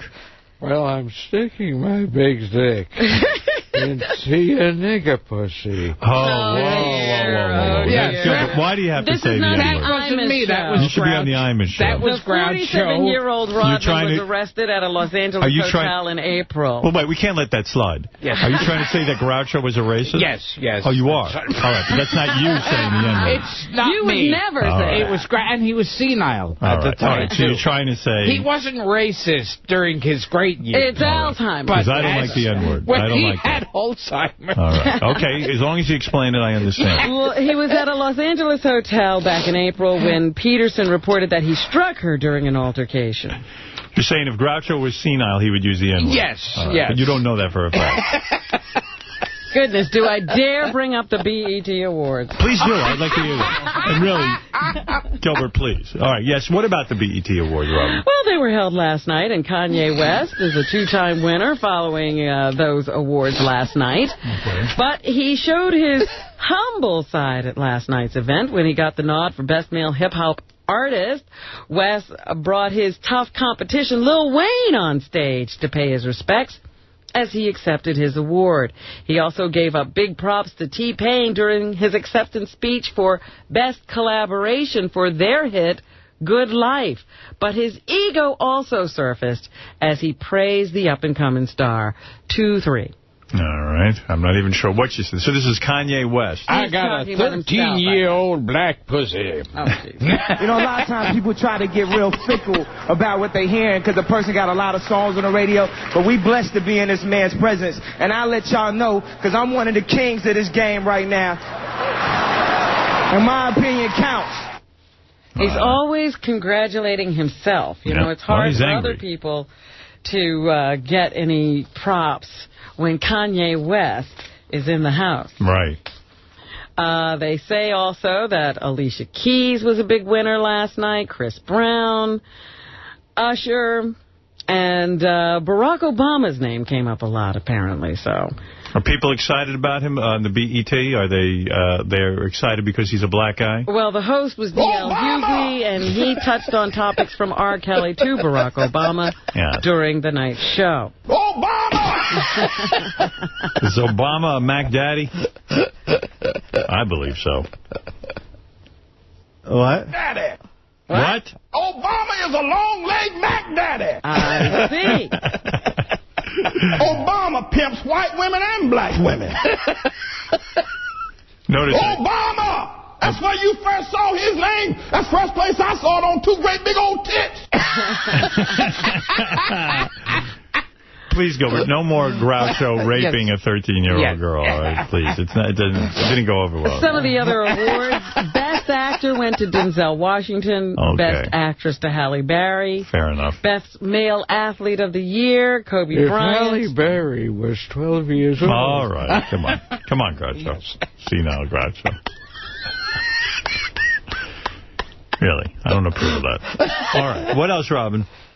Let me see. And a Lifetime Achievement Award was given to Al Green. Any white people win at the BET Awards? Or Never. Never. There's no talented white people. Not at all. Well, Halle Berry's pretty white. She's almost white. Yeah. That's a white award. I don't know why you wouldn't say that Tiger Woods is the Athlete of the Year. He's white. Oh. I like how Halle Berry tries to be the poor black woman who made it. Right. Yeah. Right. Yeah. she's not black. Do you think Barack Obama's black? No. No. Obama! Anything else? Does Gilbert vote? No. No. Do you vote? No. Seriously, you don't? I haven't for a while. When was the I'm last a bad time? American. Did you vote at one point? I don't know. Did you ever vote? Did you ever vote? Maybe once. Who did you vote for that you were that passionate? Yeah, like Hitler, who brought you I out? think, yeah. Who? Hitler. Yes. So, No, come on. Who did you vote for? I had bad feelings after that. You one time voted. Yeah. Well, who was it that moved you to vote? I don't remember. You really don't? Yeah. Is that true? I think I voted for the sake of voting. You felt guilty about... No, yeah. But that you got over it and you haven't done it since. But Gilbert, why not? I mean, you care about the direction of the country, don't you? Yes. Do you care about the Iraq War? Oh, yeah. You do? Yes. You do care Do you about know we're at war? Oh, yes. I mean, still don't know exactly why. Do you get angry about stuff like that? Yeah, confused. Confused. All right, so why not look into it and vote and try to... make a difference. Right. Okay, I'll do it. All right, there you go. All right. You participated in the writer's strike, right? So you cared about that. Yes. Right, that affected your money. Yeah, exactly. Right. Okay. All right, there you go. You know, one of the worst things is to be food for an animal, I suppose. I know. That's the worst death. I know what you're referring to. Well, authorities say a New Mexico man was killed and partially eaten by a mountain lion. And even buried... Oh, come on. He even buried parts of the guy. The New Mexico Department of Game and Fish say they found the 55-year-old's body near his mobile home after his brother reported the man missing last week. A department spokesperson said the victim was most likely killed by the mountain lion or a cougar close to his home, where he was known to bathe outdoors. Right. The animal apparently dragged the man's body into a nearby wooded area to eat and bury parts of the body. Oh, stop it. The search crew said it found and shot a mountain lion near the victim's home. When the lion took off, an officer found the door of the man's mobile home open with the water running. Right. So he got him out of the shower. All right. Adam, go ahead. You're on the air. Hello, Howard. Hello. Hey. Howard, hey, I wanted to tell you about that Alanis Morissette. You know, you said that she mispronounced the word. Well, it's poetic license. Well, no, I think she's actually quoting a French philosopher who uses the word différance it's kind of a clever play on words. And okay, so she's intentionally... Yeah, she's being, she's being high-minded. Being intellectual. She's being very intellectual. It means to not only to differ, but also to defer. Différence. Différance. Oh, got it. All right, thank you. I see she's going for a lot there. Well, can you open up the contest, the letter writing contest to listeners? I'll tell you the truth. My wedding is not going to be a bit. I'm not going... I'm getting married, Gilbert. I don't know if you're aware of that. yes. Yeah, you're not invited, so don't worry. Oh, okay. All right. You don't want to go... I thought you said it was going to be star-studded. No, Gilbert? Well, exactly. I said it is not going to be star-studded. That people expect me to know a lot of stars. I don't know. Did you have stars at your wedding? No. No. I mean, as famous as you are, you didn't have any. I don't know any famous people. Right. Yeah. I mean, I don't really have a long laundry list of friends who are famous. So, I mean, people expect they're going to come to my wedding and see famous people. It's not going to be like that. It's going to be a couple. It's going to be a dinner for some friends, and I'm doing a thing for my family. So that's it. Yeah. You don't understand. Small, understated. Yes. You didn't have a big wedding, did you? Gilbert of all people will understand. You would have had to pay for a big wedding. Yeah. And the fact of the matter is, I don't know what people are expecting, and then really to start opening it up to the listeners with a contest, it would make a total mockery of this marriage. Seriously. All right, Adam? Yeah, I hear you. All right, thank you. All right. I'm sorry to piss you off. He really wanted to go. Yeah. Apparently. Right. Well, there was also an alligator attack on a boy who was swimming down, I guess, in Florida. Although I am considering a song parody contest. To get in? Yeah. It's a little more work. Here's the young man himself who says, his name is Casey Edwards. He says he fought like crazy to survive the alligator attack. 1-4. Just like holding on with everything I could from the skater trying to pull me under, and I'd surface, get a gasp of air, and then he'd just shake again and pull me under, and he did it about 5 times. Wow. He credits his friends with getting him out of it, and I guess the gator got his arm, The guy has no arm. I think he lost an arm to the gator. Boy, he sounds so, big deal. Well, still in shock. Whiz.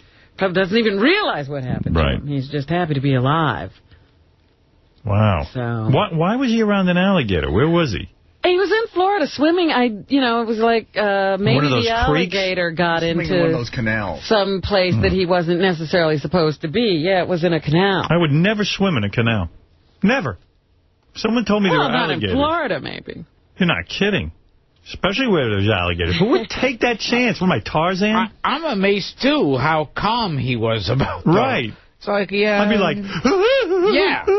If I got like one scratch from it that I kept, I would be... I'm okay, I just lost my arm, but I got another one. Yeah. Anything else, Robin? The wife of CNN personality Larry King has entered rehab, according to the New York Post, page 6. Can you blame her? 48-year-old Sean Southwick King is now in treatment for an addiction to painkillers. I'd be in pain, too, if Larry was climbing on top of me. They say that Sean is in rehab for medication issues related to her chronic migraine problem. Why would my wife have a migraine problem? She's had that headache for 10 years. Why do you keep holding your head, honey? What's the matter? Why do you get a headache around me? Your sexy husband's home from work. Let's go. 74-year-old Larry and Sean, his sixth wife, have been married for 10 years and have 2 young children together. Well, give it to Larry, though. He's held on to this marriage. I mean, you know. Yeah, but look at her. She's really suffering from it. Yeah. It's killing her. Lovely lady. Come on, let's have sex. Detroit, you're on the air. So there you go, Sean, trying to take care of that painkiller problem. All right. We announced earlier in the week that Amy Winehouse's father says that she is suffering from the beginning stages of emphysema from smoking cigarettes and crack. She's 23, and she's got emphysema already. But she looks so healthy. Yeah, at least she looks good. And now people are watching her every move. She was spotted smoking a cigarette yesterday following her release from the hospital. So they say in spite of this dire diagnosis, she's still risking her lung health by smoking cigarettes. I can't believe that. She seems so well thought out. You know, what a shame when you're given a gift with that kind of voice. I mean, she has a beautiful voice and a great singing style, and it's as if she pisses on it. If I could sing like that, I wouldn't do I would just watch my throat. That would be my moneymaker. If I could sing. I wish I could sing. She doesn't seem to care. I'm a great singer. You sing very good Jewish songs. You're terrific. You're talented that way. Yeah. And you take care of your voice. It would be terrible if I started smoking. Did you ever consider becoming a cantor at a temple?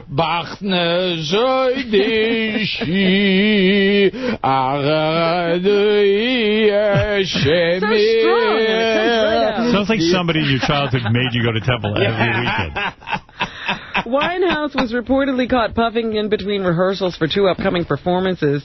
Despite the cigarette break, concert organizers for Nelson Mandela's birthday bash, where Winehouse is scheduled to perform this Friday, say her rehearsals went well. Oh, yeah. If she shows up, it goes well. Well, the rehearsal went well. We'll have to see what happens with the performance itself. Gilbert's ready to step in if she is unavailable. Right.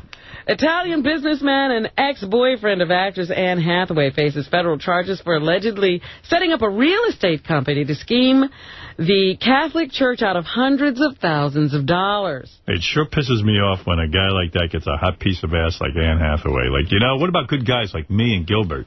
Federal prosecutors are leveling wire fraud and conspiracy charges. And I love the fact he's not only rich, but like real Euro trash. Yeah, she fell for him hard. I told you, I went to a movie premiere. She was the star, and she was there with him, and she was running around and crying and having all kinds of wild scene with this guy. And he'd run off, and she'd run off. He was even giving her a hard time. No, it was wild. Boy, was she in love. But, of course, look what happened. Raffaello Folieri was claiming to have... Raffaello. I would like to date you, Anne Hathaway. Folieri. I would like to date Anne Hathaway. Come here and blow my Italian penis. You are from Italy and you are a wealthy financier. I am a very big financier. And you like Anne Hathaway. I like Anne Hathaway's big ass. Take your big ass over here, and I will cheat companies out of billions of dollars for you. Well, he claimed to have close ties to the Vatican and I know the Pope personally. Fuck me, Anne. I know the Pope. He used the money from these real estate deals to bankroll an elaborate New York lifestyle, which included a Trump Tower apartment overlooking Rockefeller Center in Central Park at $37,000 a month. See, a guy like that, he's a bright guy. He just can't play it straight. That's his problem. He's being held on $21 million bail. These con artists, they're all geniuses, you know, but they can't. There's a gene inside of them, I think, that just doesn't allow them to earn an honest living. They've got to swindle somebody out of something, you know. What is that, a cake made out of Jews you brought Anne Hathaway over there? Is that what you brought her for your first date? Raphael? Yes, it was made from the ashes that I collected in Auschwitz. And I made a delicious cake. A delicious Jew cake. A delicious Jew cake from the ashes in Auschwitz. With a Trablinka topping. Oh, thank you. Anything else, Robin, in the news? Yes, presidential candidate Barack Obama got the, quote, Hollywood treatment last night at a celebrity-studded fundraiser for his campaign and the Democratic National Committee. Many celebrities who had supported Hillary Clinton are now rallying behind Barack Obama. Clinton's top fundraisers are also being wooed by Obama in hopes of adding to the nearly $290 million Obama has already raised. Here's California Attorney General Jerry Brown, who was at the event. 2-5. All right. This is Jerry Brown speaking about Obama. Mm-hmm. All right. I'd like to hear that.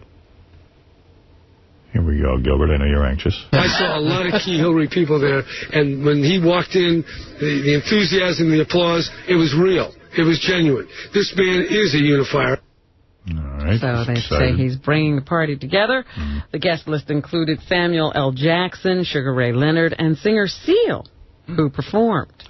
Seal, yes. He's with Heidi Klum. Yes. Yeah. All right. Robin? And the Clintons seem to be throwing their support behind Barack Obama. Yeah, Seal, I heard him in the background. Hillary Clinton has returned to Capitol Hill for the first time since suspending her presidential campaign. She told reporters that her goal is to be the very best senator she can be, and Clinton said she's no longer seeking the vice presidential nod from Illinois Senator Barack Obama, the presumptive Democratic presidential nominee, and she is also urging her supporters to get behind him. 2-6. Anyone who voted for me has very little in common with the Republican Party. If you care about the issues I care about and the future that I outlined during my campaign, then you really have to stay with us in the Democratic Party and vote for Senator Obama to be our next president. I think secretly she'd like to see McCain win. I do. No. I do. I think she cares about the country more than that, Howard. No, I don't think so. I mean, I love Hillary. I wish Hillary was the nominee, the presumptive nominee. But she is not. And I was for her. I like her. Well, listen to what she's saying. Yeah, I don't believe it. Oh, you think you're reading between the lines. Yeah. She's saying vote McCain, vote McCain. She's saying vote McCain, and then we can, 4 years from now, I'll run again. Right. McCain and again. All right, anything else? Bill Clinton's former Secretary of State says changes need to come in fighting terrorism as well. Madeleine Albright adds the idea of presumptive Democratic presidential nominee Barack Obama meeting with enemy regimes should not be disregarded. The allegations that have to be stopped is to say that just talking to the Iranians is wrong. You have to talk to your enemies, not just your friends. There's no talking to the Iranians, trust me on that. She also praised Obama's ideas on fighting terrorism. A President Obama will have a very robust approach in terms of... The Iranians are irrational. It'd be like talking to, Hitler. I mean, there's no talking. They're irrational. They haven't had one conversation with an Iranian. I remember Ronald Reagan's approach to the Iranians. It worked best. They understand one thing. We're still fighting with them. That's the result. If he was still president, the war would have been over. Sure. That's it. There would have been no terrorism.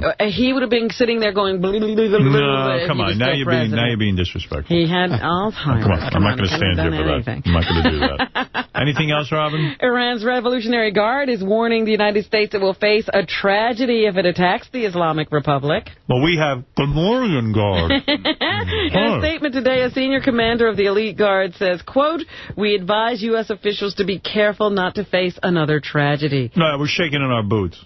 The warning comes amid stock market rumors of a possible Israeli military strike against Iran's nuclear sites. So there you go. They're saying they're going to take that as an attack against them by the U.S. All right. Anything else, or is that it? One of John McCain's top advisors has apologized for his remarks that a September 11th type attack before the November election would benefit McCain. Right. Charlie Black called the comment inappropriate and expressed deep regret. Former presidential candidate Mitt Romney says, quote, "It's an unthinkable scenario." 2-4. All right. Unthinkable it is. 2-4? 2-4. All right. This is Charlie Black. That's what I said. I don't think people... You said Mitt Romney. I did say Mitt Romney. It sounds like Mitt Romney.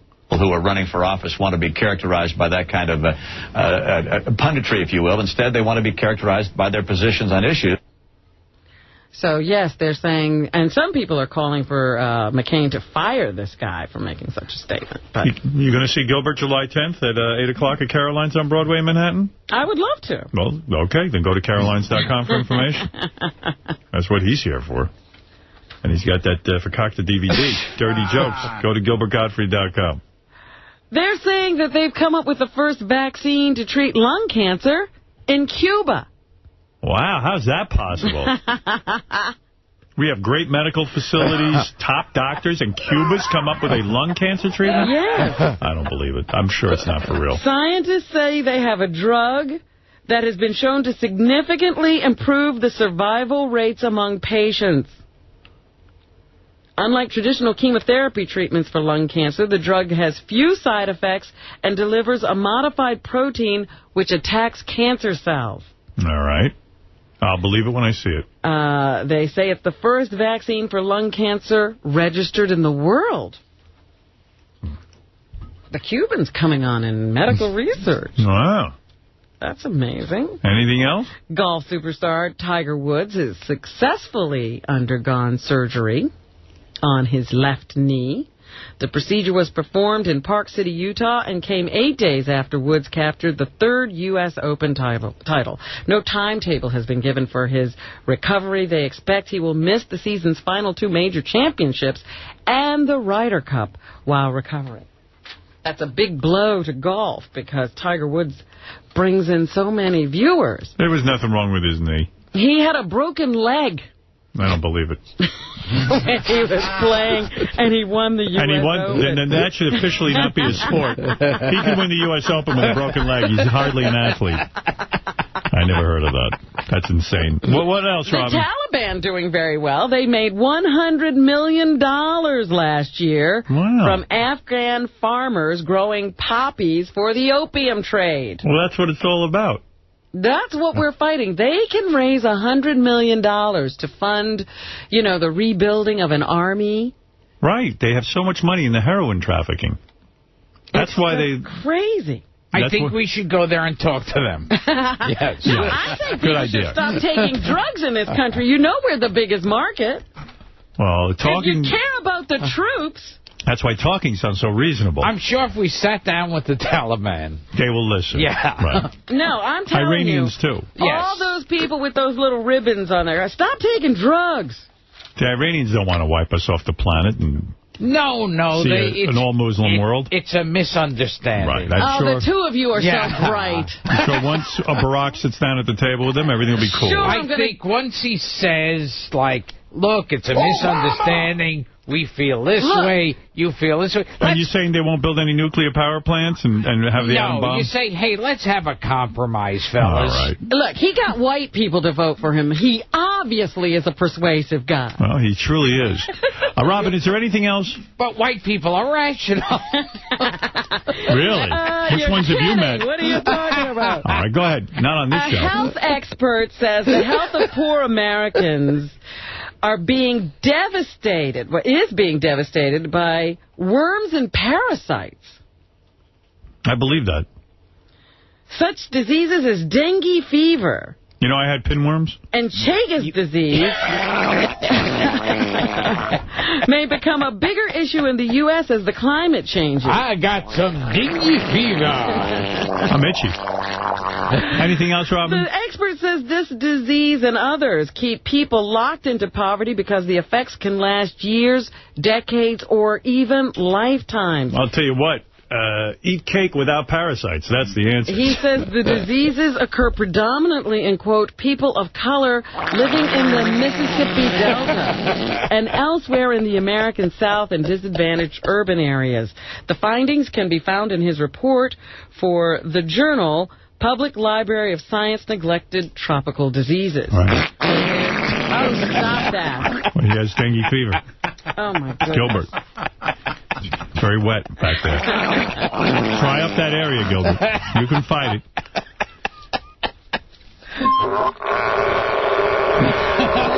Oh, that sounds terrible. You really ought to get that looked at. Hold it in. I'm trying. Damn. Is that the same acting you used on Hannah Montana? Yes. Robin, is that what's happening? Here, I was telling you about the Taliban raising so much money. Here's Major General Jeffrey Schlosser, who says you can expect more Taliban attacks in Afghanistan. Frankly, this number was not unexpected. There's been an increase ever since 2002 each year, and we came here fully expecting that there would be an increase this year. Yeah, they're having a good time over there with the money they're raising from drugs, and now they're regrouping and attacking American troops. Barbara Walters and The View, I guess they moved the show to Las Vegas this week. Isn't that great? And here's Barbara telling us there's so many reasons to love Las Vegas. We love everything about it. We love our audiences. We love the great stars that come here. Yeah, there's tons of hookers. Some of the ladies love to gamble. Sometimes they win. And I spent a lot of time here when I was growing up because my father brought the Folies Bergère to a hotel at the time called the Tropicana. So I'm very familiar with Las Vegas. And the showgirls here all have dengue fever. We are still paying tribute to George Carlin days after his death. Not Gilbert. He refuses. Some people Who gives a shit? Who gives a fuck? that he was the first guest host of Saturday Night Live so many years ago. That's true. Here's a clip. Ladies and gentlemen, George Carlin.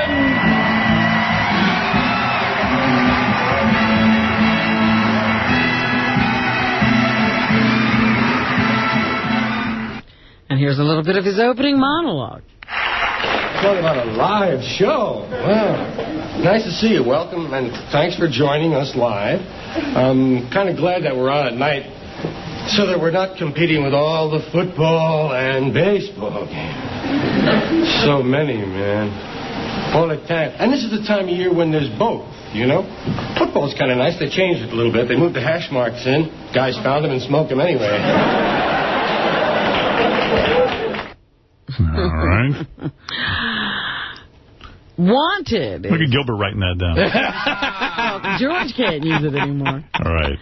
Wanted is coming to a theater near you soon. It stars James McAvoy and Angelina Jolie. Here's James to talk about Angelina. Angelina Jolie comes along and tells him that he has actually got a father. And he's had one this entire time. And he's all right, this guy, I don't understand a word he's mumbling about. Get Smart Steve Carell, #1 movie at the box office this weekend. Here he jokes about his co-star Anne Hathaway. I might have initially said that Anne Hathaway would not be hot enough to share the screen with me, that in watching the movie, it might be sort of evident, and that all eyes would... Okay. Have you seen some of the promotion they're doing for this film together? I haven't. Where they try to be off-the-cuff funny with each other? I hate that. I hate those interviews. I hate it all. Yeah. And I love the original Get Smart. That was the best. I choose to remember that. I'm officially an old fart. You don't want to see this new thing. I don't want to see it. No, me neither. You either. But you don't get out of the house. Yeah. But with another reason. I love the old Get Smart. Of course. It was a classic. It's enough. It's all. You can't remake that. How could that be better? And I don't think they have Jaime... no. What's his name? Right, Jaime. Jaime the robot. What was that actor's name? Dick Gautier. Dick Gautier, yes. Yeah. Listen, they tried to remake the Munsters. You remember? They even had some of the original cast. Horrible. 17 years later, it was horrible. Horrible. Do you remember they had two Hermans? Yes. Okay, who are the two Hermans? Well, Fred Gwynne. No, I mean, that was the original. Right. The two Synths. One was that little fat guy. Little fat guy. He's a chubby guy. Yeah. Can't think of his name, though. John Shuck. That's it. John and who was Shuck. the second one? This is amazing. The other one was Edward Herman. I don't remember. I never saw that. Yeah. He always plays those intellectual parts. Wow. Yeah, he's played Roosevelt, hasn't he? Yeah. And I think Bobby Moss was Grandpa in one of them. Oh, yes. You're right. Yeah. That's with the space between his teeth. Yeah. All right. Anything else, Robin? Britney Spears has gotten overnight visits with her kids put back on the Good. plate for her. Now I can relax. Yes, I know you were all upset Yeah. that she had lost custody of the kids and K-Fed was raising them and she could only have supervised visits. Well, now the kids can stay overnight with their mom. By the way, Saturday Night Live is rerunning the episode of the original episode with George Carlin this Saturday night as a tribute to George Carlin. Isn't that wonderful? That's right. And didn't he just go into rehab like George Carlin? I don't know that. Not too long ago. Yeah, like he about a month announced. before Yeah. he died, he went into rehab. Oh, see that? Who knows? Maybe he was really abusing himself. See, so maybe you shouldn't go into rehab. Right. Look at Amy Winehouse. Look Now at, she's got emphysema. look at what happened to poor George. Anything Trying to else, get off Robin? The drugs. I think for today, You are done? Well, that's what's happening. Gilbert reminds you to go see him July 10th at 8 p.m. at Caroline's on Broadway in Manhattan. And, of course, you'll see him doing all of his impressions, his comedy, and his new Groucho appearance today was fantastic. Except for when he got racist. That's all right. Well, it was very accurate, though. Well, you do a good impression. An accurate depiction of Groucho? Well, no. As a racist, senile old man. When people go senile, they become very racist. Right. To purchase Gilbert's comedy DVD, Dirty Jokes, go to GilbertGottfried.com. Good luck to you with all of your jokes. Go home and tell your daughter. Yes. Right. I want to remind you that Marvel Studios put together